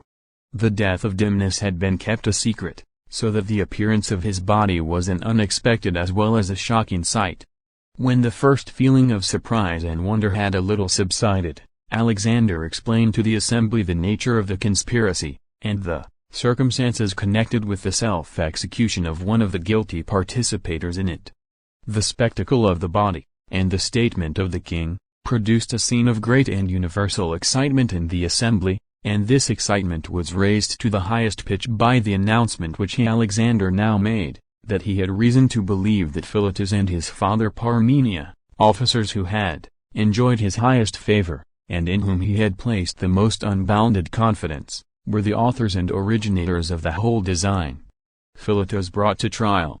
He then ordered Philotas to be brought in. He came guarded as a criminal, with his hands tied behind him, and his head covered with a coarse cloth. He was in a state of great dejection and despondency. It is true that he was brought forward for trial, but he knew very well that trial meant torture, and that there was no hope for him as to the result. Alexander said that he would leave the accused to be dealt with by the assembly, and withdrew. Defense of Philotas. He is put to the torture. The authorities of the army, who now had the proud and domineering spirit which had so long excited their hatred and envy completely in their power, listened for a time to what Philotas had to say in his own justification. He showed that there was no evidence whatever against him, and appealed to their sense of justice not to condemn him on mere vague surmises. In reply, they decided to put him to the torture. There was no evidence, it was true, and they wished, accordingly, to supply its place by his own confession, extorted by pain. Of course, his most inveterate and implacable enemies were appointed to conduct the operation. They put Philotas upon the rack. The rack is an instrument of wheels and pulleys, into which the victim is placed, and his limbs and tendons are stretched by it in a manner which produces most excruciating pain. Philotas bore the beginning of his torture with great resolution and fortitude.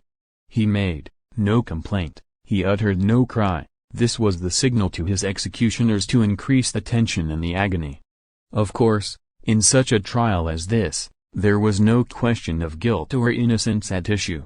The only question was, which could stand out the longest, his enemies in witnessing horrible sufferings, or he himself in enduring them.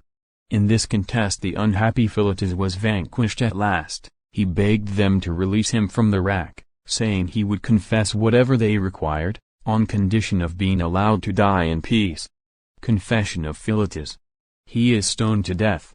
They accordingly released him, and, in answer to their questions, he confessed that he himself and his father were involved in the plot. He said yes to various other inquiries relating to the circumstances of the conspiracy, and to the guilt of various individuals whom those that managed the torture had suspected, or who, at any rate, they wished to have condemned. The answers of Philotas to all these questions were written down, and he was himself sentenced to be stoned.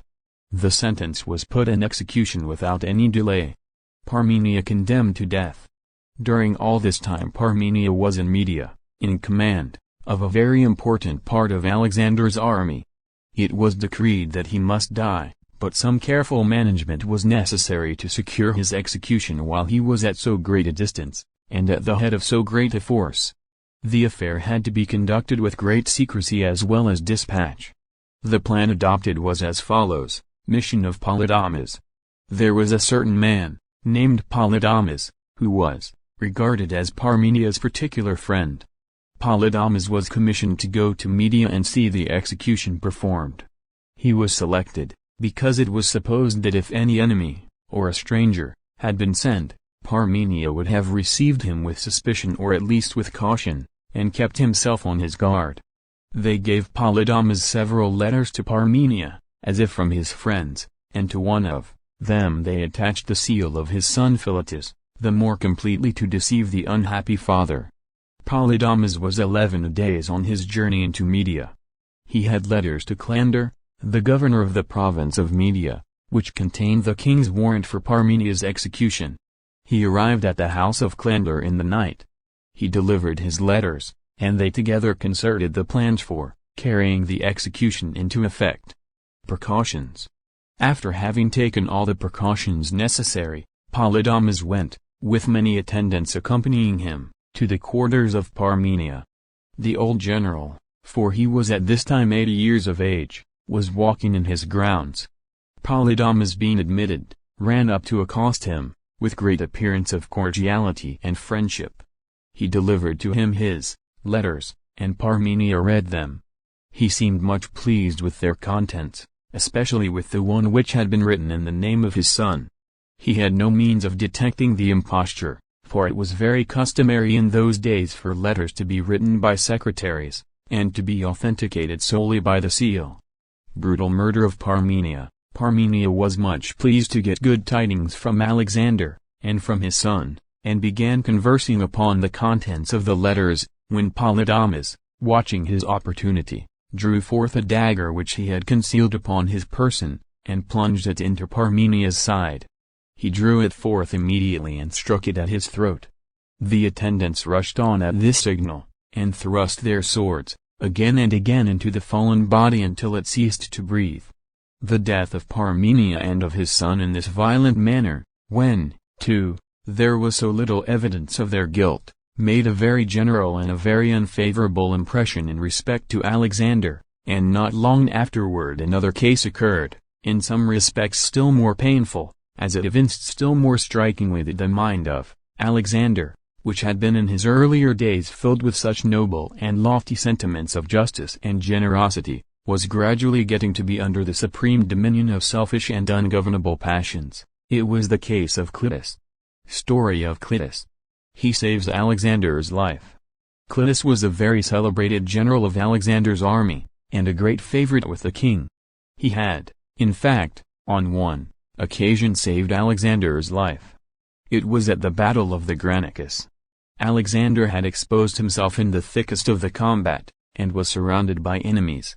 The sword of one of them was actually raised over his head, and would have fallen and killed him on the spot, if Cletus had not rushed forward and cut the man down just at the instant when he was about striking the blow.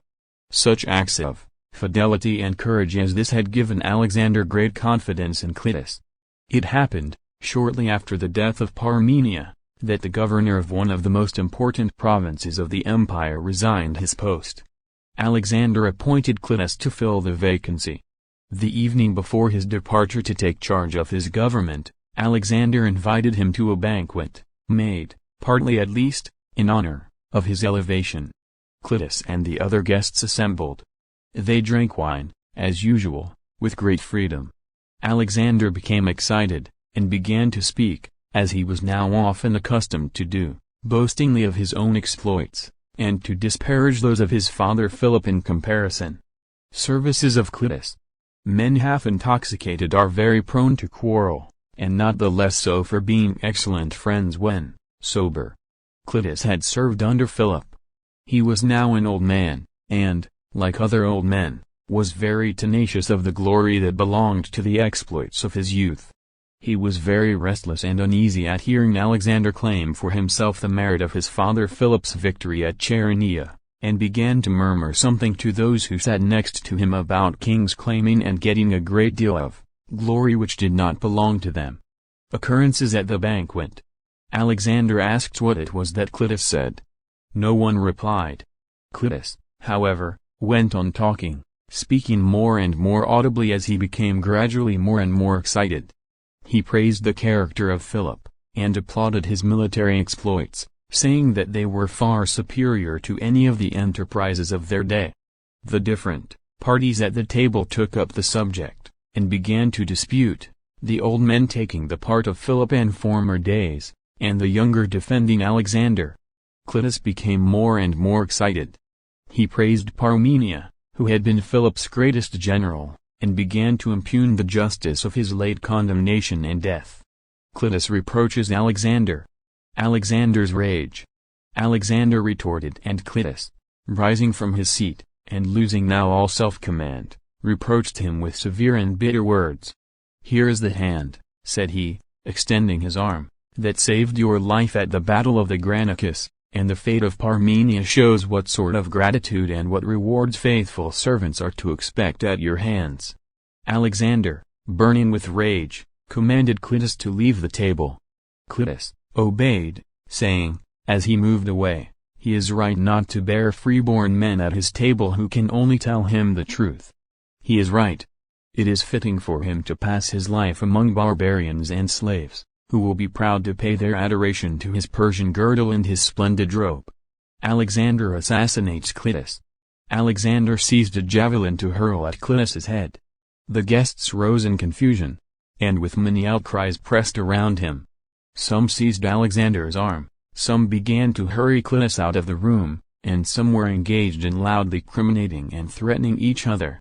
They got Cletus out of the apartment, but as soon as he was in the hall he broke away from them, returned by another door, and began to renew his insults to Alexander. The king hurled his javelin and struck Cletus down, saying, at the same time, "Go, then, and join Philip and Parmenia." The company rushed to the rescue of the unhappy man, but it was too late. He died almost immediately. His remorse. Alexander, as soon as he came to himself, was overwhelmed with remorse and despair. He mourned bitterly, for many days, the death of his long-tried and faithful friend, and execrated the intoxication and passion, on his part, which had caused it. He could not, however, restore Cletus to life, nor remove from his own character the indelible stains which such deeds necessarily fixed upon it. Chapter 12. Alexander's End. BC 326–319 Alexander's invasion of India. Insubordination of the army. After the events narrated in the last chapter, Alexander continued, for 2 or 3 years, his expeditions and conquests in Asia, and in the course of them he met with a great variety of adventures which cannot be here particularly described. He penetrated into India as far as the banks of the Indus, and, not content with this, was preparing to cross the Indus and go on to the Ganges. His soldiers, however, resisted this design. They were alarmed at the stories which they heard of the Indian armies, with elephants bearing castles upon their backs, and soldiers armed with strange and unheard-of weapons. These rumors, and the natural desire of the soldiers not to go away any further from their native land, produced almost a mutiny in the army. At length, Alexander, learning how strong and how extensive the spirit of insubordination was becoming, summoned his officers to his own tent, and then, ordering the whole army to gather around, he went out to meet them. Alexander's address to the army. He made an address to them, in which he recounted all their past exploits, praised the courage and perseverance which they had shown thus far, and endeavored to animate them with a desire to proceed. They listened in silence, and no one attempted to reply. This solemn pause was followed by marks of great agitation throughout the assembly. The army loved their commander, notwithstanding his faults and failings. They were extremely unwilling to make any resistance to his authority, but they had lost that extreme and unbounded confidence in his energy and virtue which made them ready, in the former part of his career, to press forward into any difficulties and dangers whatever, where he led the way. At last one of the army approached the king and addressed him somewhat as follows, address made to him. The army refuses to go further. We are not changed, sir, in our affection for you. We still have, and shall always retain, the same zeal and the same fidelity. We are ready to follow you at the hazard of our lives, and to march wherever you may lead us. Still we must ask you, most respectfully, to consider the circumstances in which we are placed. We have done all for you that it was possible for man to do. We have crossed seas and land.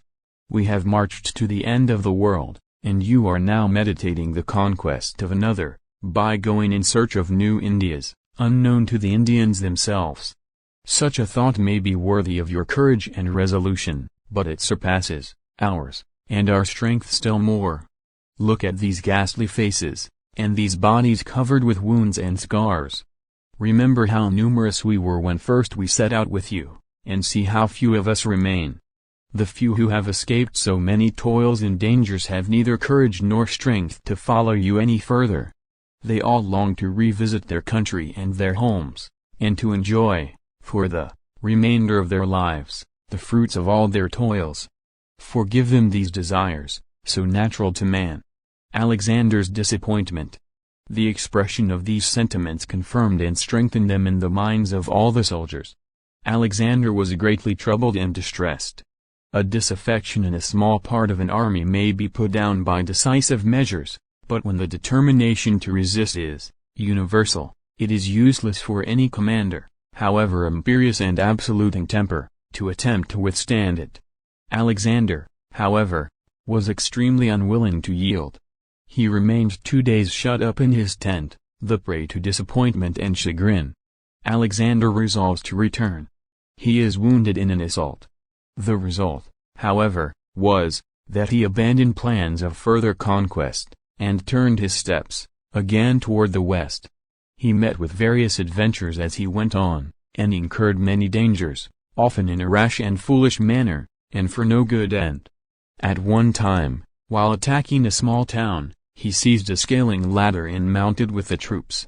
In doing this, however, he put himself forward so rashly and inconsiderately that his ladder was broken, and while the rest retreated he was left, alone upon the wall, whence he descended into the town, and was immediately surrounded by enemies.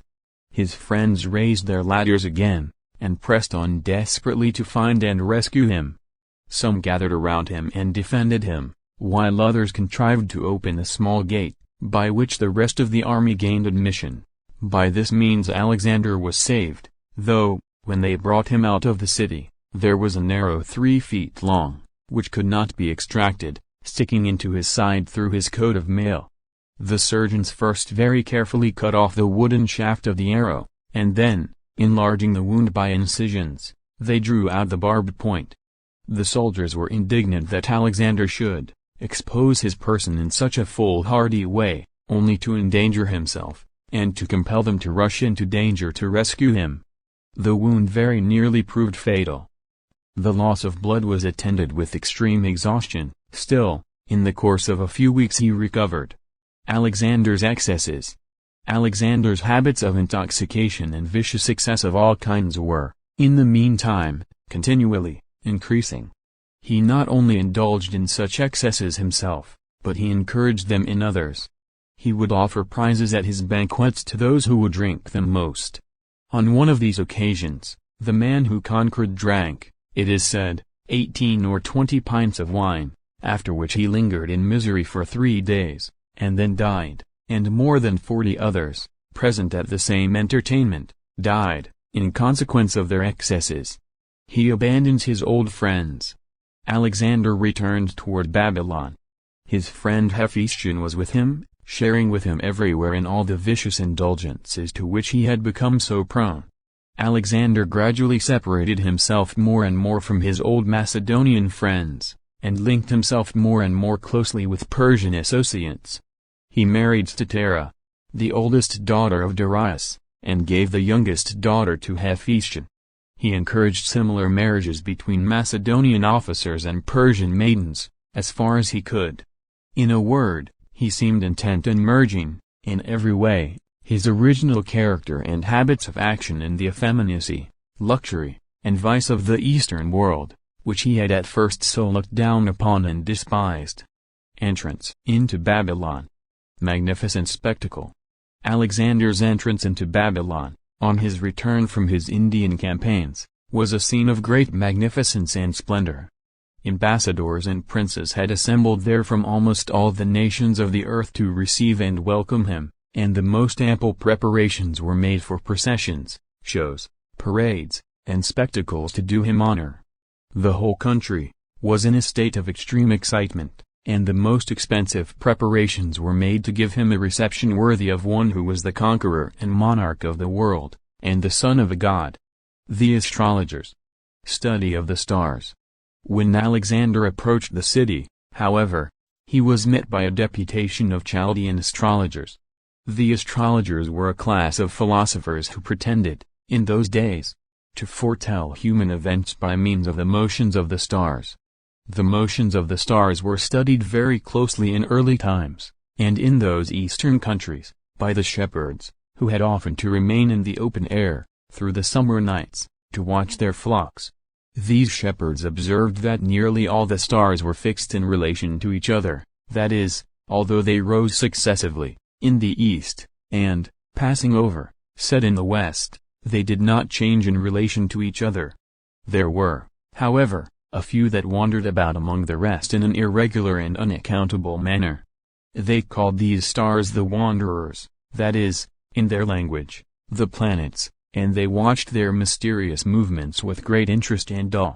They naturally imagined that these changes had some connection with human affairs, and they endeavored to prognosticate from them the events, whether prosperous or adverse, which were to befall mankind. Whenever a comet or an eclipse appeared, they thought it portended some terrible calamity. The study of the motions and appearances of the stars, with a view to foretell the course of human affairs, was the science of astrology. Warning of the astrologers. Alexander's perplexity. The astrologers came, in a very solemn and imposing procession, to meet Alexander on his march. They informed him that they had found indubitable evidence in the stars that, if he came into Babylon, he would hazard his life. They accordingly begged him not to approach any nearer, but to choose some other city for his capital. Alexander was very much perplexed by this announcement. His mind, weakened by effeminacy and dissipation, was very susceptible to superstitious fears. It was not merely by the debilitating influence of vicious indulgence on the nervous constitution that this effect was produced. It was, in part, the moral influence of conscious guilt. Guilt makes men afraid. It not only increases the power of real dangers, but predisposes the mind to all sorts of imaginary fears. Alexander was very much troubled at this announcement of the astrologers. He suspended his march, and began anxiously to consider what to do. At length the Greek philosophers came to him and reasoned with him on this subject, persuading him that the science of astrology was not worthy of any belief. The Greeks had no faith in astrology. They foretold future events, by the flight of birds, or by the appearances presented in the dissection of beasts offered in sacrifice. At length, however, Alexander's fears were so far allayed that he concluded to enter the city. He advanced, accordingly, with his whole army, and made his entry under circumstances of the greatest possible parade and splendor. As soon, however, as the excitement of the first few days had passed away, his mind relapsed again, and he became anxious, troubled, and unhappy. Death of Hephaestion. Alexander's melancholy. Hephaestion, his great personal friend and companion, had died while he was on the march toward Babylon. He was brought to the grave by diseases produced by dissipation and vice. Alexander was very much moved by his death. It threw him at once into a fit of despondency and gloom. It was some time before he could at all overcome the melancholy reflections and forebodings which this event produced. He determined that, as soon as he arrived in Babylon, he would do all possible honor to Hephaestion's memory by a magnificent funeral.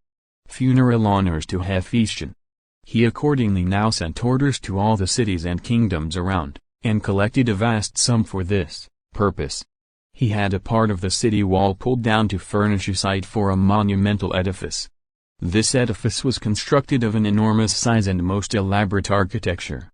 It was ornamented with long rows of prows of ships, taken by Alexander in his victories, and by statues, and columns, and sculptures, and gilded ornaments of every kind. There were images of sirens on the entablatures near the roof, which, by means of a mechanism concealed within, were made to sing dirges and mournful songs.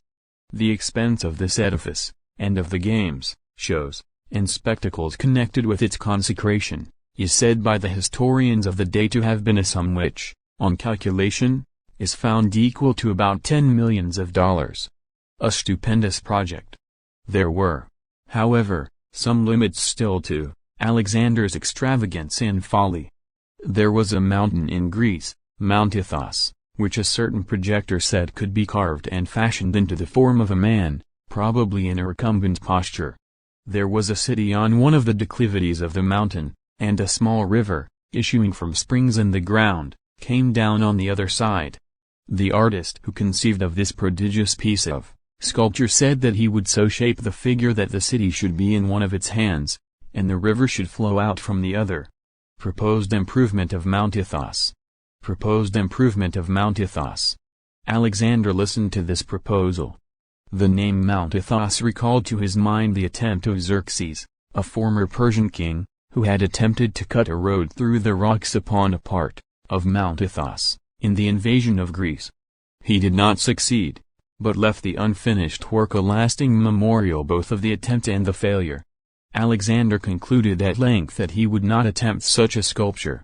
Mount Athos, said he, is already the monument of one king's folly, I will not make it that of another. Alexander's depression. Magnificent plans. As soon as the excitement, connected with the funeral obsequies of Hephaestion were over, Alexander's mind relapsed again into a state of gloomy melancholy. This depression, caused, as it was, by previous dissipation and vice, seemed to admit of no remedy or relief but in new excesses. The traces, however, of his former energy so far remained that he began to form magnificent plans for the improvement of Babylon. He commenced the execution of some of these plans. His time was spent, in short, in strange alternations, resolution and energy in forming vast plans one day, and utter abandonment to all the excesses of dissipation and vice the next. It was a mournful spectacle to see his former greatness of soul still struggling on, though more and more faintly, as it became gradually overborne by the resistless inroads of intemperance and sin. The scene was at length suddenly terminated in the following manner, a prolonged carousal. Alexander's excesses.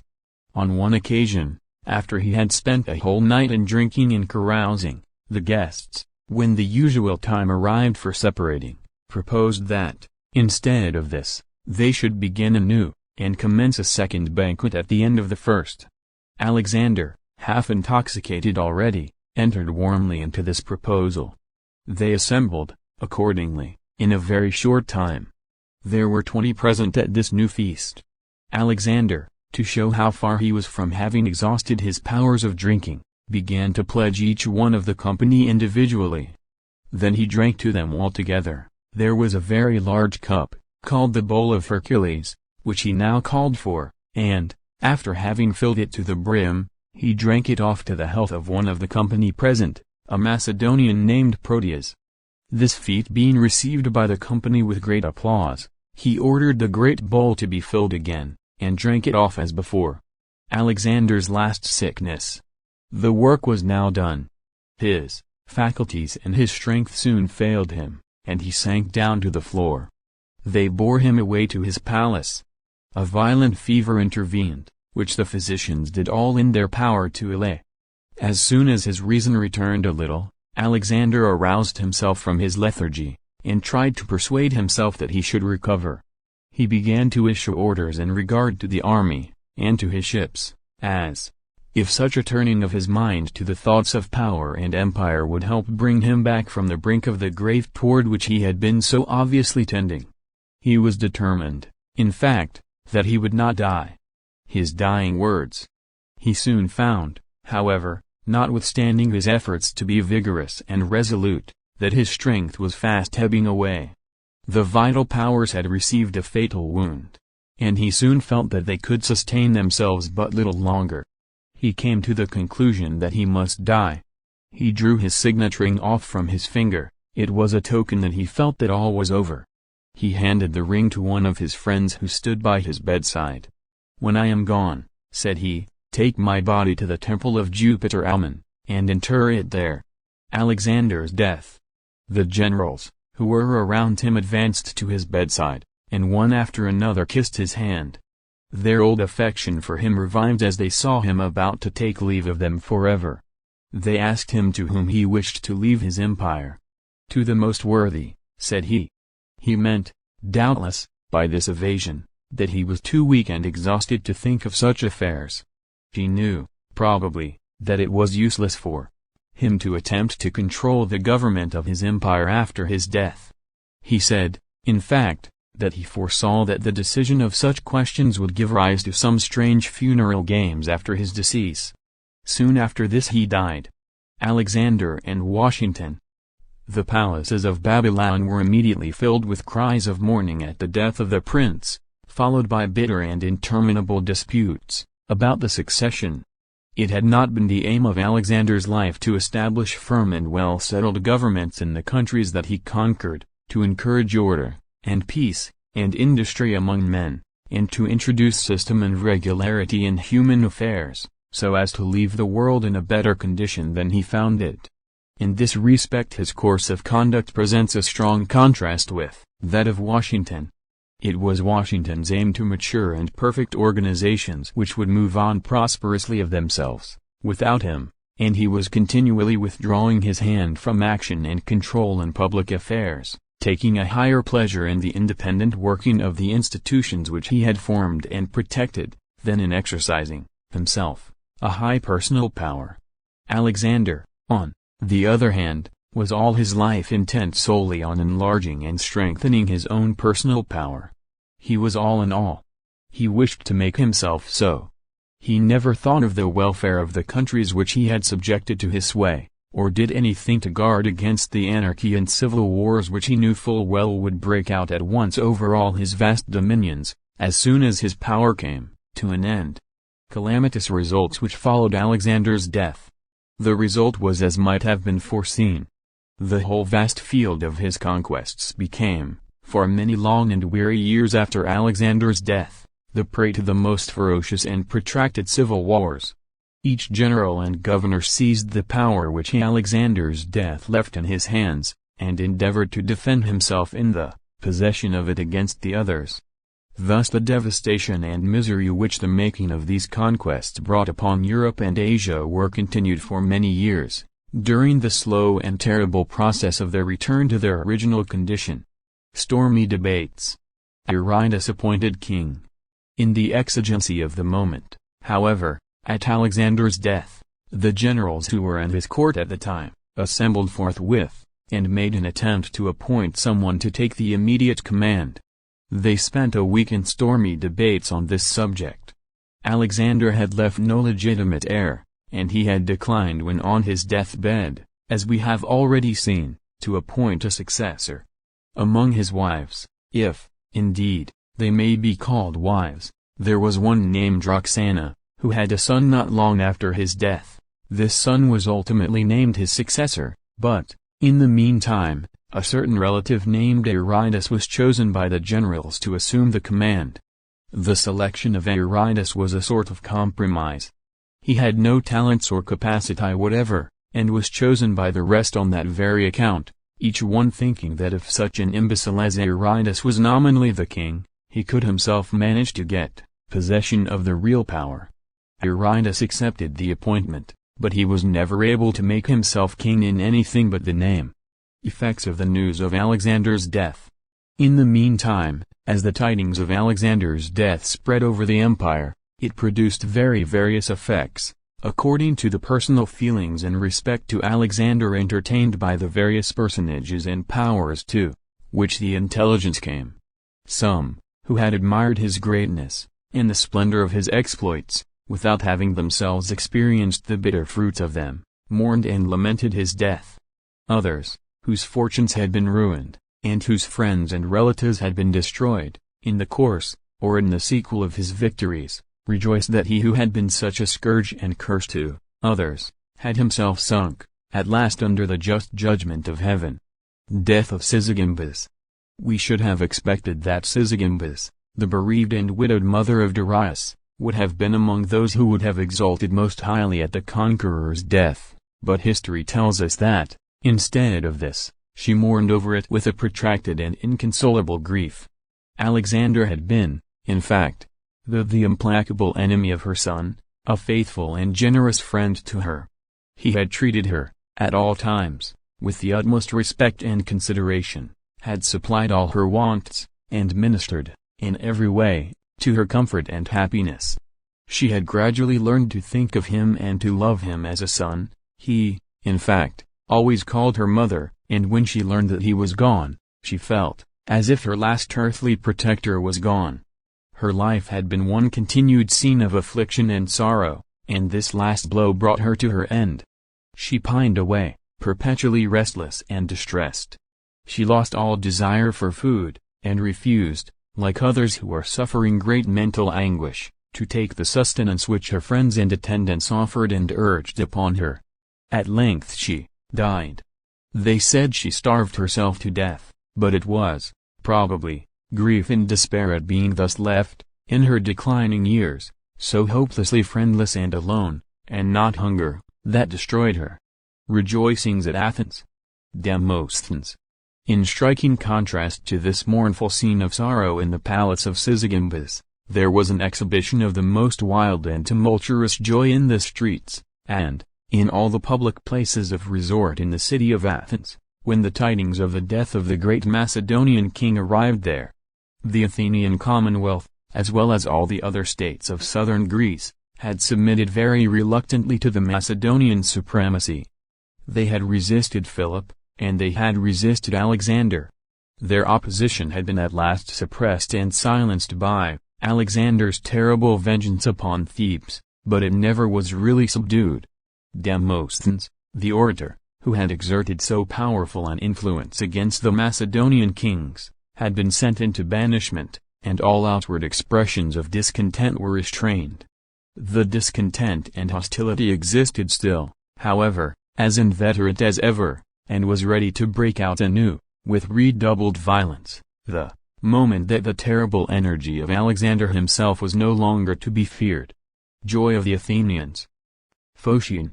When, therefore, the rumor arrived at Athens, for at first it was a mere rumor, that Alexander was dead in Babylon, the whole city was thrown into a state of the most tumultuous joy.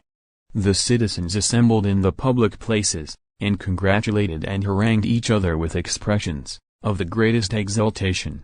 They were for proclaiming their independence and declaring war against Macedon on the spot. Some of the older and more sagacious of their counselors were, however, more composed and calm. They recommended a little delay, in order to see whether the news was really true.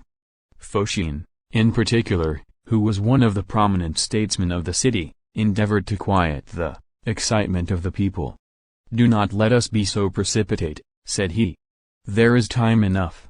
If Alexander is really dead today, he will be dead tomorrow, and the next day, so that there will be time enough for us to act with deliberation and discretion." Measures of the Athenians. Just and true as this view of the subject was, there was too much of rebuke and satire in it to have much influence with those to whom it was addressed. The people were resolved on war. They sent commissioners into all the states of the Peloponnesus to organize a league, offensive and defensive, against Macedon. They recalled Demosthenes from his banishment, and adopted all the necessary military measures for establishing and maintaining their freedom. The consequences of all this would doubtless have been very serious, if the rumor of Alexander's death had proved false, but, fortunately for Demosthenes and the Athenians, it was soon abundantly confirmed. Triumphant return of Demosthenes. Grand reception of Demosthenes. The return of Demosthenes to the city was like the triumphal entry of a conqueror. At the time of his recall he was at the island of Aegina, which is about 40 miles southwest of Athens, in one of the gulfs of the Aegean Sea. They sent a public galley to receive him, and to bring him to the land. It was a galley of 3 banks of oars, and was fitted up in a style to do honor to a public guest. Athens is situated some distance back from the sea, and has a small port, called the Piraeus, at the shore, a long, straight avenue leading from the port to the city. The galley by which Demosthenes was conveyed landed at the Piraeus. All the civil and religious authorities of the city went down to the port, in a grand procession, to receive and welcome the exile on his arrival, and a large portion of the population followed in the train, to witness the spectacle, and to swell by their acclamations the general expression of joy. Preparations for the funeral. Destination of Alexander's body. In the meantime, the preparations for Alexander's funeral had been going on, upon a great scale of magnificence and splendor. It was 2 years before they were complete. The body had been given, first, to be embalmed, according to the Egyptian and Chaldean art, and then had been placed in a sort of sarcophagus, in which it was to be conveyed to its long home. Alexander, it will be remembered, had given directions that it should be taken to the temple of Jupiter Ammon, in the Egyptian oasis, where he had been pronounced the son of a god. It would seem incredible that such a mind as his could really admit such an absurd superstition as the story of his divine origin, and we must therefore suppose that he gave this direction in order that the place of his interment might confirm the idea of his superhuman nature in the general opinion of mankind. At all events, such were his orders, and the authorities who were left in power at Babylon after his death, prepared to execute them. A funeral on a grand scale. It was a long journey. To convey a body by a regular funeral procession, formed as soon after the death, as the arrangements could be made, from Babylon to the eastern frontiers of Egypt, a distance of 1,000 miles, was perhaps as grand a plan of interment as was ever formed. It has something like a parallel in the removal of Napoleon's body from St. Helena to Paris, though this was not really an interment, but a transfer. Alexander's was a simple burial procession, going from the palace where he died to the proper cemetery, a march of 1,000 miles, it is true, but all within his own dominions. The greatness of it resulted simply from the magnitude of the scale on which everything pertaining to the mighty here was performed, for it was nothing but a simple passage from the dwelling to the burial ground on his own estates, after all. The funeral car. Its construction and magnitude. A very large and elaborately constructed carriage was built to convey the body. The accounts of the richness and splendor of this vehicle are almost incredible. The spokes and staves of the wheels were overlaid with gold, and the extremities of the axles, where they appeared outside at the centers of the wheels, were adorned with massive golden ornaments. The wheels and axle trees were so large, and so far apart, that there was supported upon them a platform or floor for the carriage 12 feet wide and 18 feet long. Upon this platform there was erected a magnificent pavilion, supported by Ionic columns, and profusely ornamented, both within and without, with purple and gold. The interior constituted an apartment, more or less open at the sides, and resplendent within with gems and precious stones. The space of 12 feet by 18 forms a chamber of no inconsiderable size, and there was thus ample room for what was required within. There was a throne, raised some steps, and placed back upon the platform, profusely carved and gilded.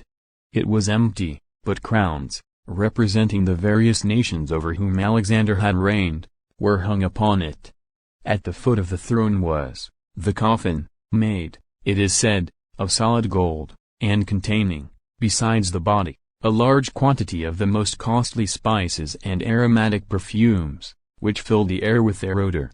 The arms which Alexander wore were laid out in view, also, between the coffin and the throne. Ornaments and basso-relievos. Column of mules. On the 4 sides of the carriage were basso-relievos, that is, sculptured figures raised from a surface, representing Alexander himself, with various military concomitants. There were Macedonian columns, and Persian squadrons, and elephants of India, and troops of horse, and various other emblems of the departed hero's greatness and power. Around the pavilion, too, there was a fringe or network of golden lace, to the pendants of which were attached bells, which tolled continually, with a mournful sound, as the carriage moved along. A long column of mules, 64 in number, arranged in sets of 4, drew this ponderous car. These mules were all selected for their great size and strength, and were splendidly caparisoned. They had collars and harnesses mounted with gold, and enriched with precious stones. Crowds of spectators. Before the procession set out, from Babylon an army of pioneers and workmen went forward to repair the roads, strengthen the bridges, and remove the obstacles along the whole line of route over which the train was to pass. At length, when all was ready, the solemn procession began to move, and passed out through the gates of Babylon. No pen can describe the enormous throngs of spectators that assembled to witness its departure, and that gathered along the route, as it passed slowly on from city to city, in its long and weary way. The body deposited at Alexandria.